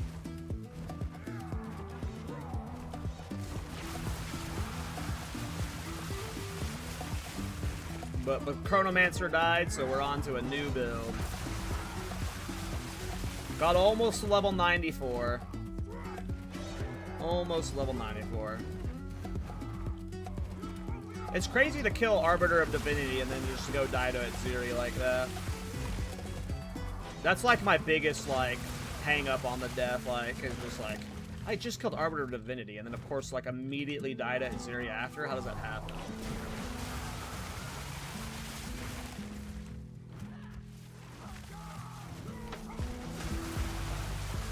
Happens because you're a noob. That's not what happens, but I'm sad. It deserved a more glorious death than to old Booba.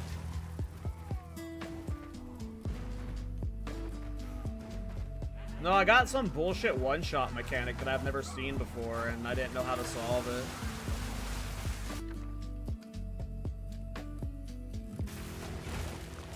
I actually need Artificer Orbs.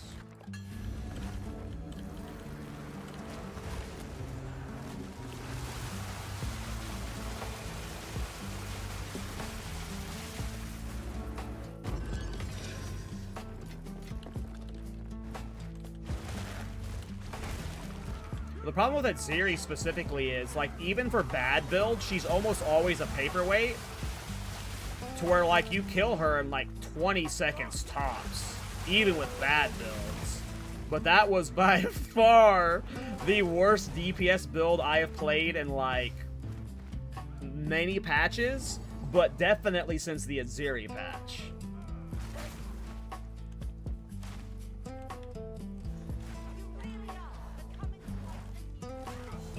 You're really pushing your luck, lady. Oh, you got 2 more Colmex staffs? Hell yeah, you're a legend.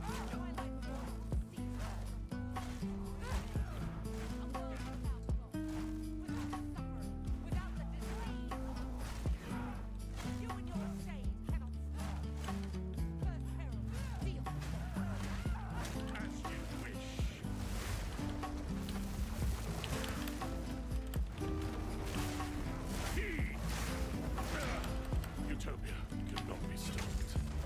Don't stand a chance.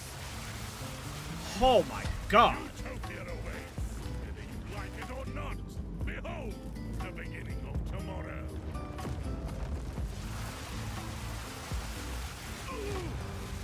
lady, you must take your leave. I will bury these fools. I will bury it all. For the Savior! Imagine being such a terrorist that you quit the leagues 3 months in. What do you mean? I'm still playing the league.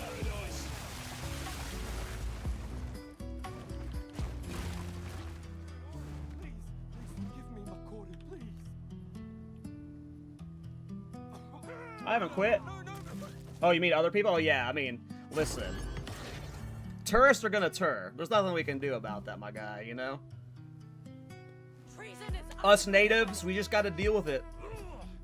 We just gotta deal with it. Let the ancestors judge him. Are we locals or are we natives? What's the anti-tourist? Like, what? Not the anti-tourist, but what's the opposite? If they're a tourist, what are the opposite?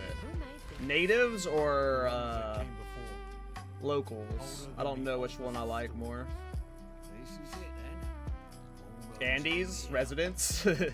I mean, Andes is definitely, I think, the normal vernacular. You done well. This feels oddly familiar. Listen, the whole tourist word doesn't even make sense. It was memes to begin with. This will take most of my strength. Stand.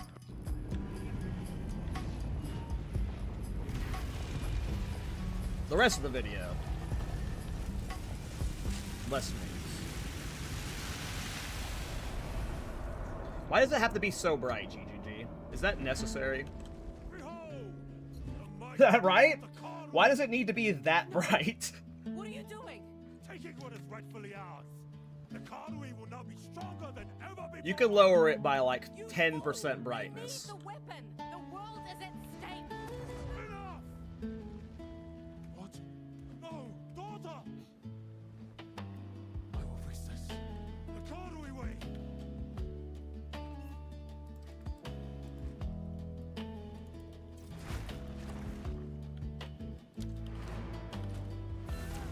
Alright, well, I'm really freaking hungry, but we're already almost done with Act 4, so I guess I still have, Monkey. But we can go kill, I'll go kill Tavakai, and then I'll go cook.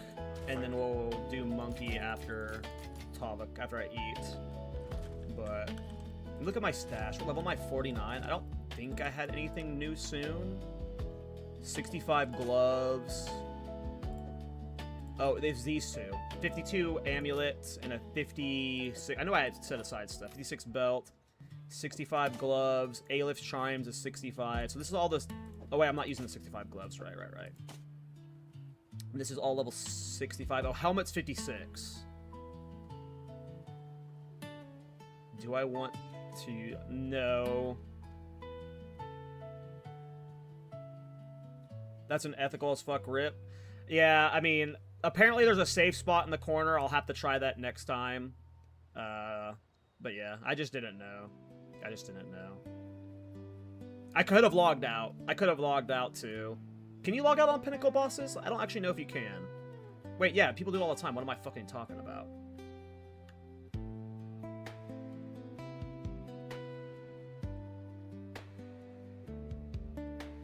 Yeah, we're not getting Culling Strike until we get our 3rd Ascendancy, so we don't need to hold on to that yet. That will go on the moment we get Culling Strike, though. I guess we probably, like, at level 65, I'm probably going to go do my 3rd Ascendancy. And then we'll minimum put those 2 items on. We might not put on its Series Step. And we might not put on the Unborn Staff yet. Alright, let's go kill Tavakai.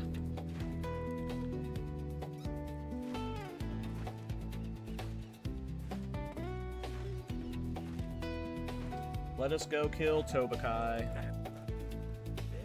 Where to?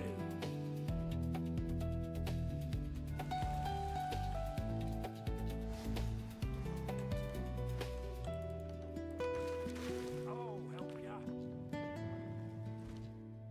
Wait, right. Something's not right. Not right at all. Blood's the right line. Right on there.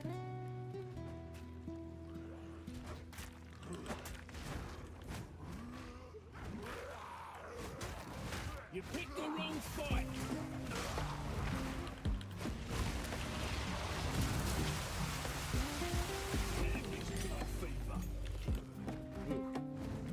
Gotta be careful of this place, right? This is a bad place to be stationary in. I gotta be on my toes. A lot of blood pools that go on the ground that bypass source reward.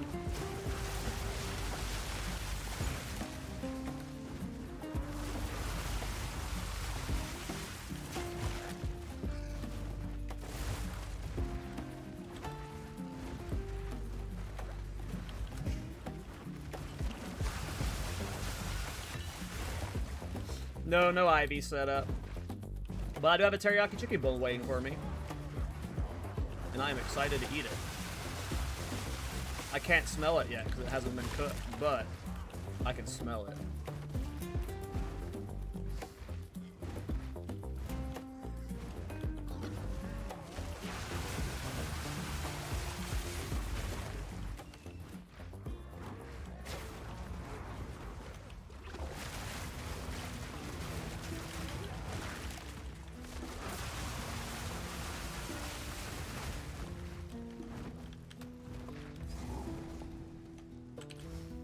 We're level 49 and a 53. I mean, our damage is fine. Our tankiness is fine. We shouldn't get one shot by Tavakai. At least I know I'm going the right We're way. good. We're like really juiced right now, kinda.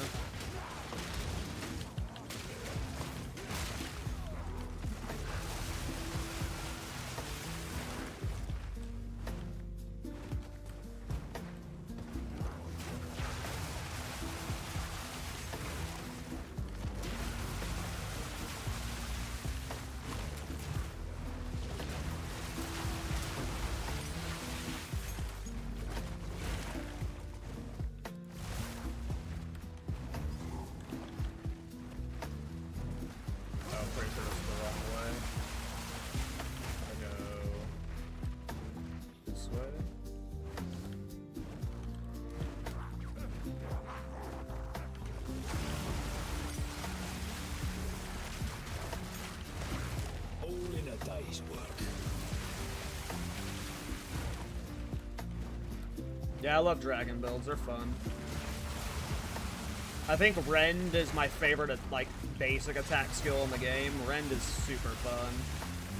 And its AoE just gets scaled so high, too.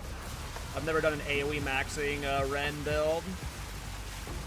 I could see me doing one day, like on a Varastra or something, or Abyssal Lich, just to see how massive Rend's AoE gets. I love Rend.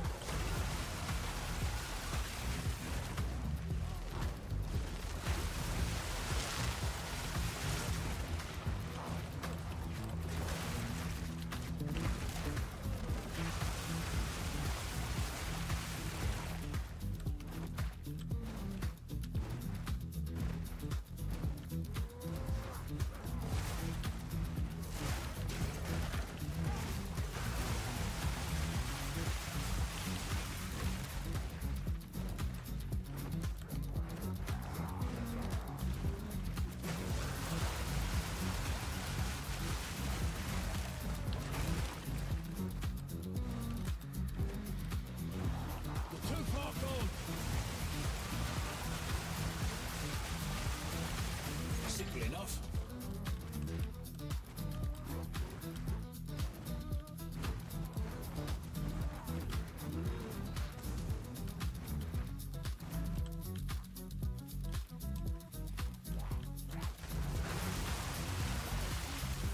Another interfering with things they don't understand. You don't belong. It's a card we matter. And a babble. Where's McCall? As we speak, the ancestors heal. Enough talk! Ancestors heal her. Enough! The time for talk is over. Then shut up and fight! You dare challenge a chieftain? What even guides you, foul one?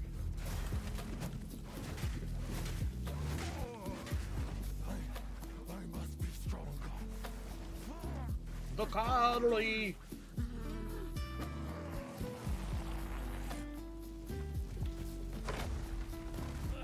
If this is redemption, I'll stick to damnation. Let them know the might of the Karui. I am the true Nakura Makoi.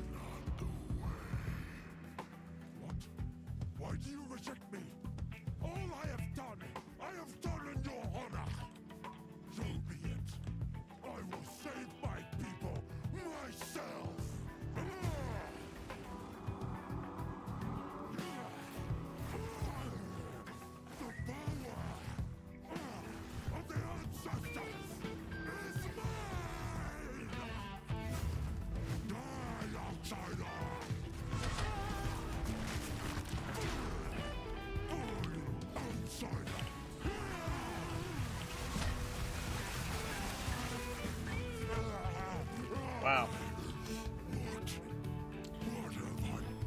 And this is with Ricochet not working, by the way. And I still have it slotted.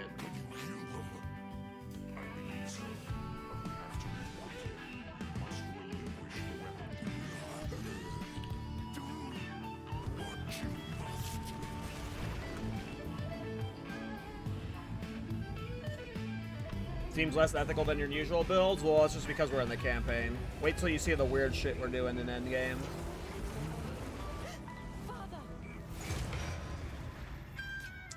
And I have plenty of ethical builds. I've got lots of builds that one-shot bosses in Standard League. You know. My normal build is not that low DPS shield charge build. I might not always nuke bosses, but that shield charge build was definitely an anomaly in terms of bad damage. I usually have, like, okay damage. That build was, like, by far the worst DPS build I have ever done. Well, not ever. I'm sure if I go back to some of my 0.1 Thorns builds or something, those were fucking horrid. But that shield charge build I just played in recent memory of, like, Abyss League, Temple League, and this league, that shield charge build was, like, the worst DPS build I have played by a long mile. That build fucking was so slow damage. Try to remember any build that killed bosses slower than that. Like, that, I was getting, like, 0.2 Thorns level fights with that build. Like, we had some shit beeps. How can I be of aid? I need to do Monkey.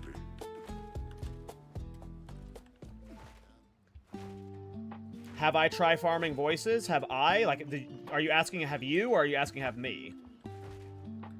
I did, like, 30 simulacrum runs. I haven't, like, sat there then, like, for 300 plus runs. No, I get bored of that shit. I mean, I've done simulacrum farming, and there was a brief period of time I was trying to farm it, but I would not call 30 to 50 attempts trying to farm simulacrum. Or trying to farm voices, rather. I was just doing simulacrums because they were there. I was not, like, actively trying to farm voices. All I know is that you use shield charge build. Is that shield charge and that you used to use thorns? I mean, I had some fucking crazy-ass builds this league that we're doing. Like, that fucking tornado build that I was doing had good single target. The Bloom Bombing Abyssal Lich was one-shotting bosses.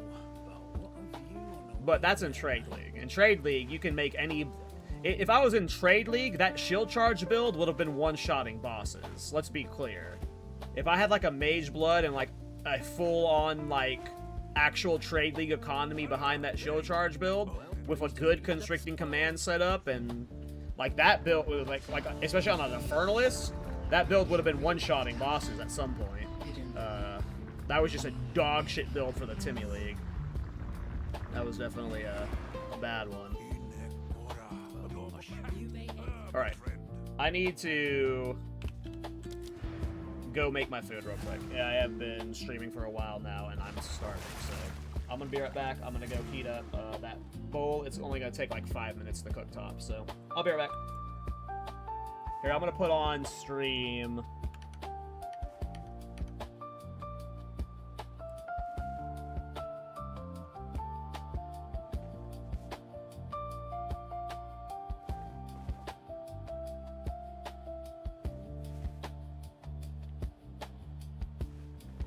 I'm gonna put on stream something. What am I putting on?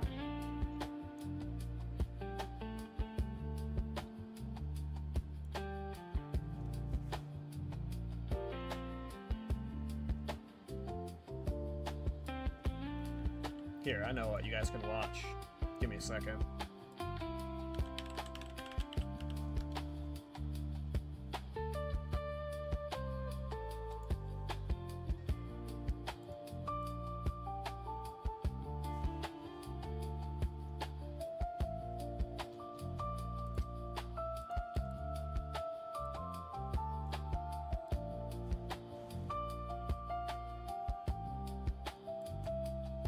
Was that like? Yeah, that was a 20 seconds for speedrunners big. It's Game's a little loud, right? Beer back. Ow. Game is a little loud.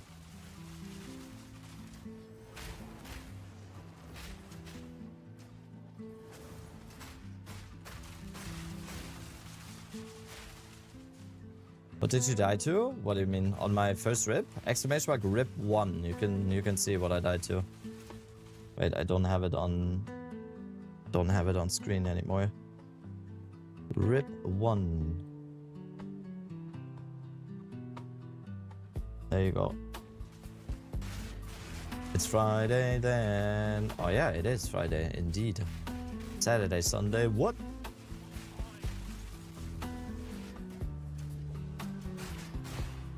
Rip 427. What the fuck? Hopefully no.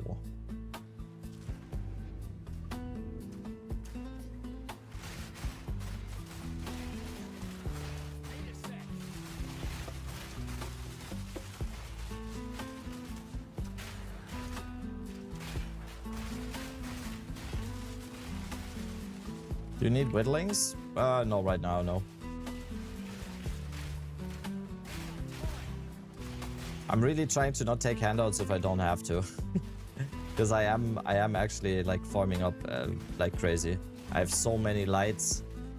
I want to keep it a little bit like I know.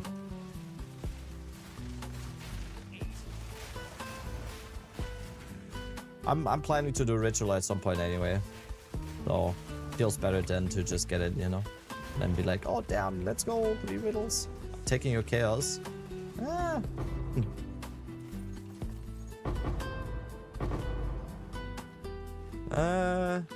Yeah, like maybe like 1 or 2 then. How many chaos is that? I don't even know how many chaos I have. I know I have a bunch of greater chaos. Can I get the Twitch drop? Watching on mobile? I don't know. I don't know actually. Probably. As long as you're logged into your Twitch account that is connected to your PoE account, I'm pretty sure you can on mobile. Right? Yeah. I would think so.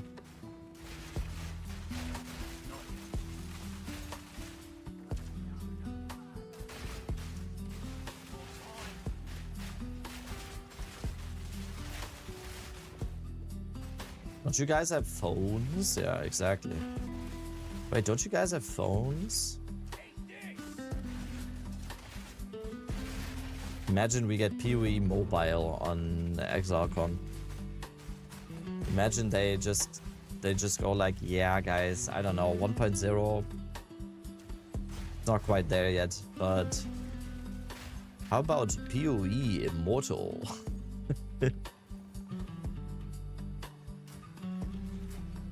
Hunting that Tencent money.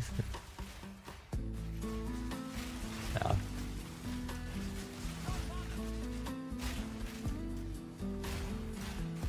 We launched PoE Immortal, yes. I mean, PoE Mobile was in the works at some point. They just didn't do it, right? Oh, Chaos Orb.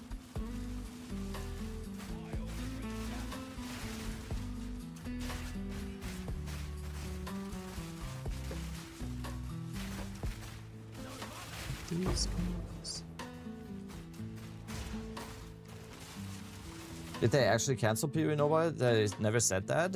I feel like they said it's on ice for now or something. They at least alluded to, right?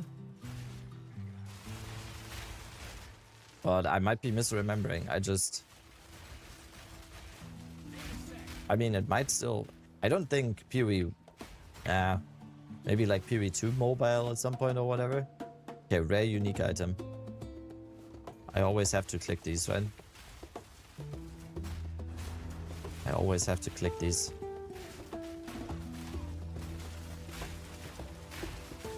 All have a blessed weekend. Yo, Pipoon, thank you. Yeah, I'm excited. Weather is gonna be good on weekend. We have like 2 hikes planned. We are gonna be hiking. I am excited. I'm excited. I just saw that Sunday is it's gonna get really hot, so I hope it's not gonna be too hot. But still excited for some hiking.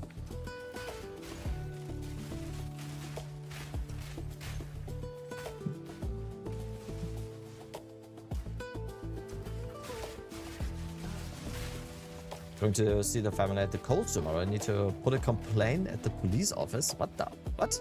Okay, first of all, nice. The coast always sounds good. Complaint? Hot weather, better for hiking? Like 30 plus? Hiking in North Germany, good one.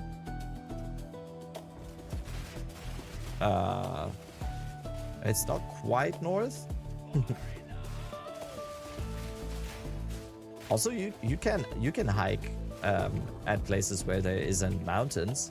It's not just mountain hiking. You can also like forests, Heide, you know. Hamburger Berg is the only true hiking, yeah. With some beers. Did you say where you're going? Nope.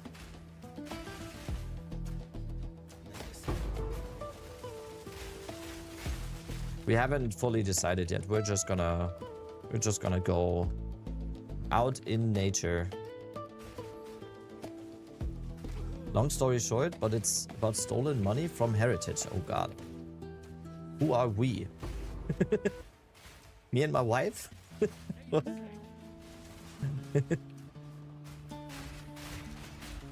I don't know any other people. You're married? How old are you? What the fuck? I'm 34. Yes? Why are you so surprised? Don't I? You're older than me. That's crazy. That's crazy. Sir farts a lot. I wouldn't have imagined you being...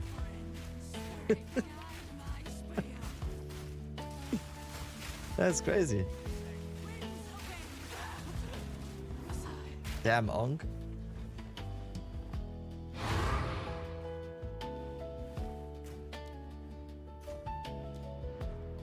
I thought you were in your early 20s or something. Thank you. I mean, I'm gonna take it. I'm gonna take it. Is that I swear this guy isn't paid, guys. Mr. Divine? What? Oh, come on. I swear that guy wasn't paid, okay? Early 20s, I will take that.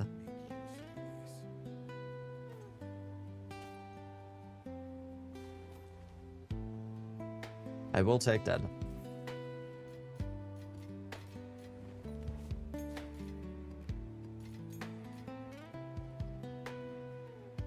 Can confirm he's not paying me. See? There you go. Confirmation. There you have it. There you have it.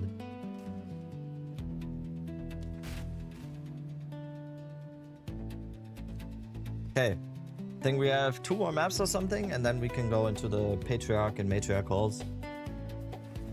Is the jobs timer not working for anyone else? I don't know. I actually have mine already, so for me, it definitely worked. For me, it worked. I have them on my character right now. You can see the footprints right here. Mine stopped. It just wants you to watch this channel more, you know. You stunned 3 in Flash Grenade? I am. I am.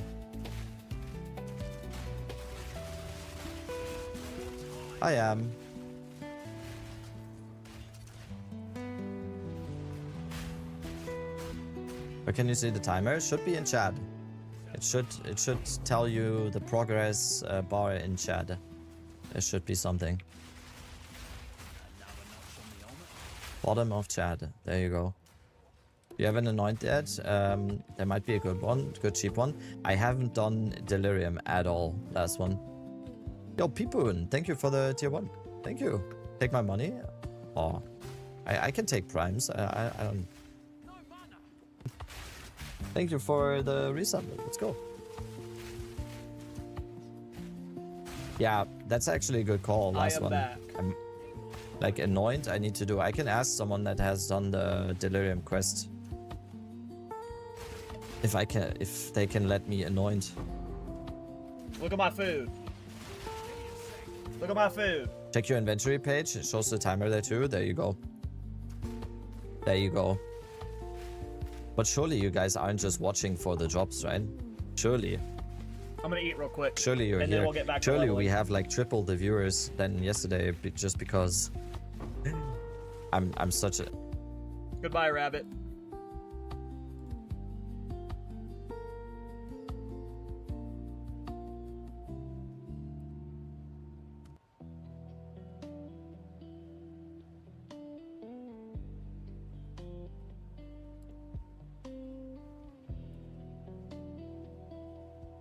What are you munching on? It's a teriyaki chicken bowl. It's like chicken, teriyaki sauce, rice, peas, carrots, corn. I'm sure there's other things in it. But it's yeah, just teriyaki chicken bowl.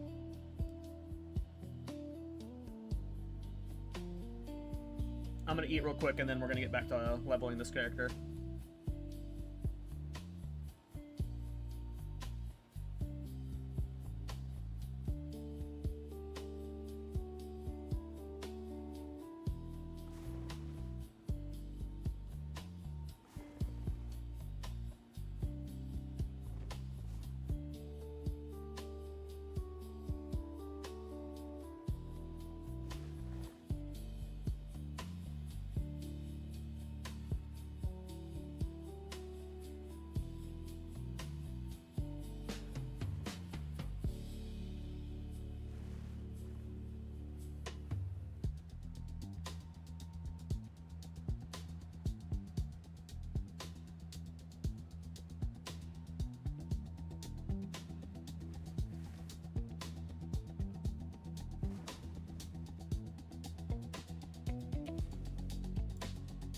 So what do you guys play outside of Path of Exile?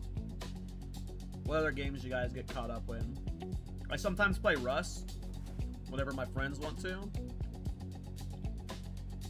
But I really only play Path of Exile 2 right now. I've been wanting to play Spider-Man 2 for a long time now. But I just haven't made time for it yet, because I really only play PoE 2 now. It's weird.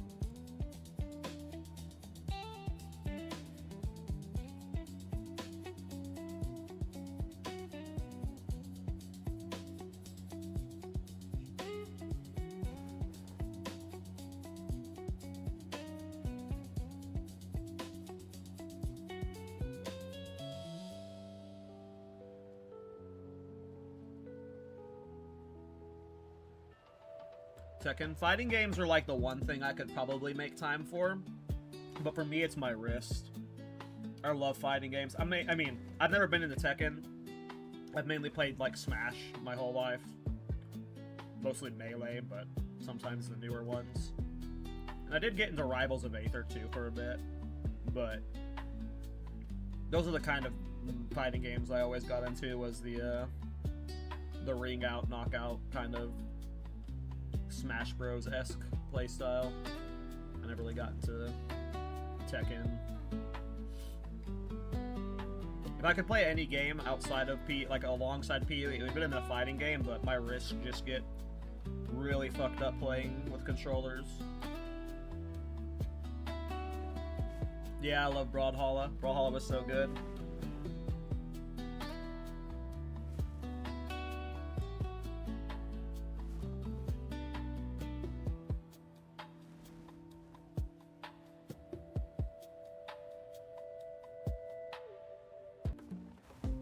Yeah, I never got into... I forget the name. There's a name difference between the two genres of fighting games, but you have like the Mortal Kombat-esque style, that's like the box, where it's like about getting their life to zero. Then you have like the Smash Bros-esque arena, where you're building up damage instead of like bringing their life to zero, and you're trying to ring out your opponents. I've always preferred the ring out style. I've never it's probably just because my very first fighting game was Smash on the 64, I think. Yeah.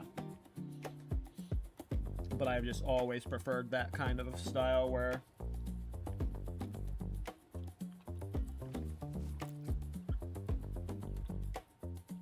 there was always a finesse to ringing out somebody, where you could, like, in the Smash Bros.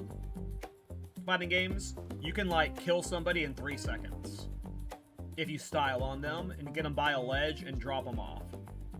And I know a lot of people in fighting games don't like that aspect of it, but that's the aspect I love about it, is just, you, like, there's just, like, this, it allows for these crazy comeback moments and these, like, flex plays and stuff. So just for whatever reason, I never got into any of them that were like Tekken-esque, Mortal Kombat-esque. Marvel vs. Capcom and stuff, I never could get into them.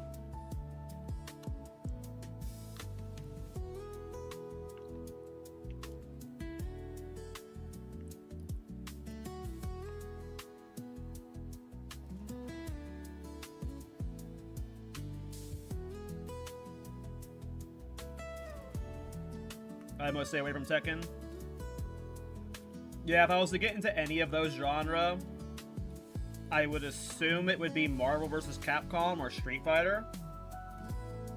But I'm just like a Smash Bros. Main. I'll be playing Smash and Rivals of Aether probably for the rest of my life. I really like Rivals of Aether. I could see me streaming Rivals of Aether someday.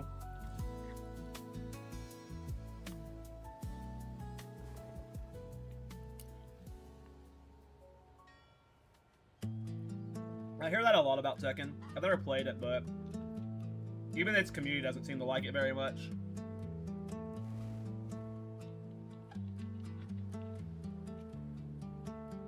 Though I guess that's kind of normal for most fighting games.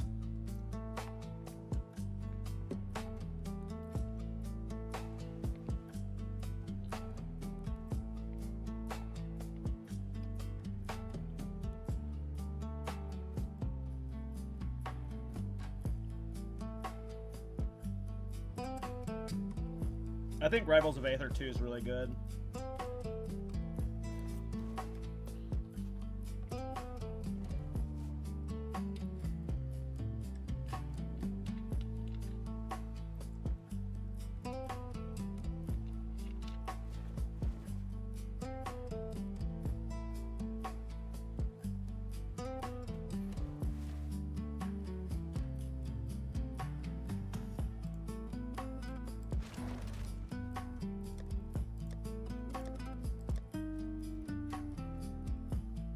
Oh, Cypher, are you still here? Cypher DM'd me about joining his hideout, and I forgot. I don't know if Cypher is still here. He messaged me about taking staffs after a certain area, and then I completely forgot when I saw it. After. Oh, you're not here? Okay, okay.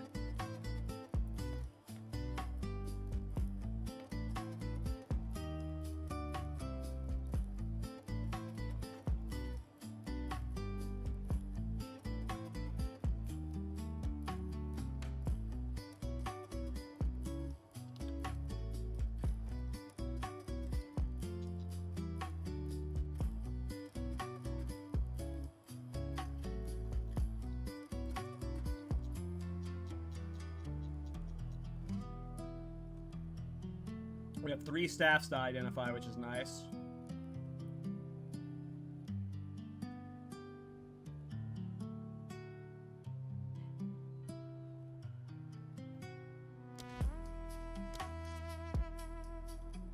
Did I click the wrong button? Why didn't I join your party?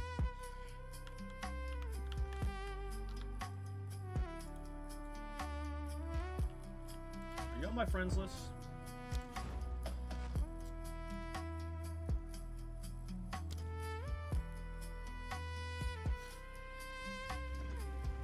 I don't remember if we added each other. You are, okay. I'll just look at my friend list from now on and just teleport to your hideout. Ooh.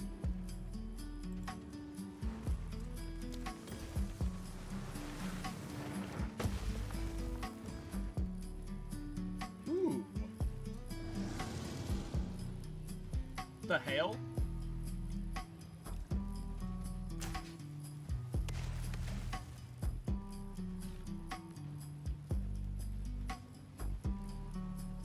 That's a cool abyssal Agrippa mech.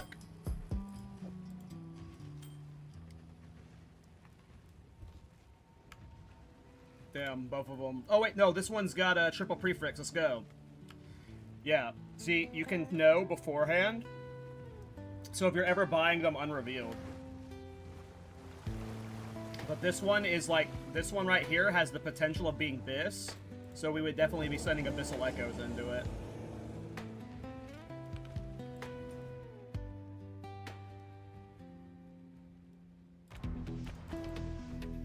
I'm almost done eating, guys, sorry.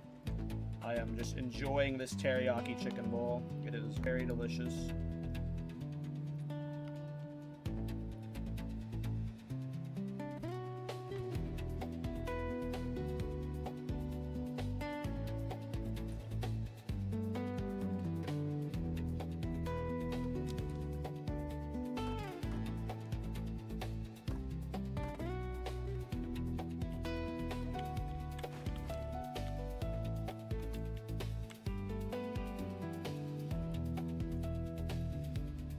Damn.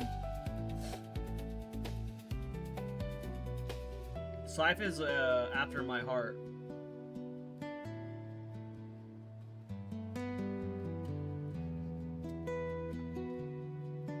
What the fuck is this ring? Like, what the hell? It's got fucking 200 evasion, all of the resistance in the world, and then it has maximum life on top of it.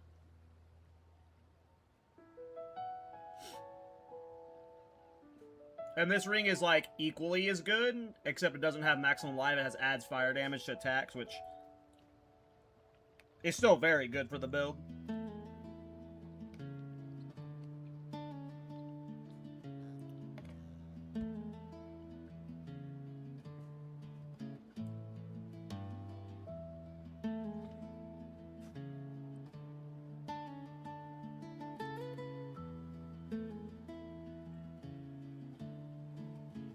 Doo-doo ring so you can have it. I accept your doo-doo.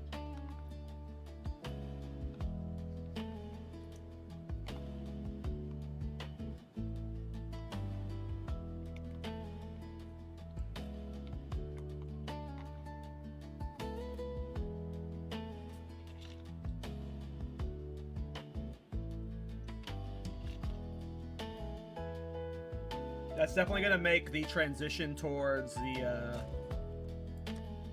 level 65 swap a lot easier. It's going to be really easy to itemize around these two rings in terms of resistances.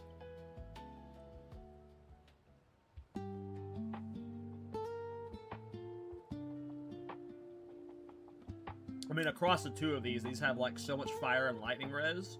And then one of them has like a decent amount of cold res.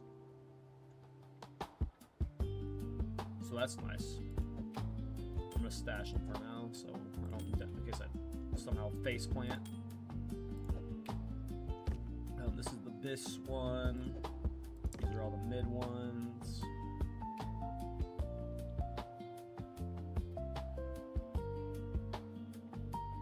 Oh, nice, and the belt I have is lightning cold res, so it doesn't like it. I don't have to worry about the extra fire res that these two had. And with this amulet having fire res on it, I assume I'll be fire res cap across my rings and amulet. I'll need to get probably, I mean, with the helmet and having 2 sockets in the gloves, that'll, like, I should be able to hit easily res cap. But if I don't, across body armor and boots, depending on if I use it series or not, I'll definitely be res cap. I'll definitely have like close to 2,000 HP plus for sure with the sorcery ward. So entering white mats, I should be pretty tanky. Should be pretty tanky.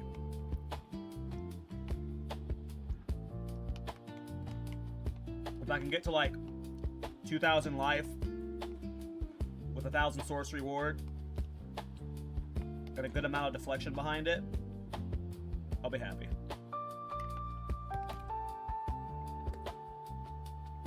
Okay, I'm gonna go put my dishes away, and then we're gonna get back to streaming. Be right back.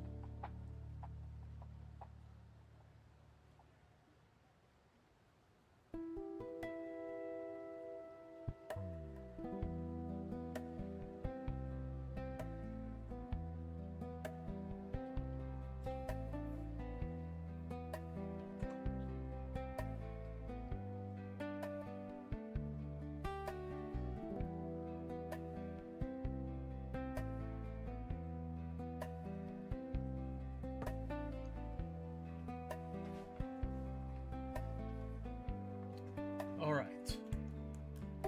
Sorry about that, guys.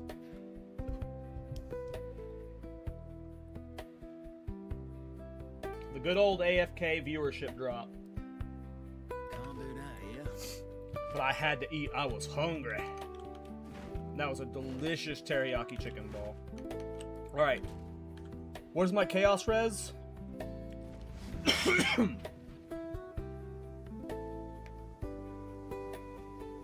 is as close as we can get. 15 with a 831 sorcery ward.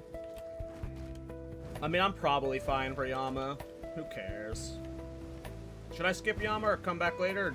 I'm fine for Yama. He's a bitch.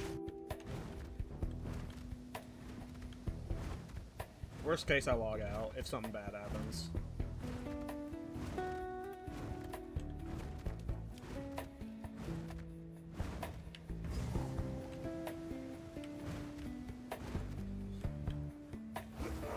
You not ever heard of resting in peace?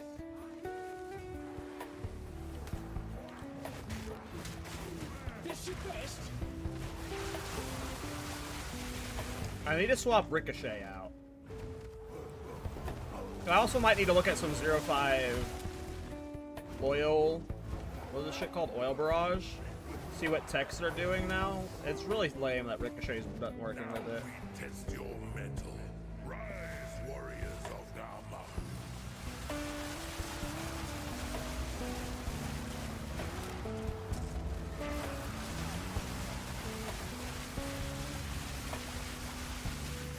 All of a day's work. Nama who smiles upon your strength. But she's got good taste.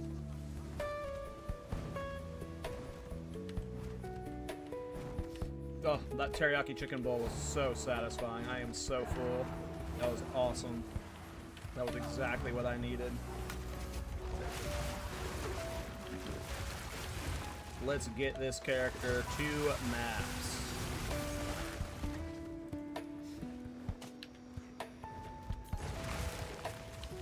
Level 50, I think 52 is the amulet, and 56 is the gloves.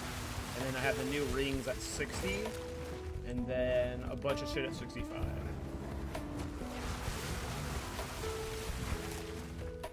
And at some point, I need to try and get a new AV body armor. Well, when I do that swap, I think we'll just be going full EV, but I'm not sure. Maybe I rock Black Raid for a while, but probably not once we swap EV items out. Black Raids are only really good when you have a lot of armor around it. So yeah, we probably ditch Black Raid the moment we swapped off to the Culling stuff. Bravery, sure. Your stubbornness, same thing. I don't think this is a high Resire situation. I definitely think it's either more yours for armor EV weirdness, those other stats, Sorry, ancestors. or a rare EV body armor. Yeah, I don't think it'd be armor EV rare. Well, that's one down.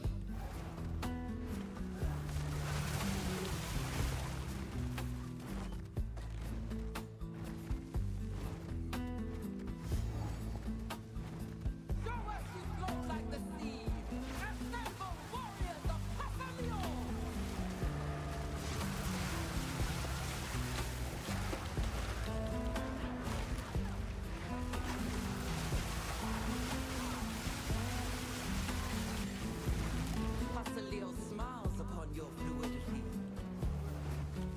The ancestors see you. You are welcome in our halls of the dead. Glad I could pass muster.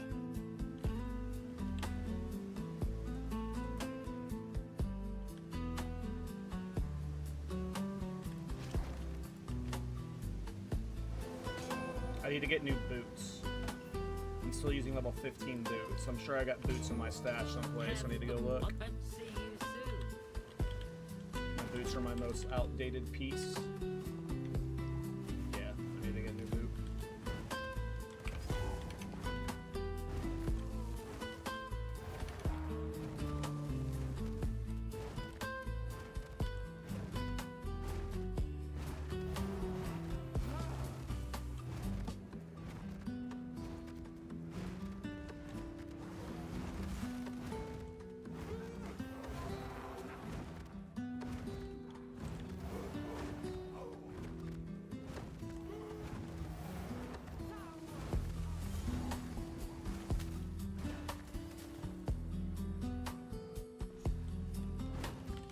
I'll walk among the dead. Just another day in Rayclass, eh?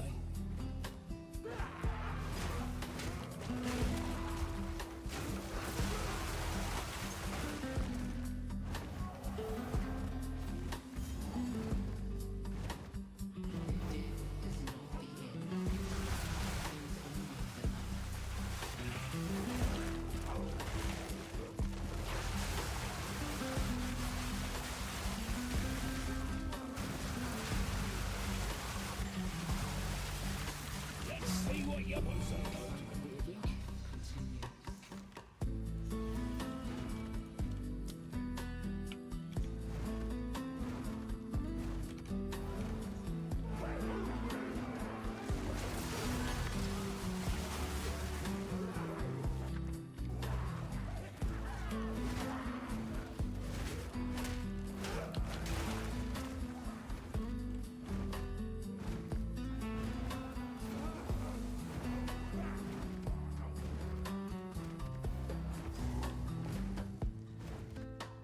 The heartbeat of the world grows calm.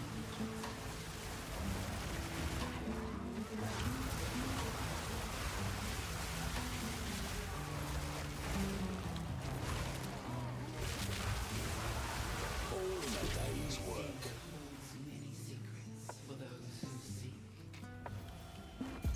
Level 51. So next level I get the +2 melee skills Ami with all the extra niceness to it. Though, we ultimately want +2 projectile skills amulet, or just a projectile skills amulet with like EV life and some resistance or something. So at some point I'll need to swap to a prod skills amulet.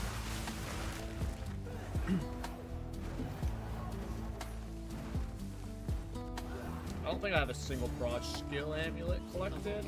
I'd have to check. I might have one actually. I think I remember picking up one. It might have only been +1. Check. I'm sure projectile skills amulets are cheap. No one plays projectile skills, right? The warrior emerges from the caldera. All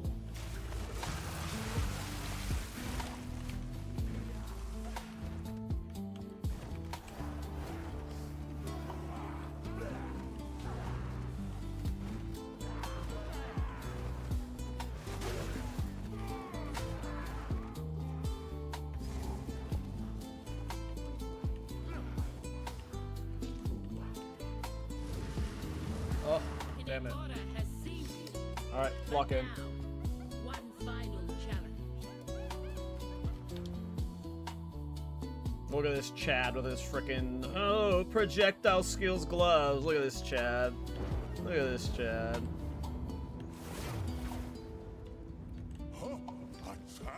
Alright, lock in, Cal. Lock in, lock in, lock in. Don't die here. Yamasi is worthy of Hinekora. Ha-ha! Come!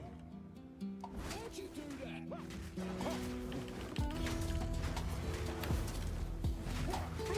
Oh, I fucked up. Yama know you now. I didn't get the power charges like an idiot. Too wiggly for you.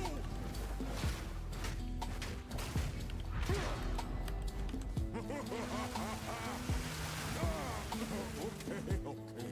Yama sees you. You.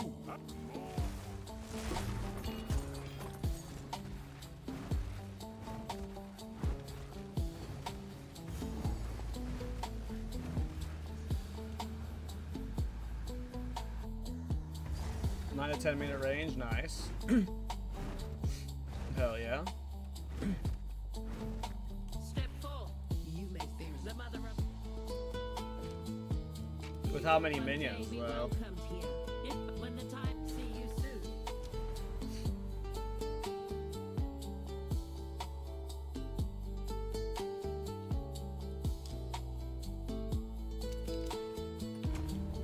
Alright. Officially interludes, boys.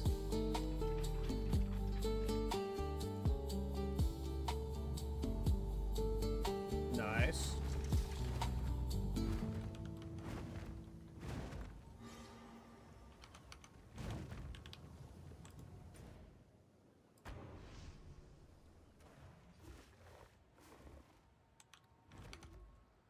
Speak quickly. I don't have a repulsion. What's the earliest level you can get repulsion from one of the campaign nodes? Because aren't like the campaign ones set? If I went back to like the Act 3 one, would there be like a repulsion sitting there for me to use?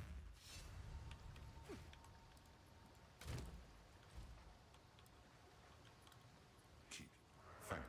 Be there. Tell Dom if remember. I mean, I don't care. I don't know if I necessarily needed a low level repulsion. I just need a repulsion for blasphemy. What build should I play? I don't know. What kind of builds do you like playing? D4 pigeonholes you into builds. There's no depth of creativity for being an ARPG. Yep. D4 sucks. I'm not going on another hour-long Blizzard rant, though. Should have stayed dead.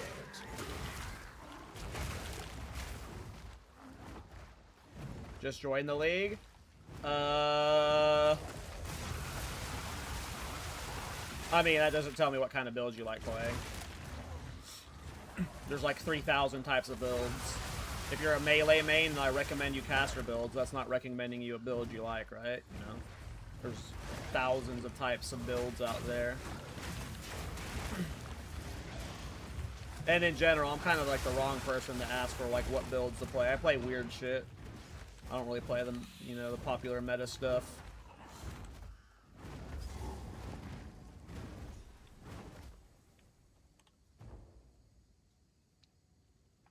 Show the Coolamic in general chat.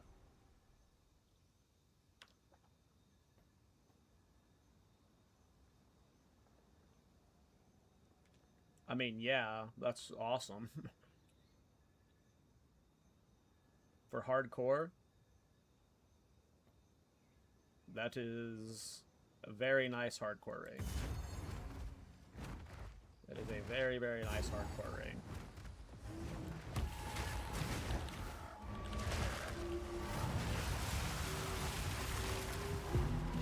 You just finished a Titan version of your conductive runes for reduced duration. Yeah, that build was cool.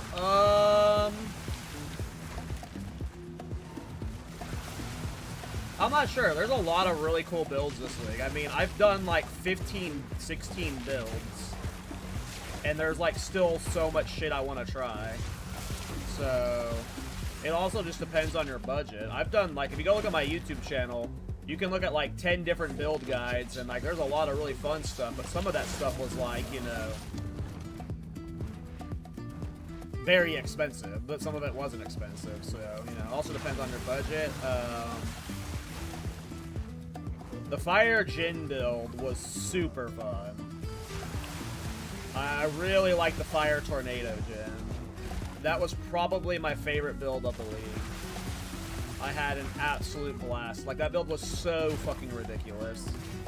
But it was, you know, hard to see, so it's not a build for everybody. But I would have played that build for like 3 weeks. If that was my league starter, I would have been having fun on that for a long time. Bullet Storm Witch Hunter is really fun if you like Culling Strike stuff.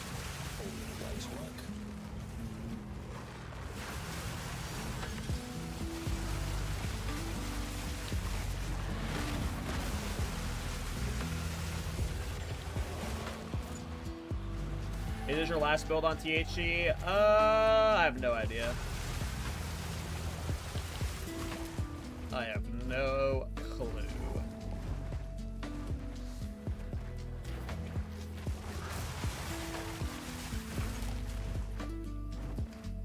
I don't have anything else planned. If only Culling Strike worked on ward mobs, yeah. I'm not going to be doing any expedition on this character because of that. It's a really, I mean, you can do expedition, you just have to read the runes and make sure you never get the rune that gives them ward, but that's like, like you can't do fucking anything serious. My king died by the spirit's will. You'll die by mine. Spirit, guide me. You defy the very spirit itself.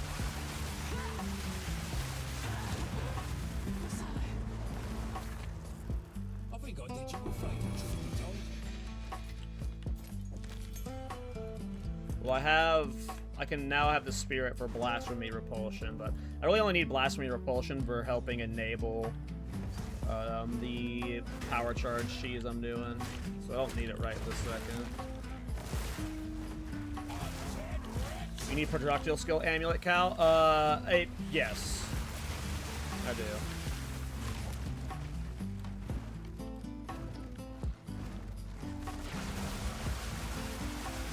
Well, I don't need a projectile skill. I would like one. I would not take like a +3 projectile skills amulet if the rest of it was dog shit.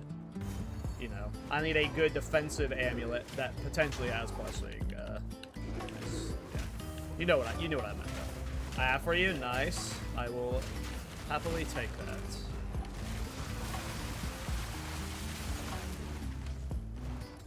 So yeah, I have collected 0 projectile skills amulets.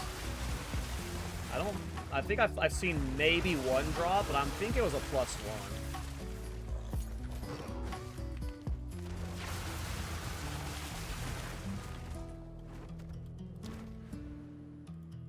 Alright. I'm reasonably tanky now. So this should coast us through interludes.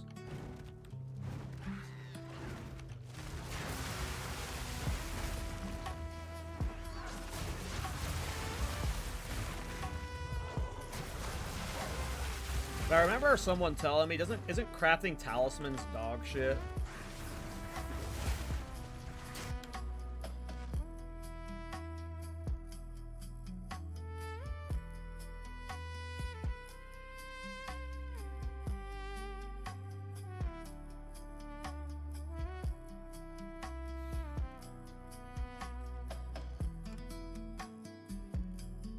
It would probably be the first one.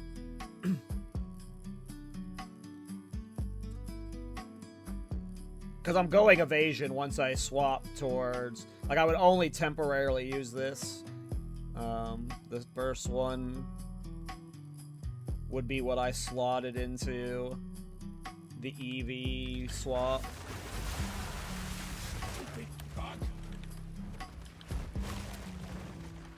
Did I say amulets? No, I said talismans. I don't think I said amulets, I said talismans. And then folks started talking about amulets. But what I said was someone told me crafting talismans sucks. If I said amulets, I meant talismans. I'm 99% sure I said talismans first. You could have either if you want. Just join my crib. Okay, let me get through this area real quick.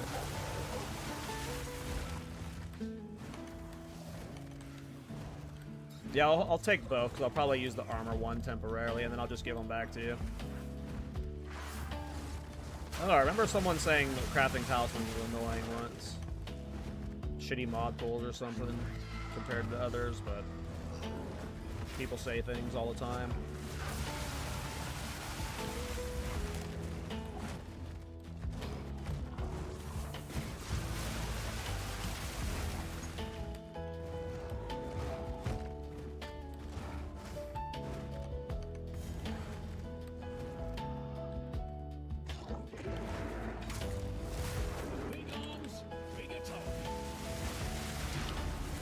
God damn it.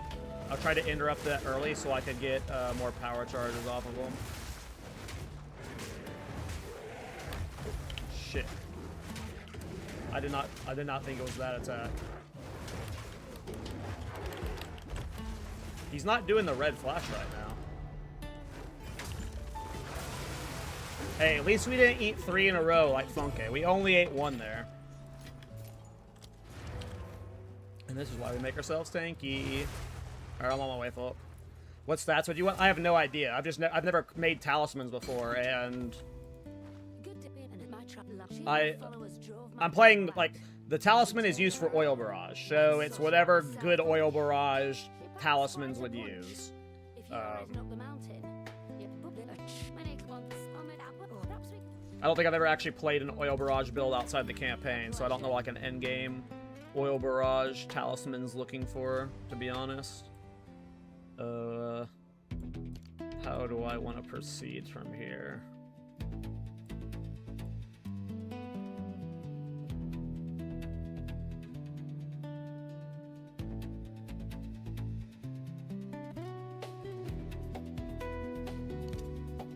Whatever.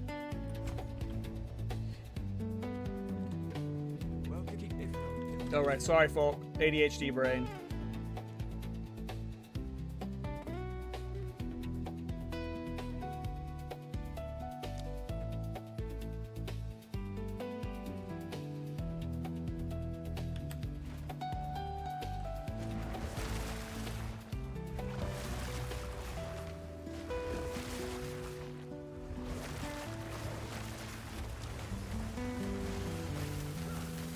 You need crit? I have no idea. That's why I said I need to go like actually look up what oil barrage builds do in late game.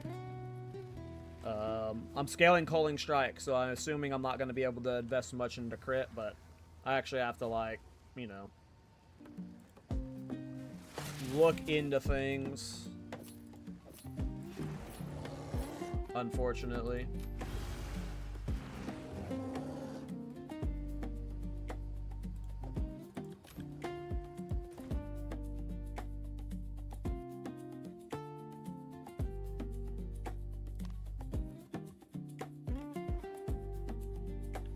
Where am I going?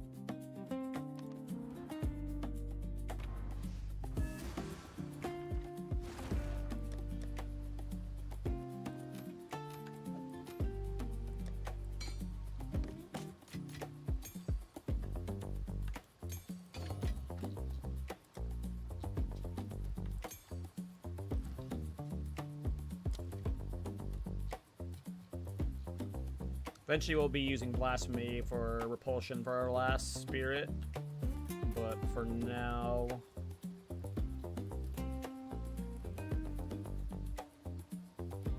we'll add attrition, I guess.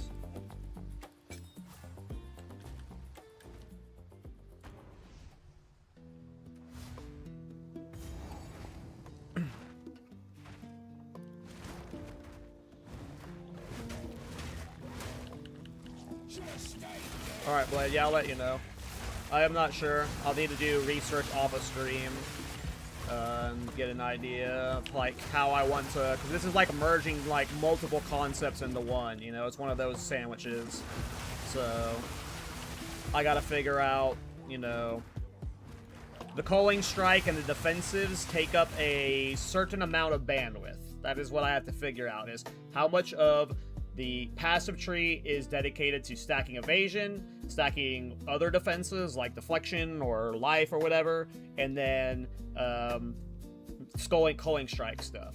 And then once all of those are secured to a point where I'm comfortable, then the rest of that goes into funneling all other resources into making Oil Barrage deal as much damage. And if on top of that, we can, like, let's just say, for instance, I'm doing the 124 weapon set passives from Weapon Master, it's possible that weapon set 1 is fully Culling Strike with skill speed, mobility, block chance stuff, because it's got the block chance staff, and then weapon set 2 is purely crit, projectile speed. Like, there's a lot to figure out before I know, you understand, but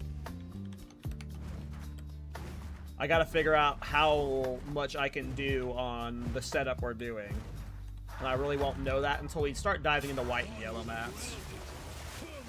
I always try and end it early so I can get this done.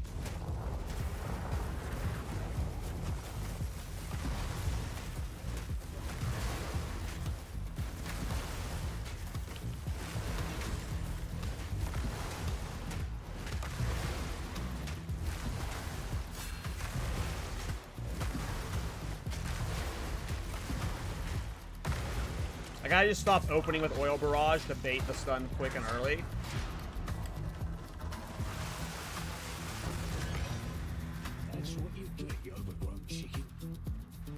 I assume we can't fit. I assume trying to fit crit into this setup, especially early on, is going to be trying to fit too many eggs into the basket.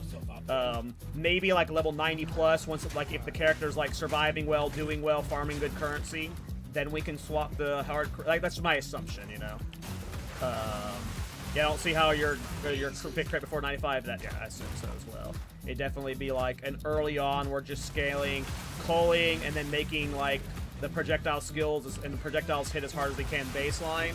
We're not trying to do anything crazy hard in terms of bossing content until we can do the level 95-ish crit swap.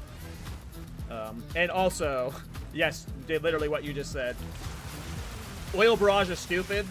We might not even need crit. If we get a good enough talisman that's just got flat damage on it. Yeah, and it's also not meant to be a 6-man. This is supposed to... And again, this isn't even supposed to be like a juice solo man content, This is a hardcore, let's just, like... If it gets to level 95 on its own and it's done some pinnacles, that's a dub, right? But I want it to be a good build. I want it to be a good build. I'm trying with this one. We'll see what happens.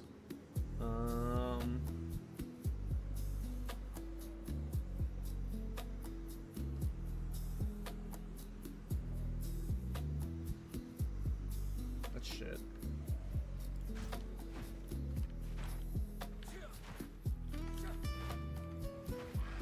Yeah, honestly, I'm not worried about the clear at all. I think the Culling Strike is going to be really easy, and I think the boss damage is going to be... My biggest concern is making it tanky. I just have a lot of concerns with it being hardcore safe. But I'll probably want to say, despite how little I've played Energy Shield, I have played less Evasion than Energy Shield.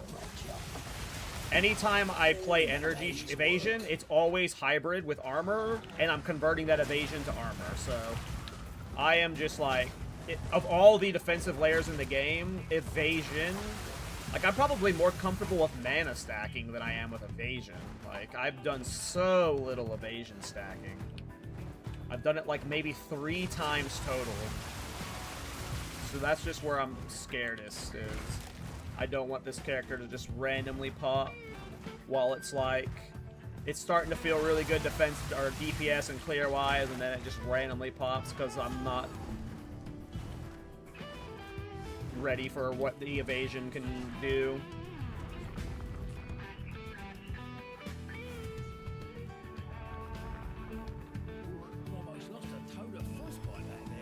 With Myris, Uxor, and Horus Flight, like, maybe if Myris, Uxor can be ditched, and it's only using Horus Flight, which I would be weird, but maybe possible.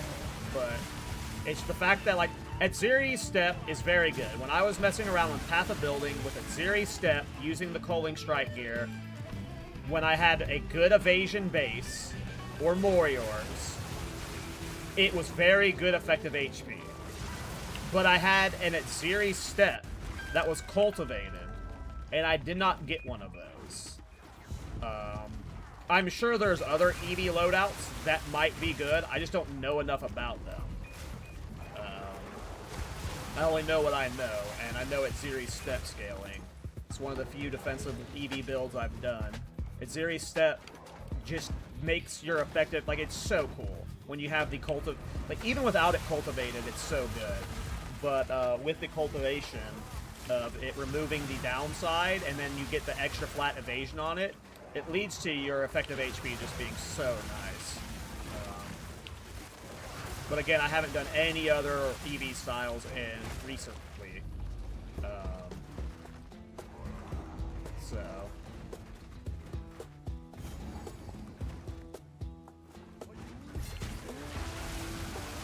One down. Who's next? Atziri's Step won't work well with Sork Ward? Yeah, it does. The Atziri's Step build I did was with Sork Ward.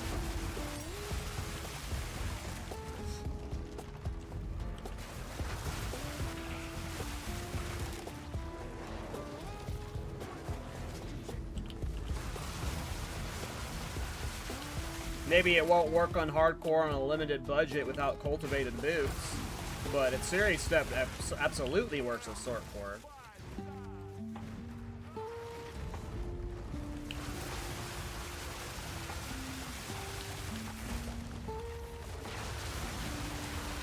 I think that was one of my first Witch Hunters that had over 100k effective hit pool. He was so beef. Stacking that deflection shit on top of Sork Ward. Even though you don't have the thickest Sork Ward, the deflection's overpowered as fuck. When scaled correctly. And the sorcery ward's just free life.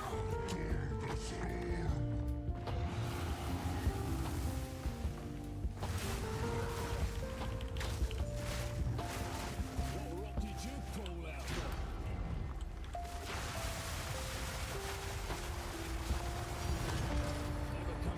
Then you must have had great gear. I mean, I play softcore trade, so yes.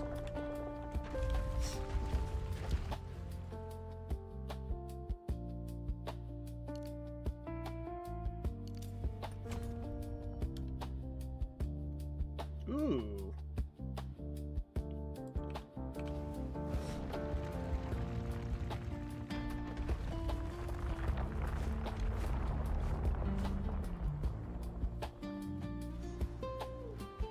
It just depends on if Myris Uxor is required or not. Like, it would require you to do goofy shit.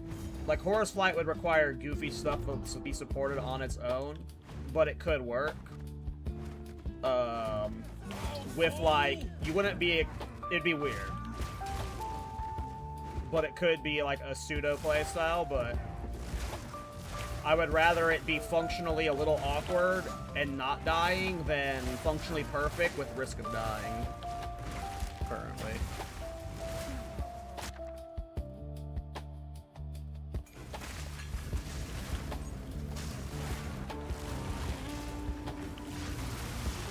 But this is the risk of doing experimental new shit in hardcore.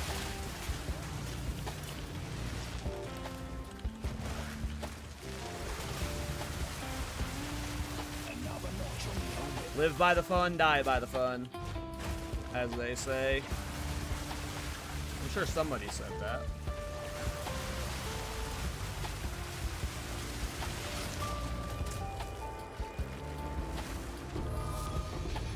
Is that... I just got Reverie.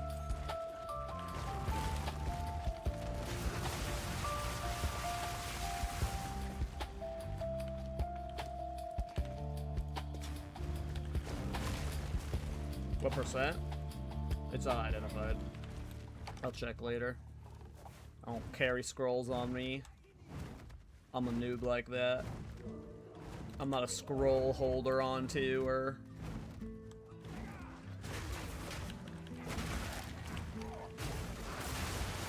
Yeah, could open up a Reverie build down the line. I don't know how good Reverie is in hardcore.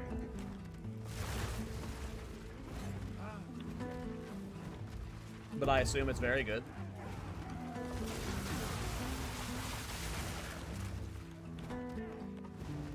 No! 07, brother.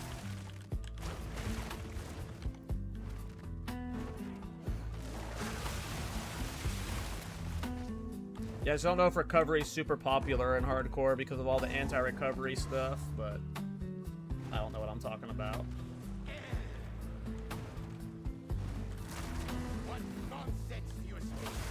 No matter. Now you die.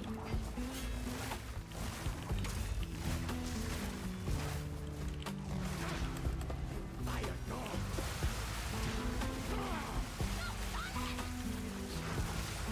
Suffer for this.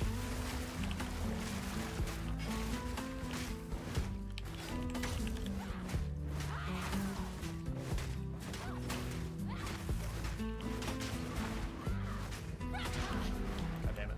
On scratch.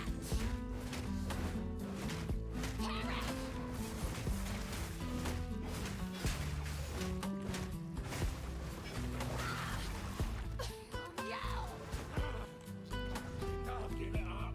We're temporary allies. Alright. Another interlude down. Alright, what kind of Reverie do we get? Joined our cause. What have you learned?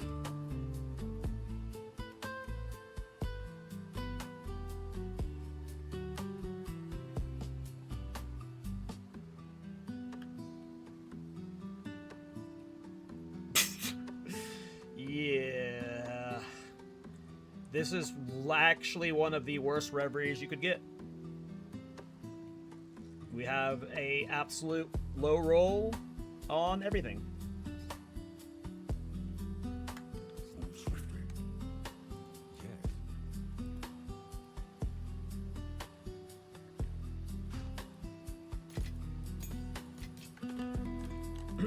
Greetings. Have this. Alright, next interlude act. We've made very good progress on this character today. We're already almost to maps. And it's only 2 o'clock. So much gaming left for the day. Oh my god. So much gaming.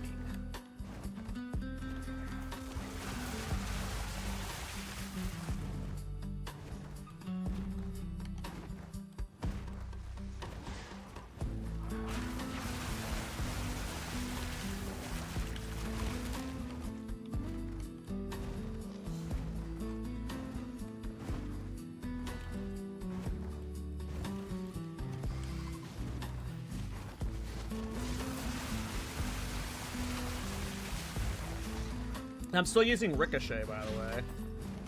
I need to get rid of that shit.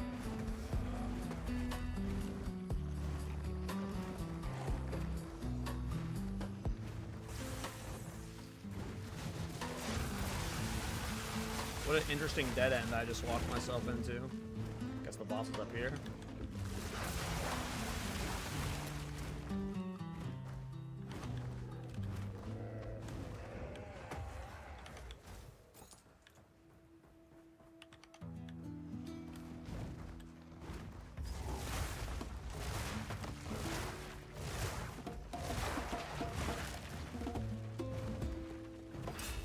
Let's see how these idiots go.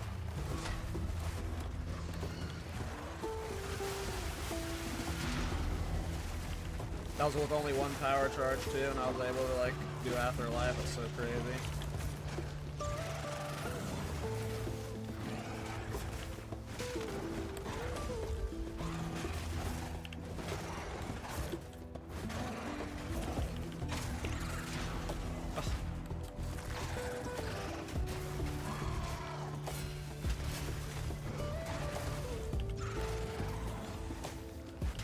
God damn it, I keep fucking up. Go away, no barrages.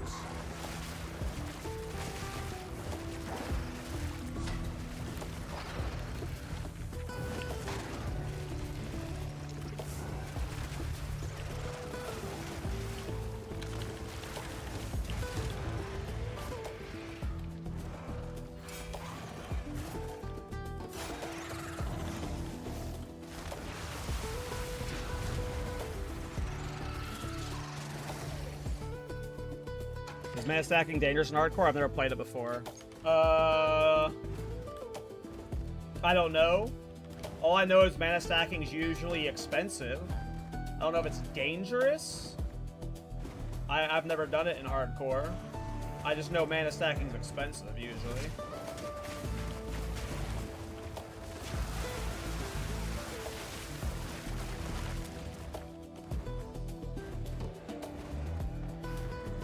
Mana stacking's very OP. You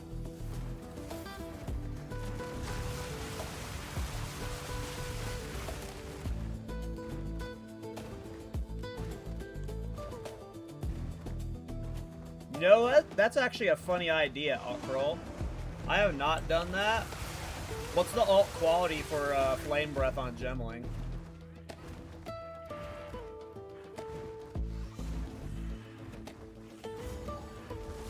More AoE? Is it like actually more? What percentage more AoE?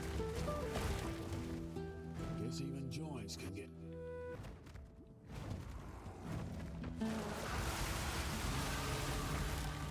0 to 20? That's pretty funny. I could see me being baited into a Flame Breath Gemling for the next character. Or just a future character. I've never played Flame Breath and I've always wanted to. I still don't know about playing a Gemling in this league. Because I don't know if I'd be able to Giga Max. You have 2 more Lich Staffs, by the way? Hell yeah, Patrick. I will happily take them. We'll be identifying them a bunch later.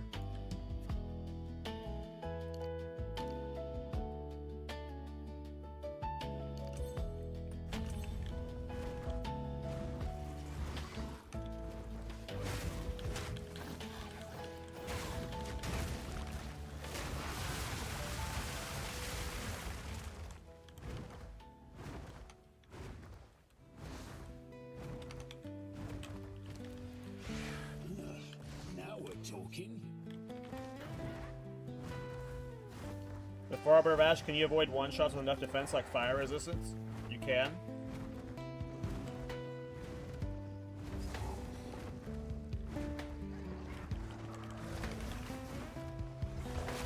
People have indeed done that.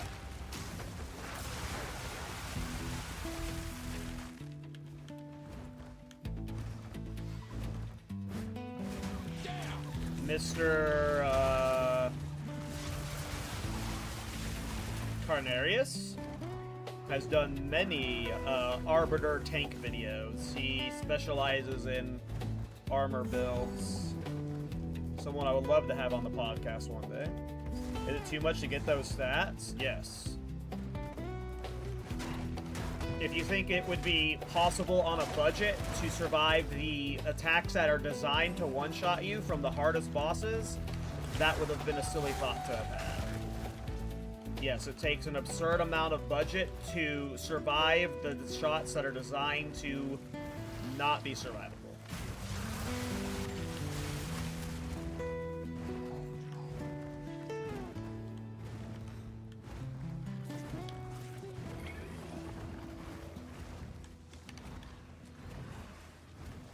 They are literally designed to make sure you die.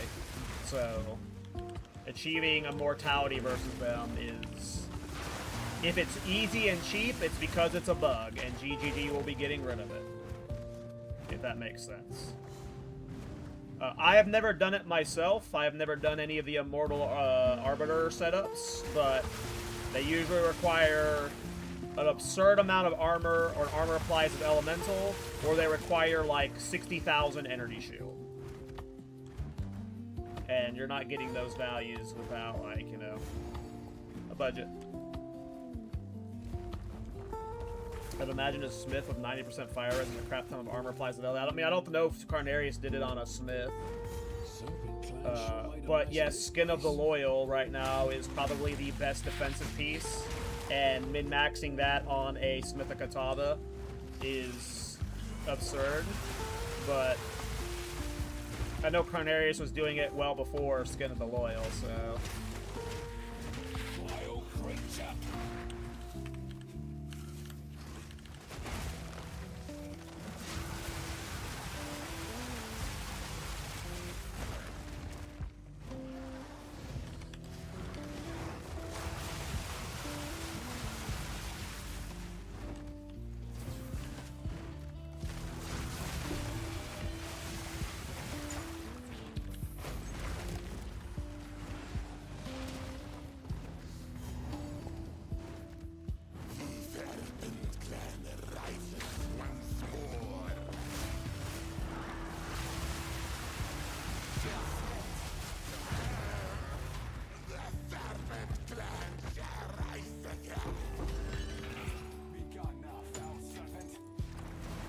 The homie Jado.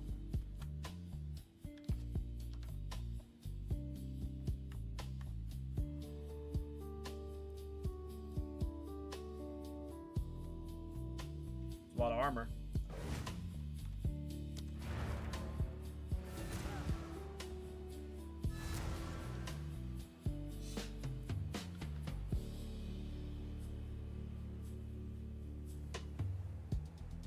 Who cares about that corruption, though? Is he playing a mana stacker? Or a mom build? Why are they freaking out about this? It's got a lot of armor, but... Oh, I'm guessing he hit the third socket on the twice corrupt. They're not freaking out about the 12% of damage taken recouped as mana. They're just happy it didn't brick. I mean, this is not that insane.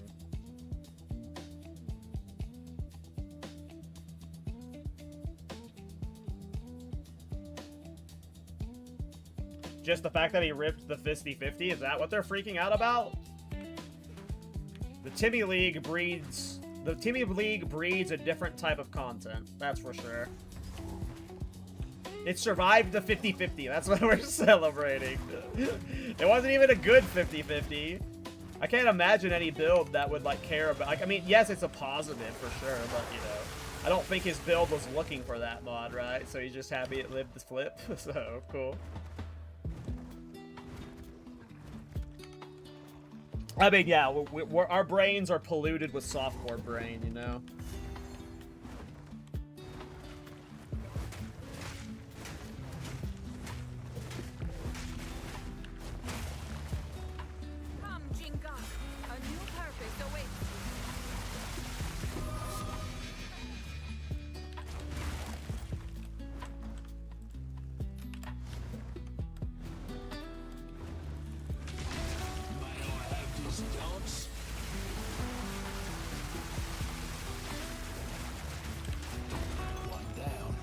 Next.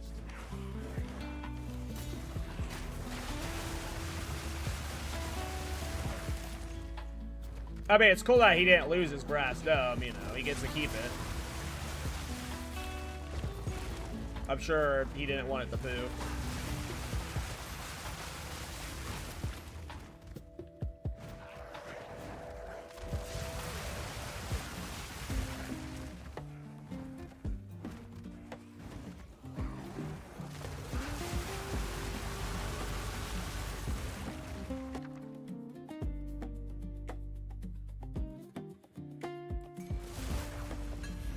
Oh, I didn't mean to do that one. I wanted to do the Artificer Orb, god damn it.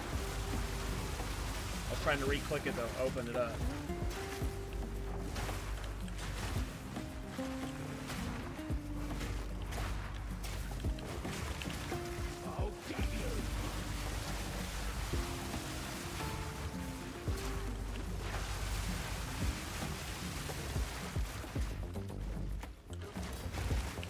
had 10 stacks of corrupted blood there.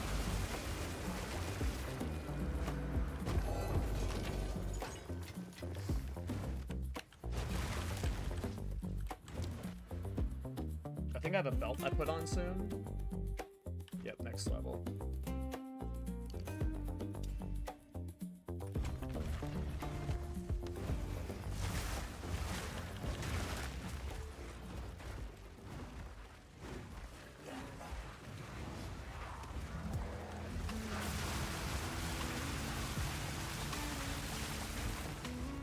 Interesting.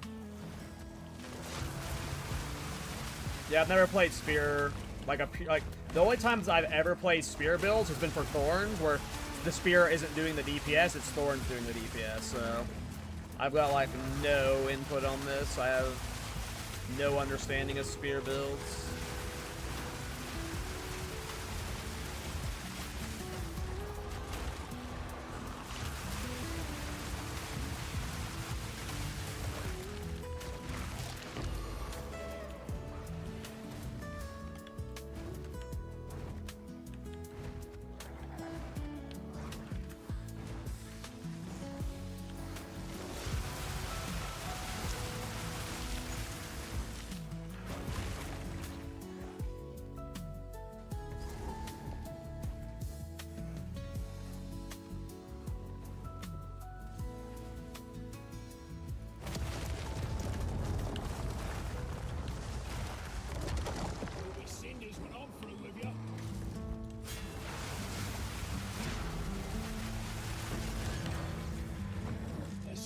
Snuffed out.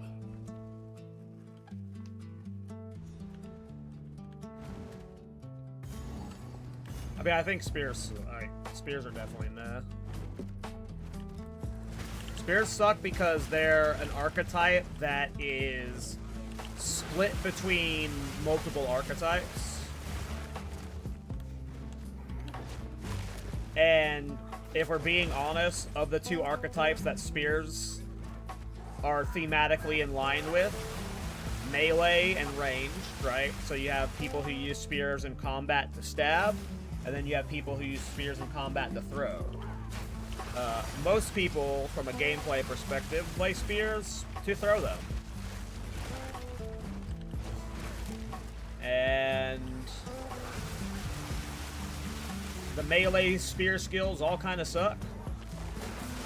But because it's an weapon archetype that exists in a realm of needing to support both well, it just feels like it's torn. It's got a real crisis of identity, where like both just kind of suck. Obviously, it just got over-nerfed multiple times, but I just think from a design angle, just spears don't feel great to me. Like, all of the melee spear skills, was it Rake, Rapid Assault, Toll a Weak? Am I missing one? The Fang one? They're all boring and dog shit.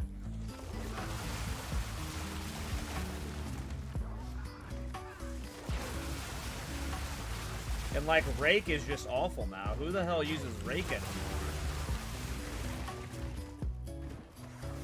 They got nuked.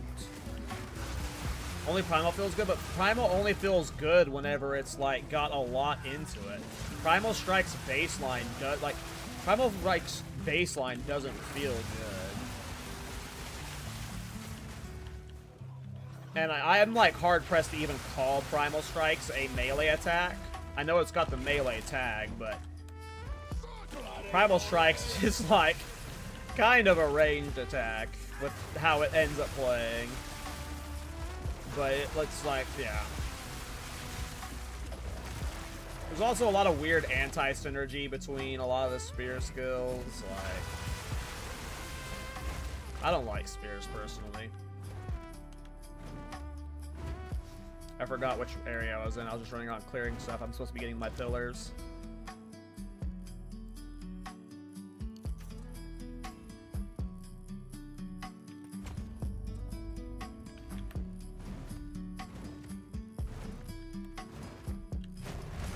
Parry's so unfun it hurts. I like parry, but I'm weird.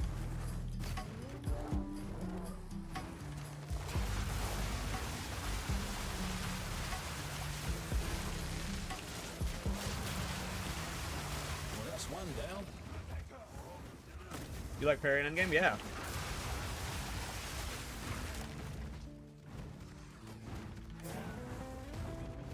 I use parry on concoction builds to help scale their damage a lot of the time. And I like that kind of gameplay. I like reading bosses and being like, knowing that like this is the skill I need to parry to, if I parry other skills, I'll get killed because I can't eat them. Like, I like that kind of knowledge shit. But you're talking to the guy that plays Thorns, so... Yes, the guy that plays Thorns likes the skill that requires reading bosses and activating it, you know? It's right up here. You have the new ward parry. I mean, the new ward parry is not a catch-all. You can't just fit that like that. The reputation doesn't just fit into the builds I've used parry on in the past. Because reputation requires a lot of stun threshold and generally armor, or you're gonna get heavy stunned when using it. So like even on my old parry builds, I probably wouldn't even be using reputation based off how I was scaling them. Maybe I would, but.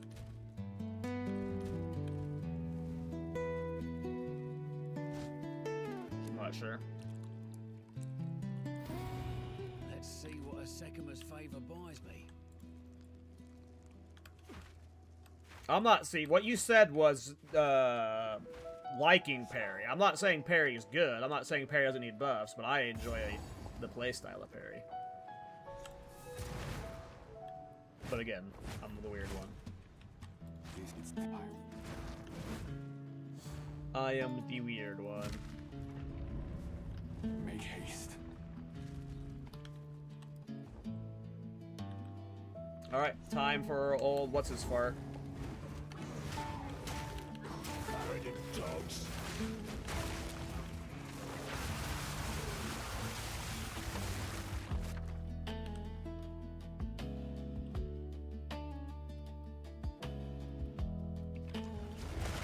No repulsion. I keep checking these for repulsion, I'm never seeing it. I don't need it until I do the Culling Strike swap. I'm using repulsion to farm power charges. And I don't need that yet. But I do want to get one at some point.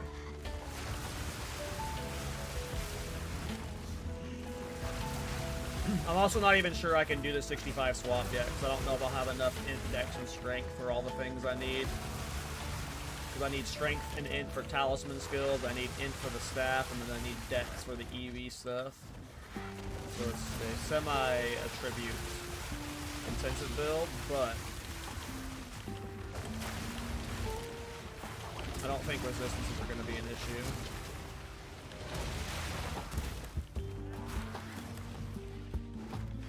So I might be able to get the attributes just fine.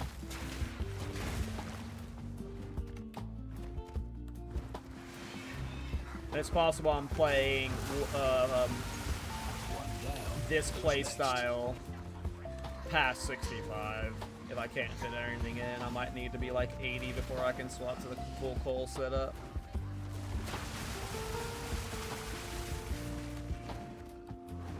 We'll see.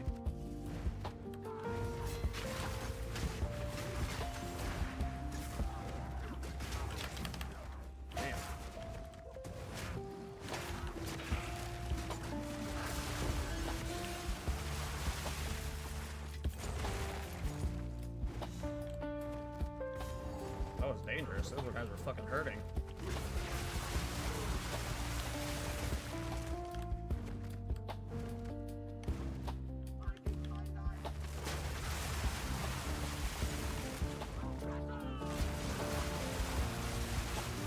Well, scratch that. An empty well.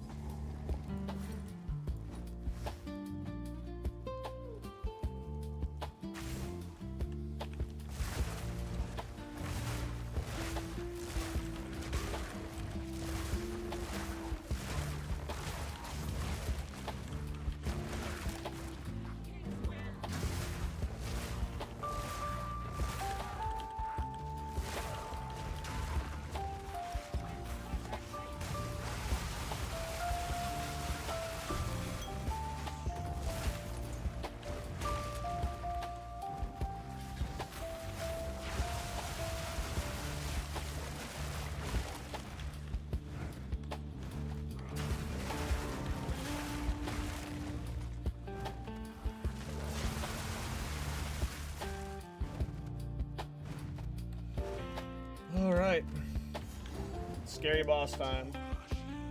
Desert's thirst dies today.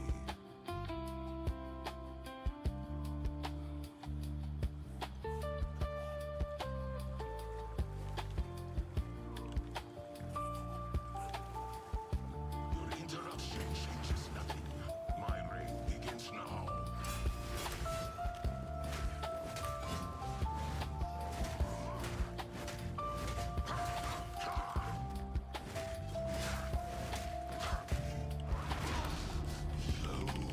Meddle with destiny. Embrace your destiny. Time to claim. From every angle.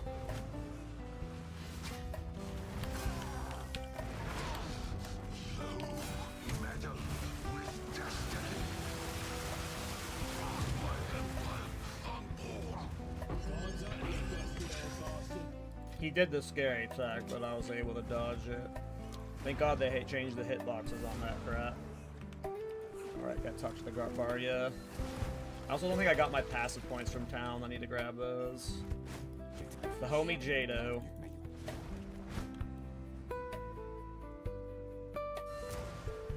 Grab my passive points from Misu.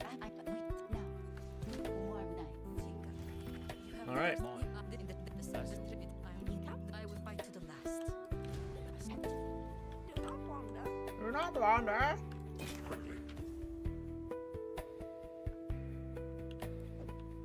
I know it's worse, but I just want to see how much worse I'll be. You got the smarts for that. Oh, I don't even have in for that.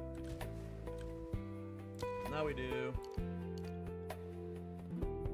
I think I actually wanted the path this way. How can I? New strategy required. I forgot there's all the shapeshift stuff over here I could be grabbing. I forgot how all of the shapeshift passes were. These ones are rage ones, right? Those aren't awful. They're close. Increased damage. Physical damage. Skill speed. Damage penetration. Heavy stun. Energy shield. Crap. Crap. Not good for this build. Crap.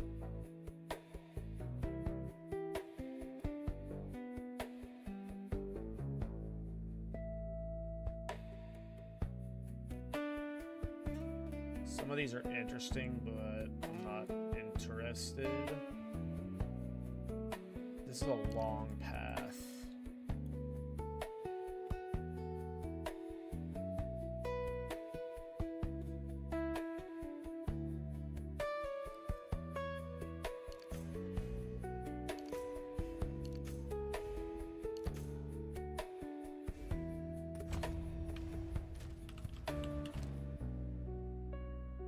Oh, I can't even put that on yet. It's level 59. Alright, let's dump all this crap.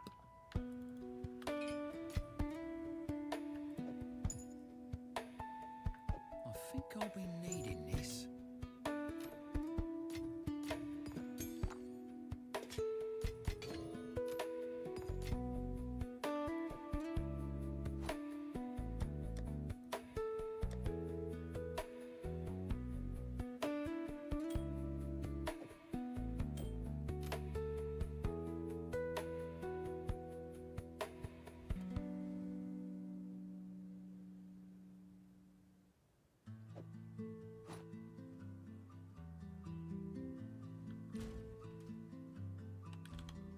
What should I socket into my offhand scepter even? Percent increased spirit probably. That's usually one of my go-tos. Just give it a little bit more spirit. Pretty sure that's one of the scepter things. What have you learned? Your shield chrono passed away how? At Ziri. To walk. What's up, Addicted? Sorry, I just saw your message. That beach at Ziri. She put me down. She sat on my face. It was enjoyable while it happened, but she ultimately ended up taking her life. If you find a bike out there. We went out how every man dreams. Getting blasted in the acid by Aziri.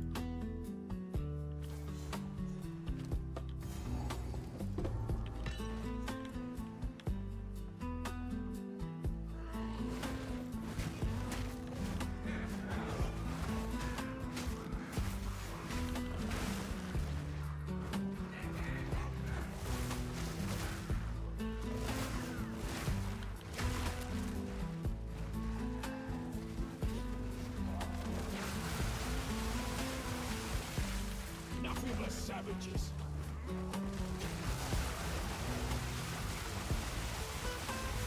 One down. Who's next?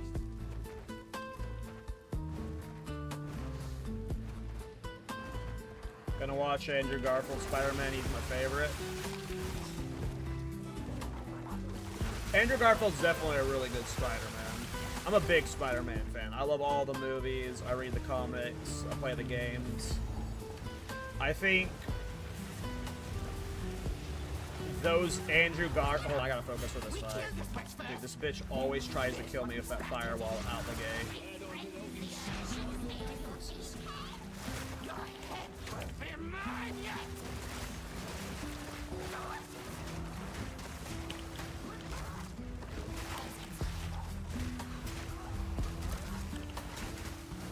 Well, I'll finish that thought after this fight.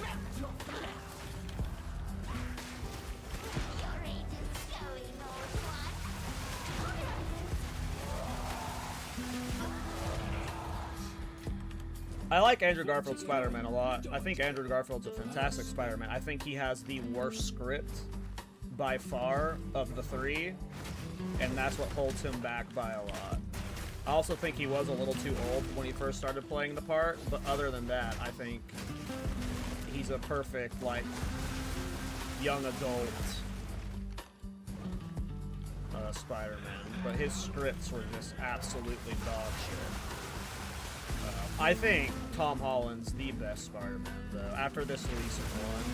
Like, I was torn between him and Andrew until the most recent one, but I think Tom Holland just absolutely perfected his Spider-Man performance in the most recent one. He is a fantastic Peter Parker. He's just absolutely good at it. But I think his movies have pretty dog shit scripts. No Way Home was fucking awful. First Spidey best. I mean, that's just spoken as like just some boomer who probably hasn't seen any of the recent ones. You probably haven't even seen the movie I just referenced.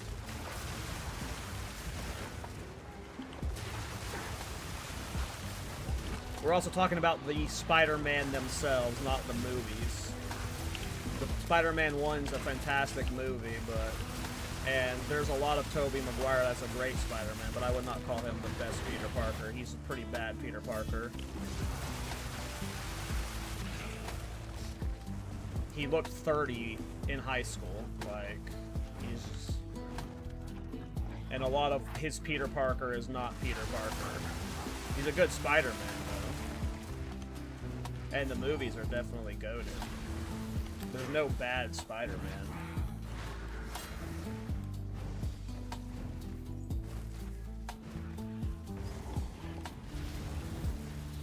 I think Tom Holland's Spider-Man's held back by Homecoming being just an absolute dog shit movie. And that his introduction was in Civil War, so his like first movie wasn't like an origin movie. It was just kind of like being jumped halfway into the story.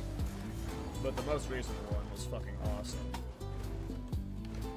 I think Andrew Garfield's a good Spider-Man too. I mean, they're all three great Spider-Man.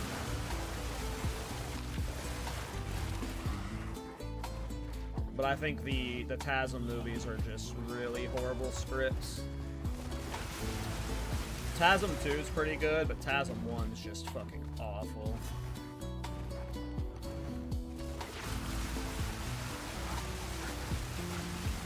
None of the Hasbro movies are better than the Tobey movies, except for maybe Spider-Man 3. Spider-Man 3 is, you know, Spider-Man 3.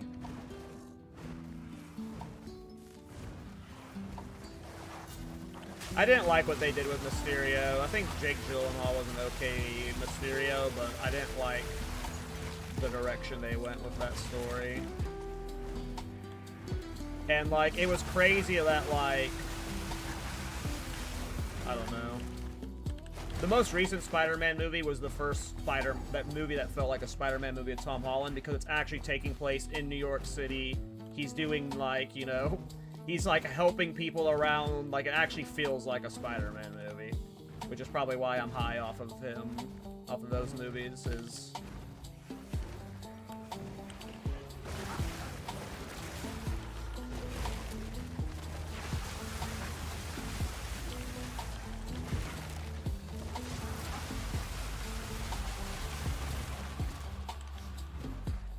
You quit that idea? I'm still doing that. That's what this character's for. It's a level 65 staff, and we're level 57.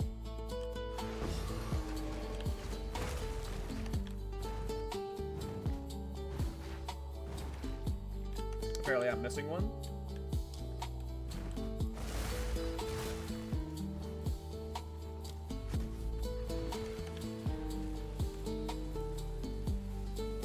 This one? Ah.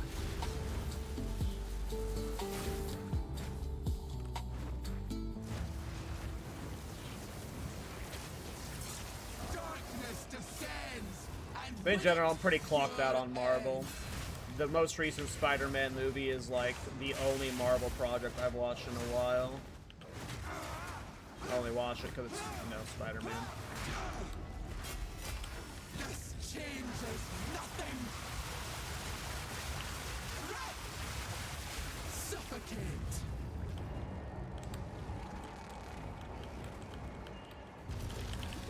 That's scary.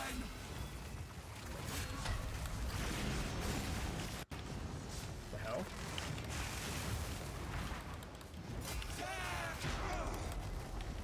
This changes nothing. The mists remain. That's one less horror haunting this place.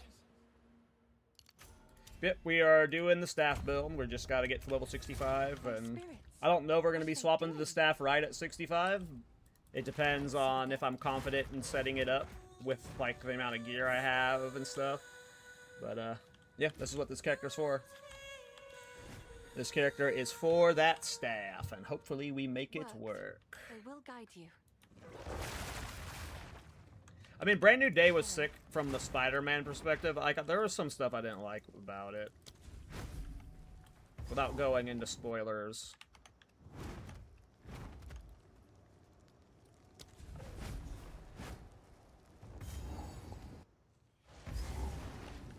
Something about his grove gives me the But it was very good.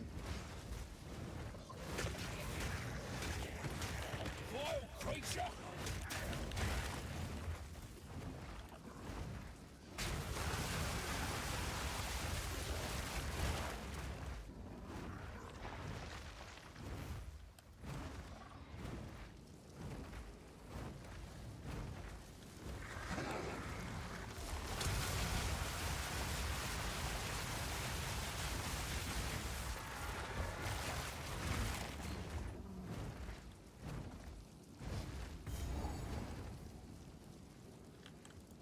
I mean, I'm king for Doomsday too. I'm just... It just feels so rushed to me.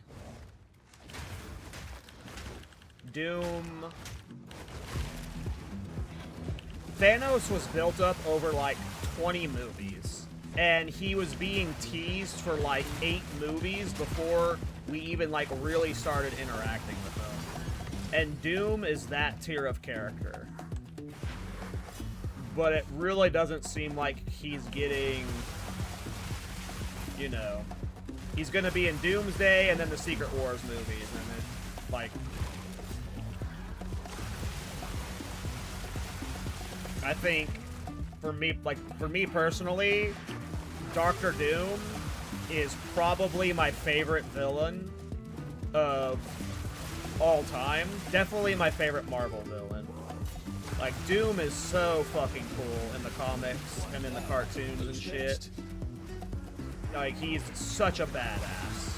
And he's got a really cool backstory. And there's just no way they're telling that in just a handful of movies. Like,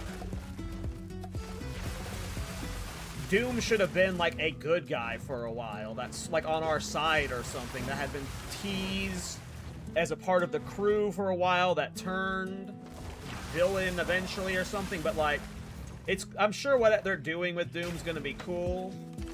With the, like, the multiverse shit. And it's gonna be epic, but of all of the villains that I would have loved to have gotten the Thanos treatment of just, like, 20+ movies and of lead up and stuff, like, Doom is, you know, that. I'm not, like, upset about RDJ bringing it back.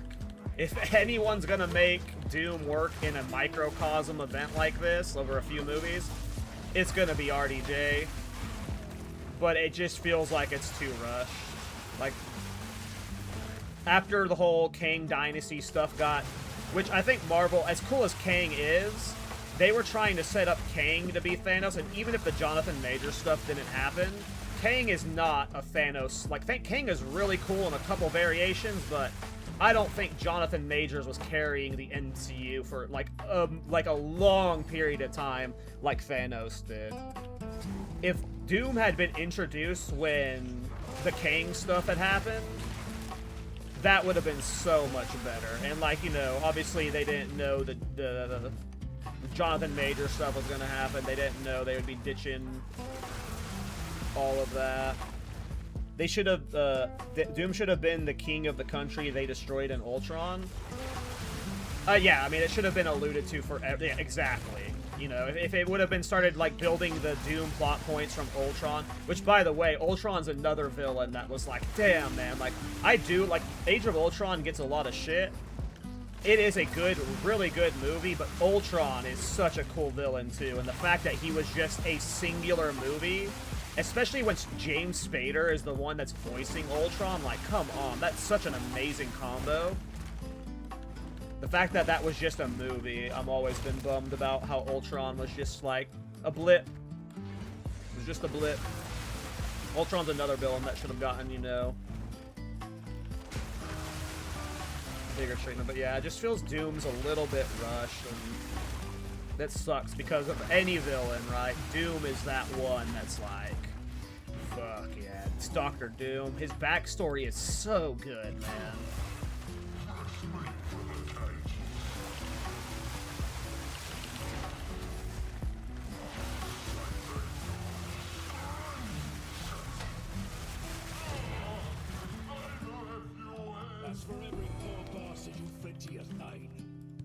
Yeah, and also, like, the funny thing about Ultron is that's the last time we got Hulk being cool. Hulk was alright in the most recent Spider-Man, but we haven't gotten a real Hulk rage out in a long time. And that's another thing I was kind of disappointed in is I thought Dr. Hulk or whatever, like where Bruce Banner's like controlling Hulk now, that was a cool idea, but that's not Hulk, man. We haven't had a Hulk out in so long. Even the Ragnarok Hulk was just kind of like, eh. Ultron's the last time Hulk was really Hulk.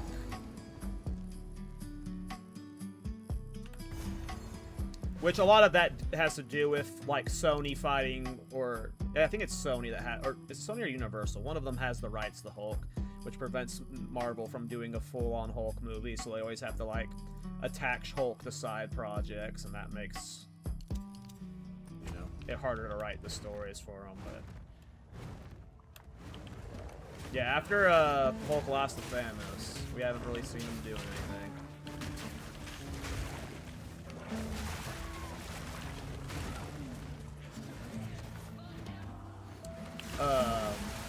But to continue superhero talk, I did not like Supergirl, but Man of Tomorrow was amazing. I thought David Cornsweet was a fantastic Superman, and I thought that first Superman of the new James Gunn DCU was really fucking good.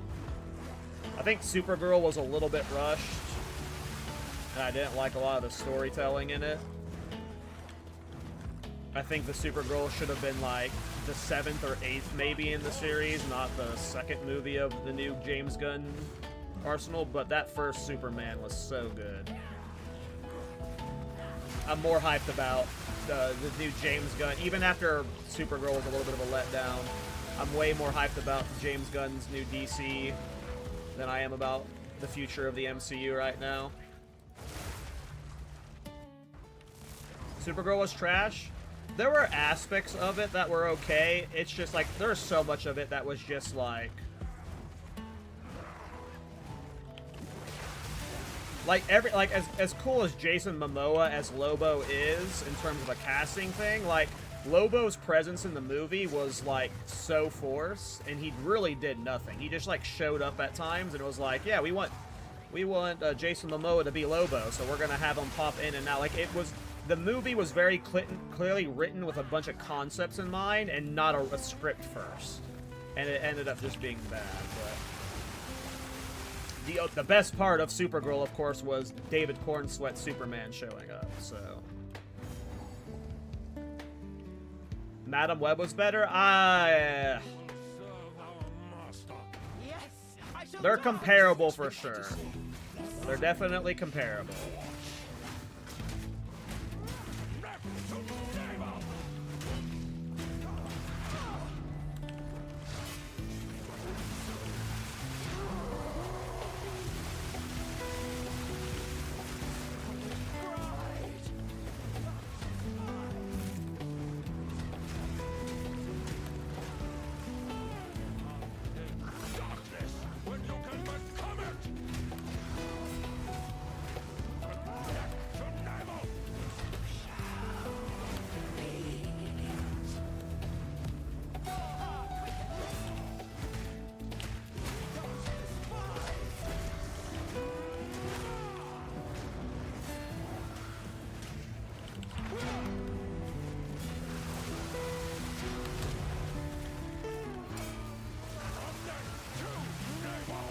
Scary. That was scary a few times. What's the market like in hardcore versus normal? Well, I'm playing in a hardcore private league. I've never actually played a normal hardcore league very long. So, I honestly have no idea. I'm in a hardcore private league where, like, it's basically mostly solo self-found. So, I honestly don't know. Oh, damn, we were 6 levels under-leveled. How can I help?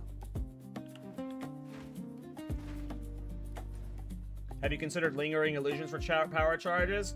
I'm going to be using a different tech when I hit level 65. But if that tech doesn't work, yeah, I'd be using lingering illusions. But you're right, I probably should be using lingering illusions right now to help with, like, the current bossing, for sure. That is a fair point. But I wasn't using lingering illusion because I wasn't planning on using lingering illusion when I did my actual swap, but you're right, there's no reason to not be using lingering illusion right now. If I can afford it. Okay. Yep, you're right.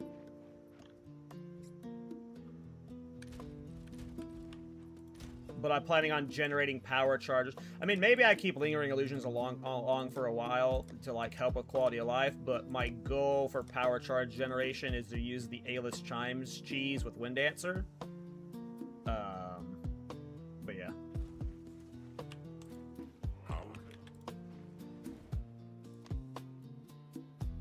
I think I'm done with all the interludes now. Wow, we're already in maps, boys. Hell yeah.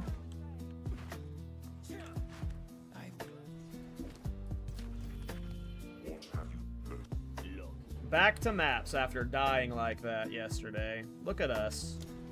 Look at us. We are looking at us.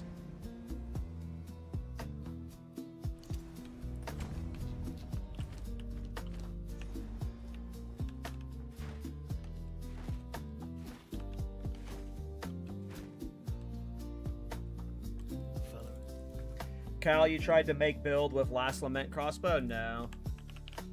I don't touch anything Dead Rabbit's touched. I don't want his stank on me.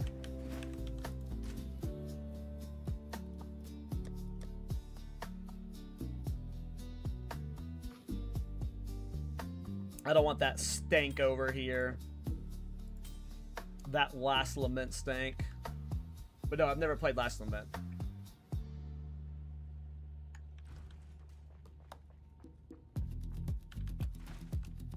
Speak.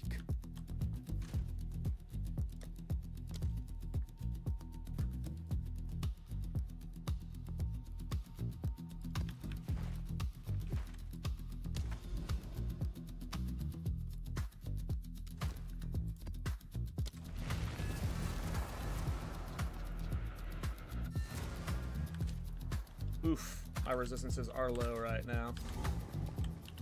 Once we hit 60, we'll be a lot better off. But these are level 65 white maps, so I gotta be slow with how I push. Take your utopia and shove it.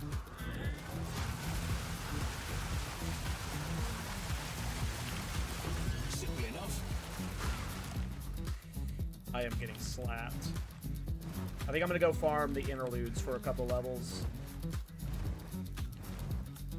I am not risking dying on this character.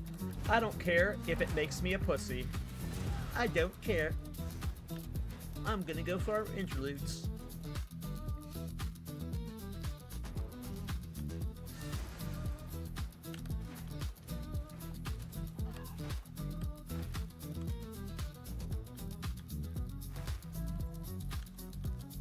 Oops, I forgot to set it to a new area.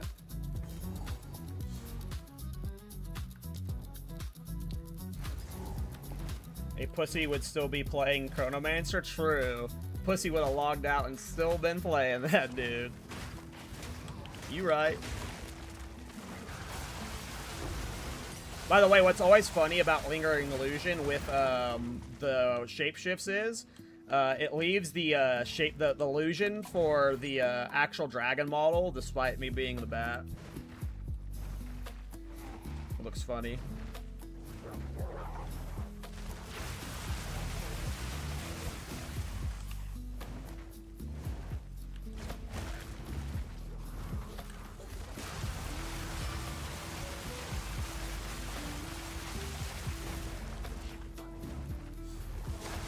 Still going strong, I see. Good luck. Well, I don't know about still going strong. We died yesterday, but we're still going.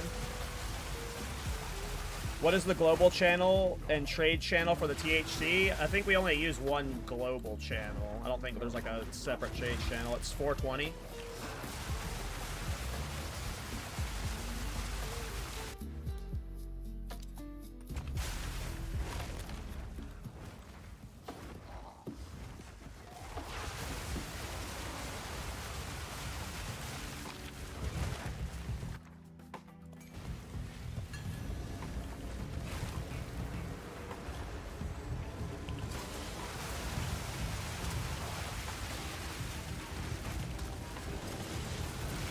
Another notch on the honor.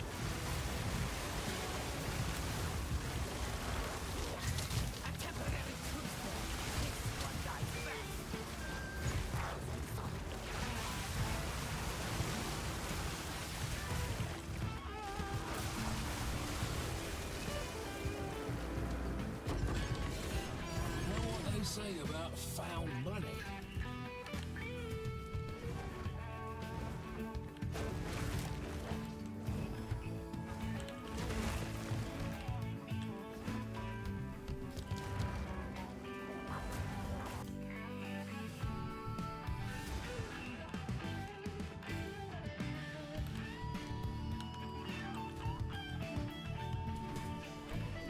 When I have these rings on, I should be a lot.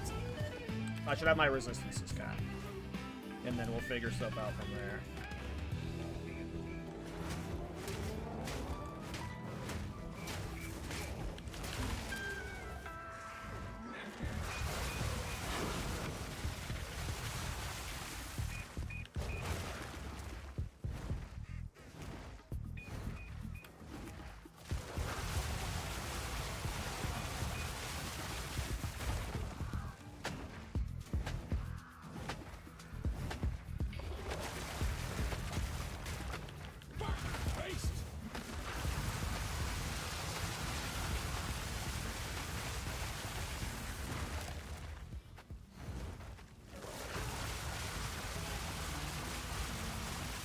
Really? Were you doing City Farm Ritual for 2 weeks and only saw 1 Kadiros? I feel like I was seeing Kadiros like crazy when I was farming Ritual.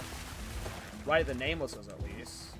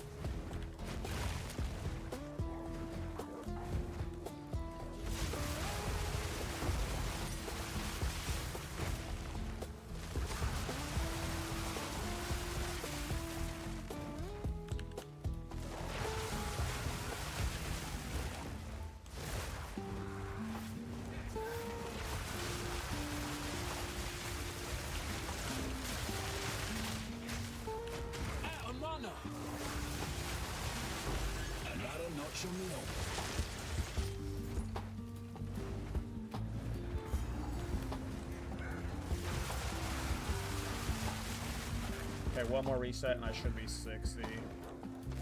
Might be trying for a few more levels, so I'm like, I don't like having a huge gap between me and the map level. White maps are the level 65 base, I'm only level 59, so.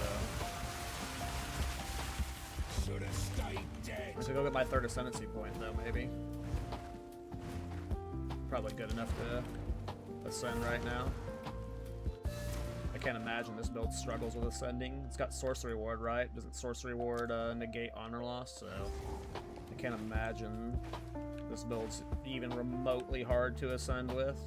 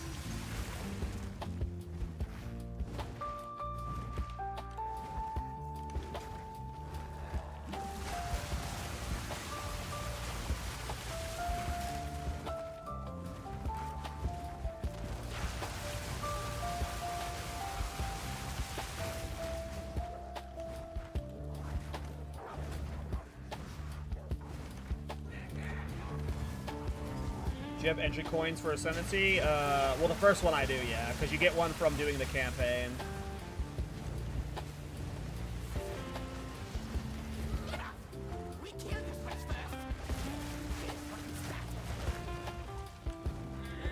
And then, yeah, my other character probably had a bunch of level 75 to 81s farm, so yeah, I've got the stuff I need.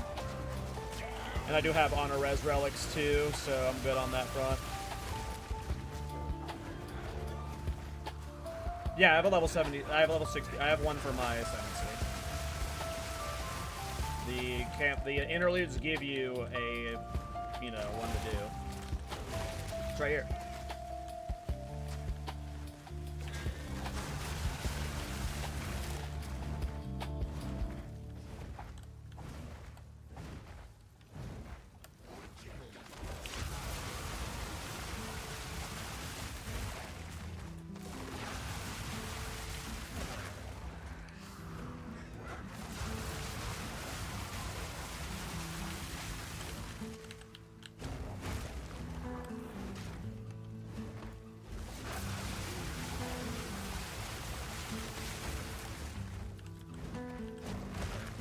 Alright, one more reset, and then we're level 60. And then I don't know if I'm going to go Ascend right now. I might. I kind of like the idea of doing it at level 60 for the challenge of it.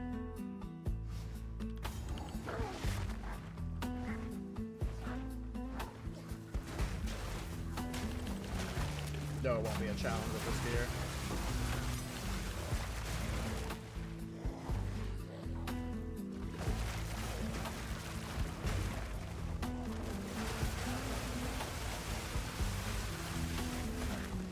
With over 1,000 Sork 3 ward, and I'm at honor res cap with this DPS. Probably more than good enough.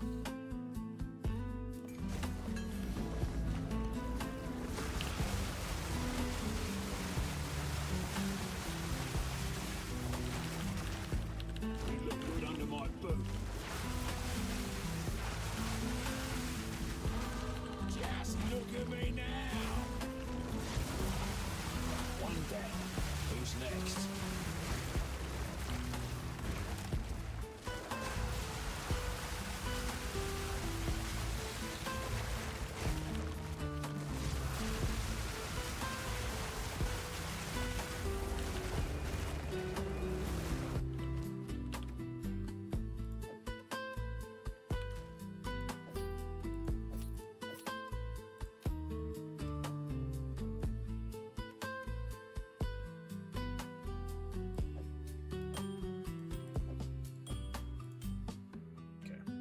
I knew that was going to giga overcap us on fire, but I was worried where my lightning and cold would be.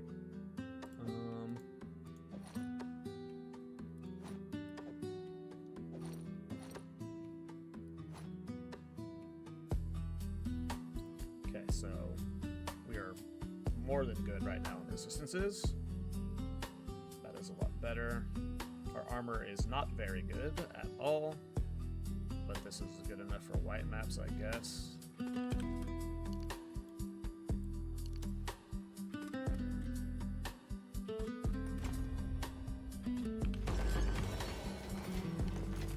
Soon when we need to swap full EV. We've only got 11% EV, but that'll change once we get a full Culling Strike.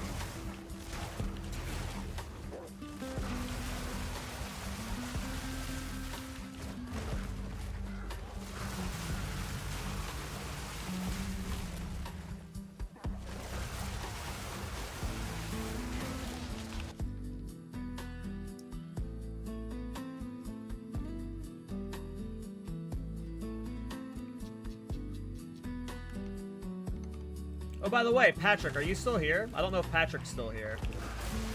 I've got the worst ADHD brain. Earlier, he asked, or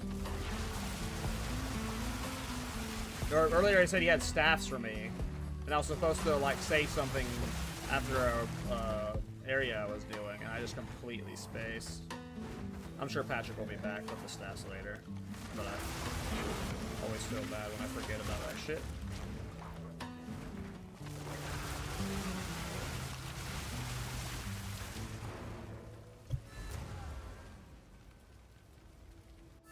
All right, I meant to replace my boots at one point. I remember saying I have really dog shit boots, and I know I've got to have better boots. Oh yeah, any of these boots are gonna be better. Hell, any of these fucking boots in this tab might be better. Where are all my boots?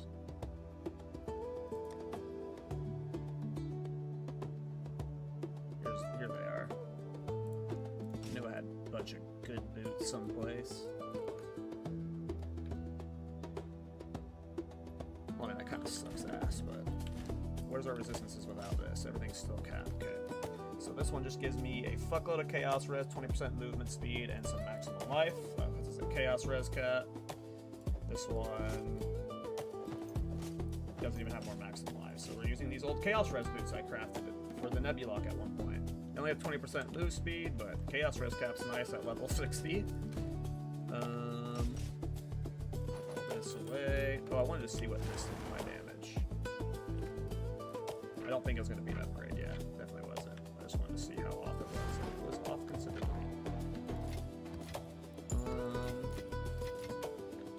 Okay, Oil Barrage. Ricochet is doing dog shit. As far as I can tell, it is bugged and not even proccing once. So what do I put in Oil Barrage in its stead?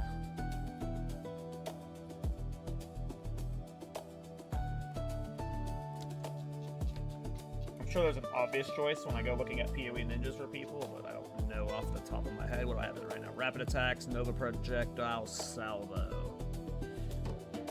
Isn't there one that makes it less likely to choose consume cart charges?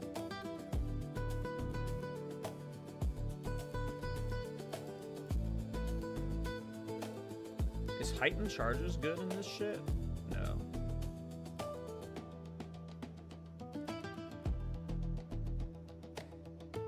Maybe perpetual charge? Why not?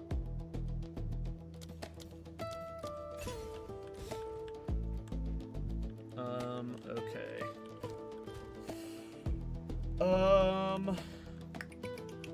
What do I want to do? Do I ascend right now, boys? Do we just send a level 60 ascendancy trial? I got 1500 life. I'm fully res capped. I've got... I don't know how much... Yeah, we're gonna do it. Fuck it.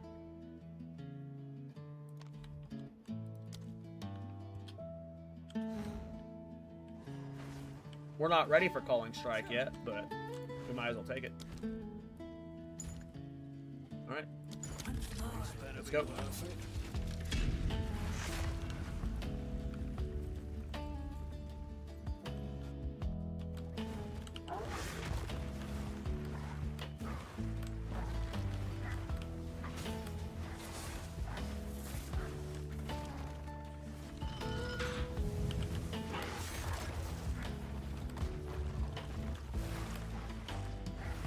Need more time.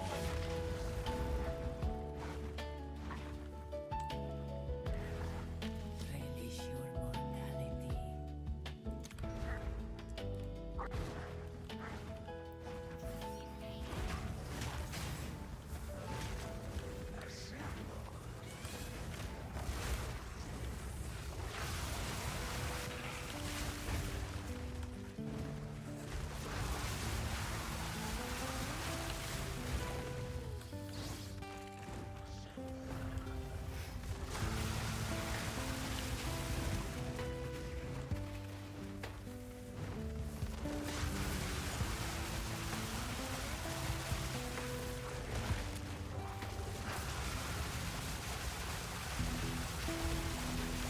The ritual has been disrupted.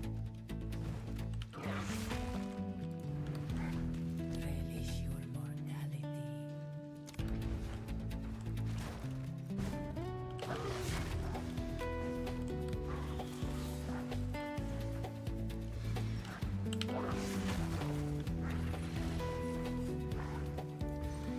Need a sec.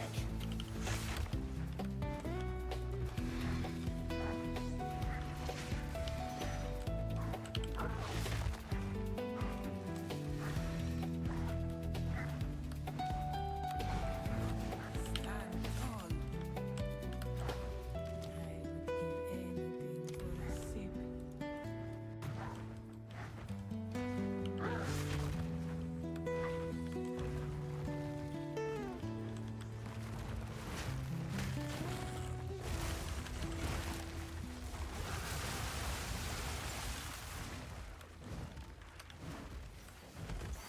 Oh, I love Sorcery Ward and Sanctum. Wonderful mechanic. Break.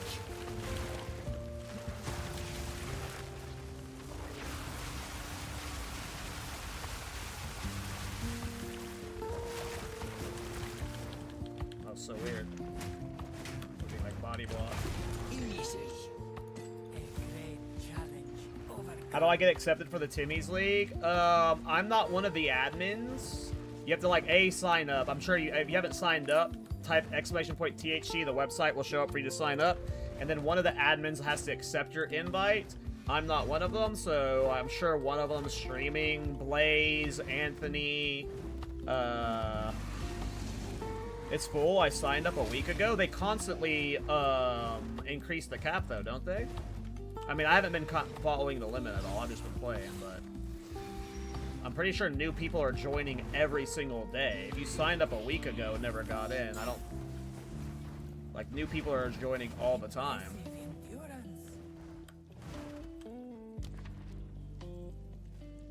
I think it's exclamation point THC, not exclamation point League.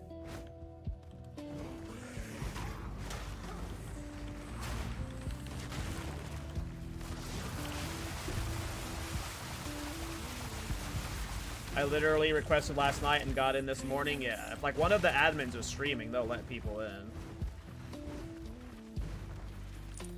Like when Dead Rabbit's streaming, he checks it like every like 30 minutes and accepts new people without even like people requesting. So depending on the admin, they're probably letting in people all the time. But yeah. If it's ever full, people are always donating to increase the cap. It's 52-26 tight right now. I mean, it's never tight. Like when it's tight, there's a 10-person gap.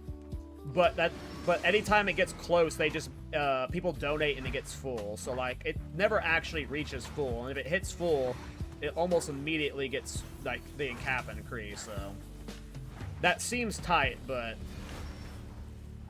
it's not that tight. Usually there's like a 10. You know, it would be like at 1600 or 1610.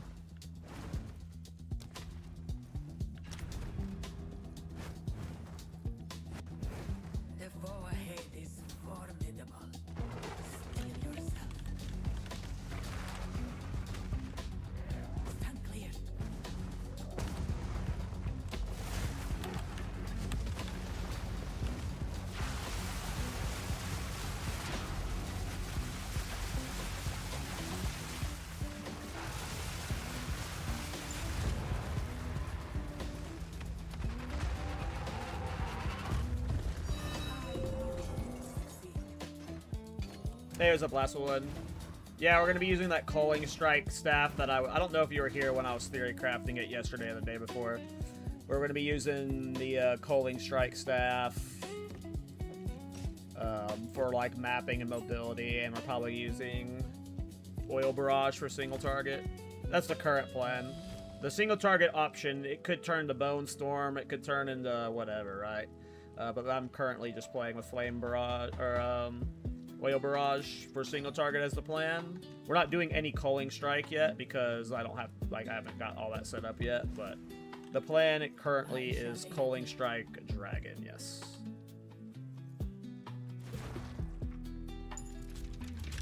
Oops, I forgot to buy from Babala. I'm on autopilot and I don't think I can buy from her now. Yep. Oh, look at what's here and I can't purchase either of these two. Once you open the doors, you lose access to Babala. I'm blaming last one for this. I was on autopilot. Still THC? Yeah.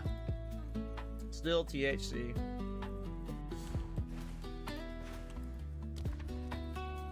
No armor's bad. No evasion's okay. Use all Sacred Water on floor completion. Did no evasion.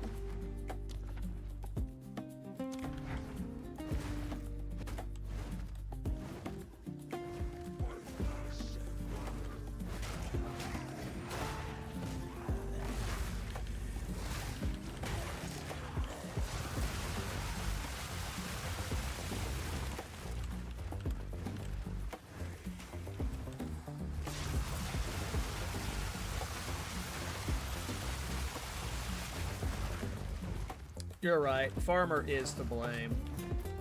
It's Farmer's fault.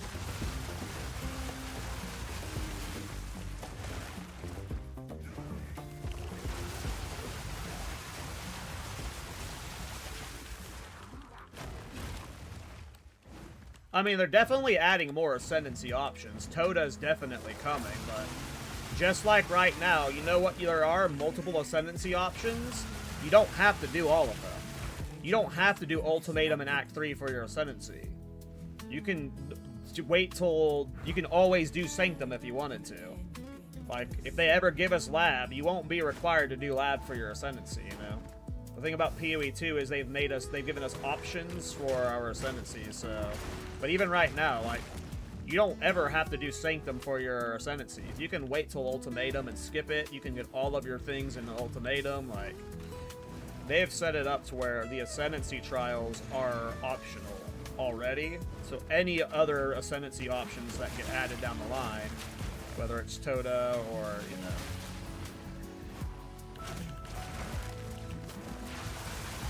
they should be optional. I fucking hate Lab. I think Lab's fucking garbage. So, I know PoE 1 Andy's like Ab, but I hate Lab. I like doing Sanctum and Ultimatum way more than Lab.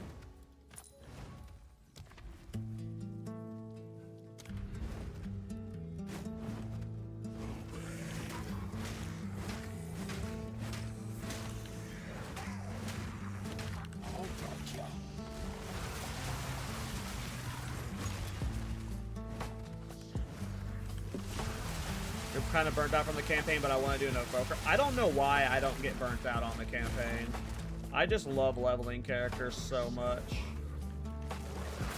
But also, it doesn't take me long to level through the campaign. I was kind of like smelling the roses a lot today, and we're in endgame. I made this character today.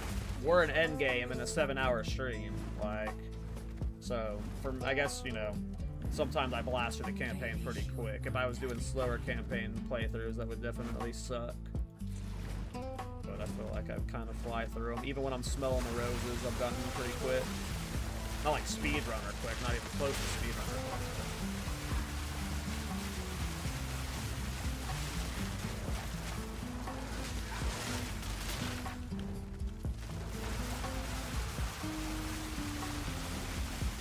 One down. Who's next? But I get it, yeah. Sometimes I just want to like do fun builds and not level.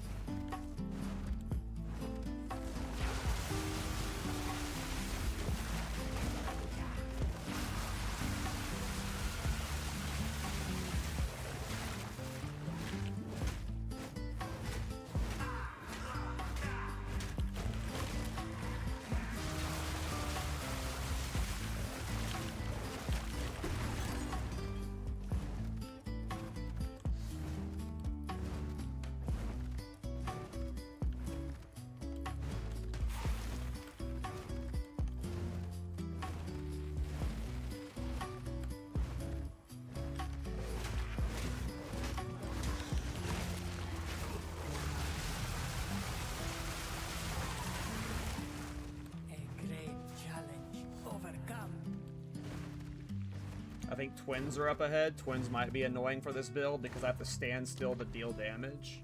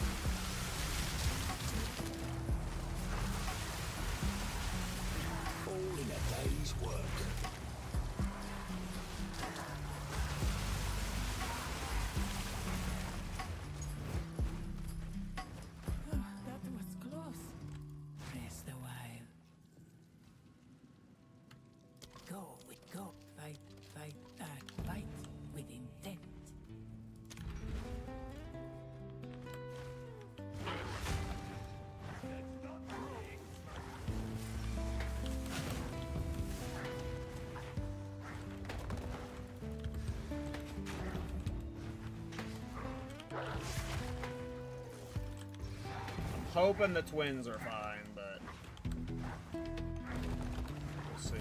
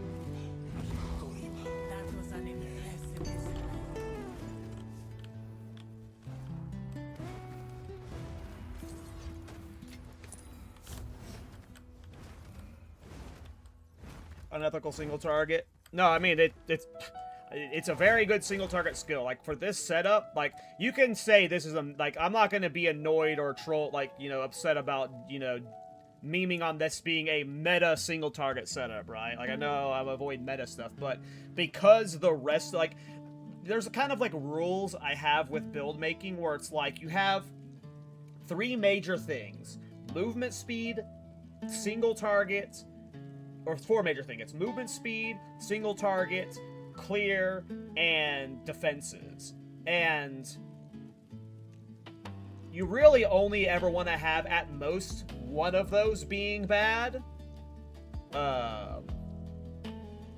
So I try to always, like, if I'm doing something that's like making things shaky, and then with this defensive setup, I'm worried about its tankiness. So I can't have an untanky build with bad single target. Like, that just doesn't work for the off-meta shit I'm doing. So, because of the goofy shit that's going on, it almost has to be anchored around a good, successful single target. And I have no, like, that's fine with me. But, like, there's those 4 categories, and always 2 of them have to be good, but almost always 3 of them have to be good. And if you can sacrifice one of them every once in a while, it's okay. Obviously, you want all 4 to be good. You want to have good single target, good clear, good AoE, or good single target, good AoE, good defensives, and good mobility. But, with weird off-meta builds, you sometimes have to make sacrifices that you don't want to. You have to compromise your build for the fun. And you never want to have more than 2 of those, or you always want to have 3 of them that are doing well. And there's definitely going to be at minimum 1 of those doing bad. And since my single target is like not really a part of the theme, I'm okay with I'm okay with inserting meta slop as the single target option. I don't know if Oil Barrage is technically meta, but it's definitely, like, meta tier. Like, it's got, like, that, the ability to be meta because it's that strong. I just don't know if it's popular enough to be meta right now. But, yeah, this is stupid. Obviously, though, we won't be using this for clear soon. This will just be used for single target, but the single target is stupid. And this is, like, nerfed, too. It was better before when Ricochet was working. Like, this is the bad version.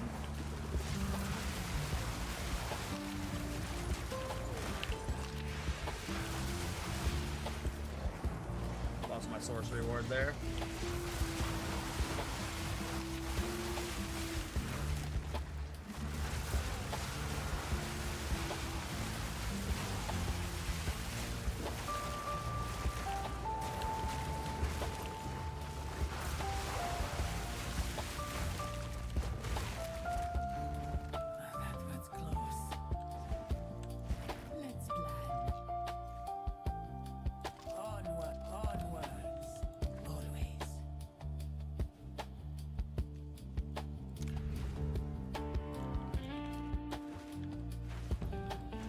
And yeah, what's funny, folk, as well, I assume this talisman isn't, like, in the grand scheme of things, hot shit. So it's like, yeah. It's fucking a busted ass skill. It's a busted ass skill. When you add the Nova Projectile Salvo cheese, it just sucks the Ricochet shit's dead because it was just like, it was even more insane with Ricochet. Need more time.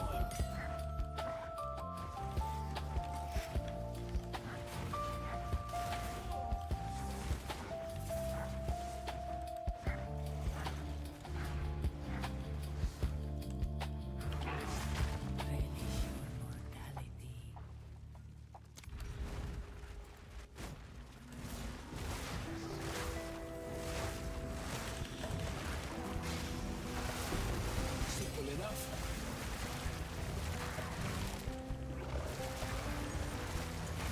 Riddance. Greetings. Always new choices made.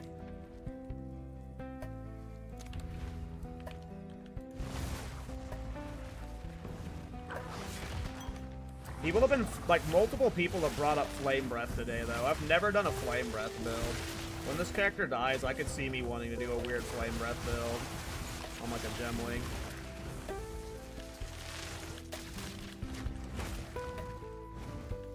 I've literally never played. I don't think I've ever used the skill once.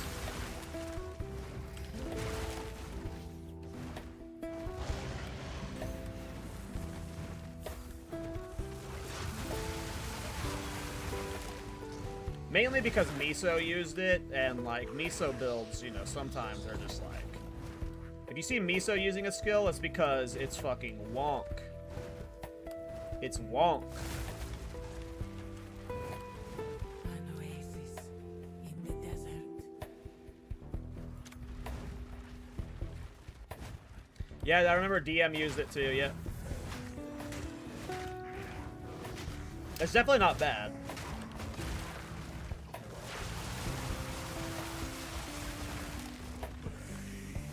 Listen, Protag, I was using Resonating Shield as well towards the end. Wonk says the Thornjoy. Okay, my chat's turning on me. Listen, I was making fun of Miso, alright? If there's anyone I'm allowed to make fun of, it should be Miso, right? Alright? If there's anybody that I should be able to make fun of, right? It's that guy. It's that guy, right? Yep, that kettle is black.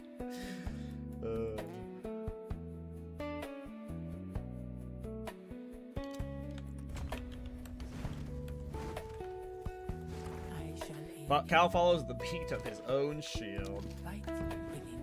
Listen, if GGG buffs shield charge in 055, I will league start it. It'll be my league starter for the reset league if GGG gives it a little love. I don't know if I'll be able to play it ever again until I see like patch notes that say, that address all of those quality of life things I was bitching about.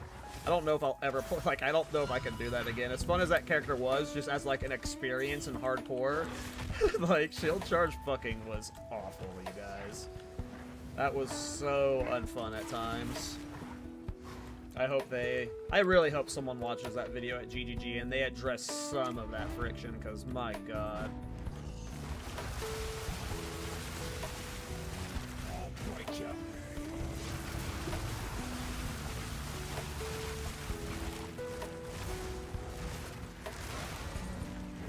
Ritual has been disrupted. Just ripped to the Act 4 Plague Bird boss after killing it. I wasn't paying attention in the blood bubble as it was looting it. Oh no! Those...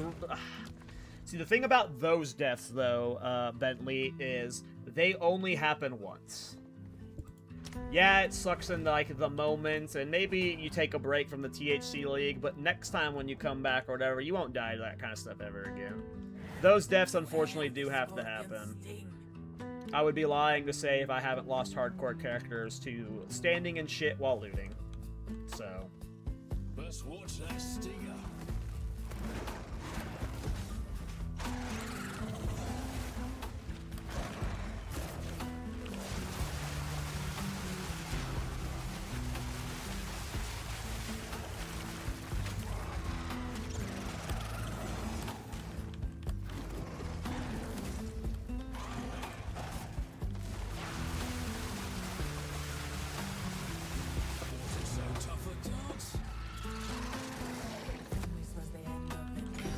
Alright. We have ascended, boys. We got that cooling strike, though I might just take Zell's Inquisition right now.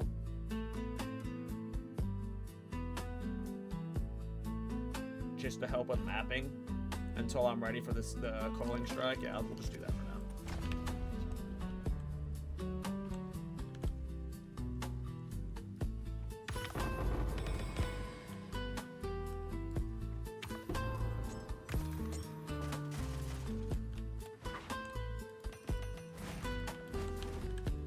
Alright, level 61. I'm happy with this. Hell yeah. Now let's look at my gear I had lined up. Okay, so this is all 65. So I have every piece of gear I was planning on putting on. I do need to get a new body armor at some point, but that's when we do the full EV swap. Let me take off these two pieces. So even taking off my helmet and my gloves, I am still resistance. Wait, no, I'm not in. I'm in ultimatum. I think the resist or sanctum area. I think my resistances are wrong here. Let's check in my hideout. Okay, awesome, perfect. So even with my helmet and my gloves off, I am currently basically resistance cap in this setup. When I put on, and even when I replace the chest piece, I'll still be mostly resistance cap. My chest piece will be replaced with a rare chest piece with some stuff, with at least one res roll on it probably, I assume, maybe not. But via socketables, I should definitely be able to get my resistance up, and if worst case, I just sack some chaos res, I can get different boots to finish resistances. So resistances are solvable. The next thing to solve is attributes. I need 114 intellect to use this. And eventually, I think I need to get more intellect to be able to use the higher level skill versions. I'm not sure if this is just hard locked at 114 or not. I don't know how the stats work, to be honest. But we need 114 int to use the skill. We need about 90 dex to use all of this gear. Probably about another 20 more dex to be able to use like good rare body armors. And then talismans are very low in strength and int requirements, so those should be reachable. So if at level 65 I don't have enough travel nodes for all my attributes, which I think I actually might, by 75 or 80 I will. So I think attributes are solvable as well.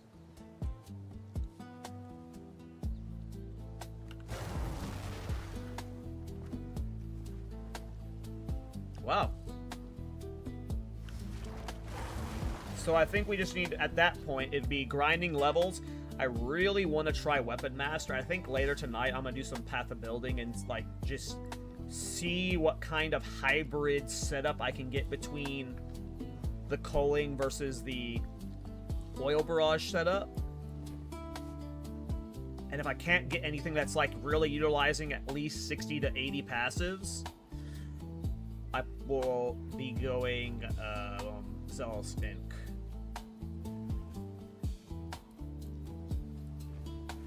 Okay, I think the two hardest things about getting the build online are solvable, which were the resistances and the attributes. The third thing is just making sure I have enough life and sorcery ward behind it to not get one-shot with the EV deflection.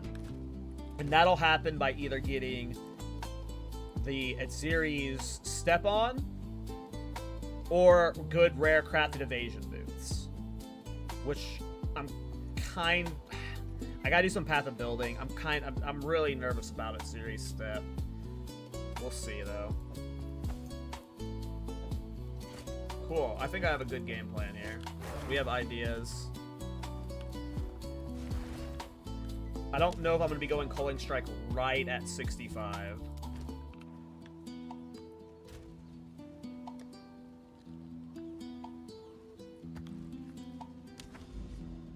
We might, though.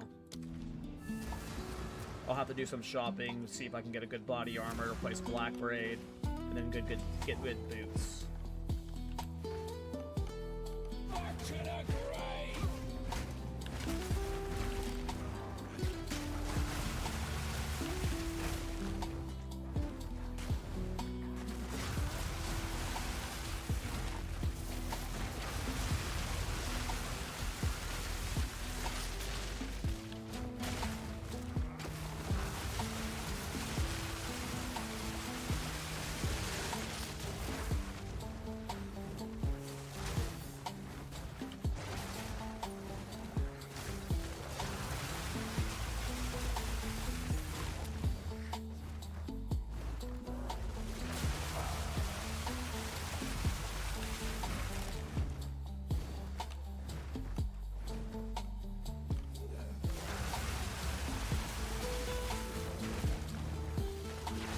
Want to trade my Garukon into a Rockiatas?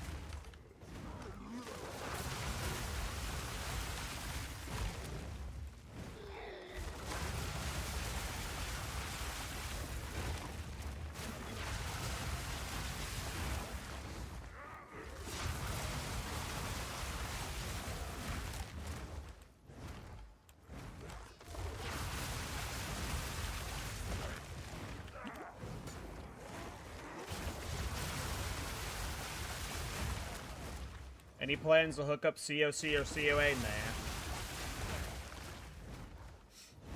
I don't want to do any cast on nonsense. I'm gonna be using the staff.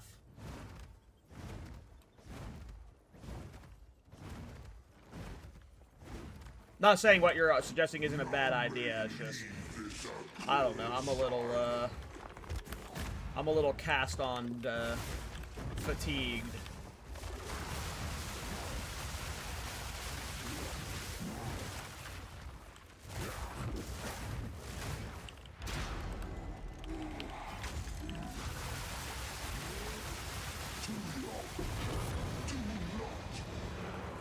I have done, I wouldn't say a lot of cast on builds, but I've done enough of them that, like, you know, I'm on cooldown right now, so.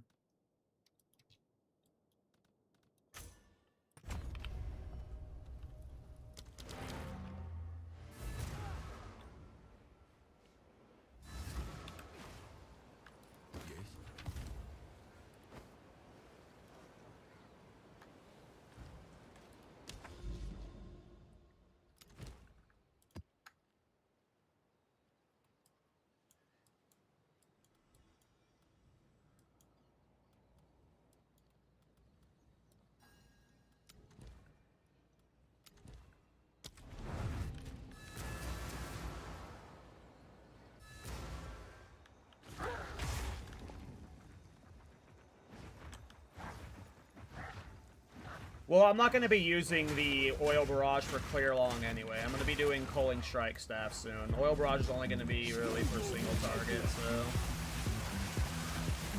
Once that's fully set up. Committing that much spirit when Oil Barrage is, you know, a fraction of the build would be a big investment for it.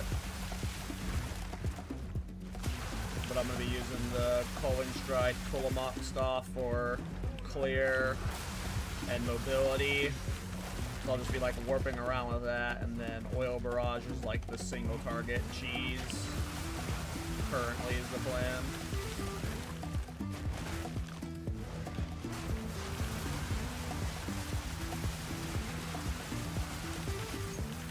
We're doing weird shit.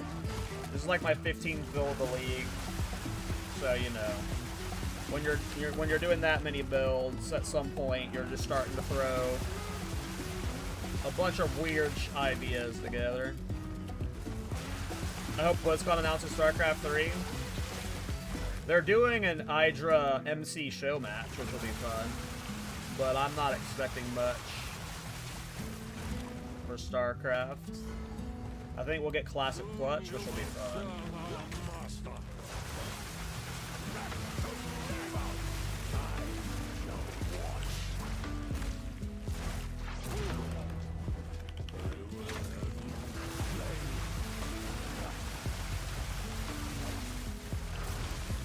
Though with the Ricochet cheese being dead, I could see me swapping off of the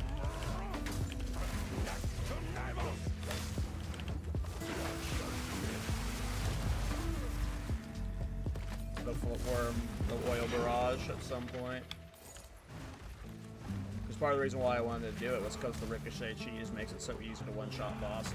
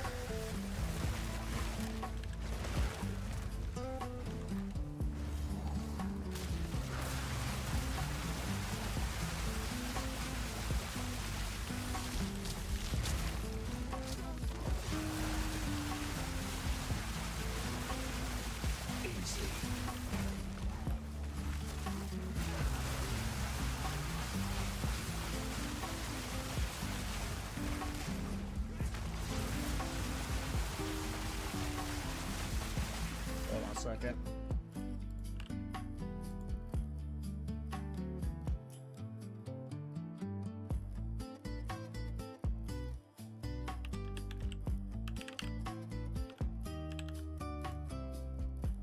Oh, he's not streaming, okay.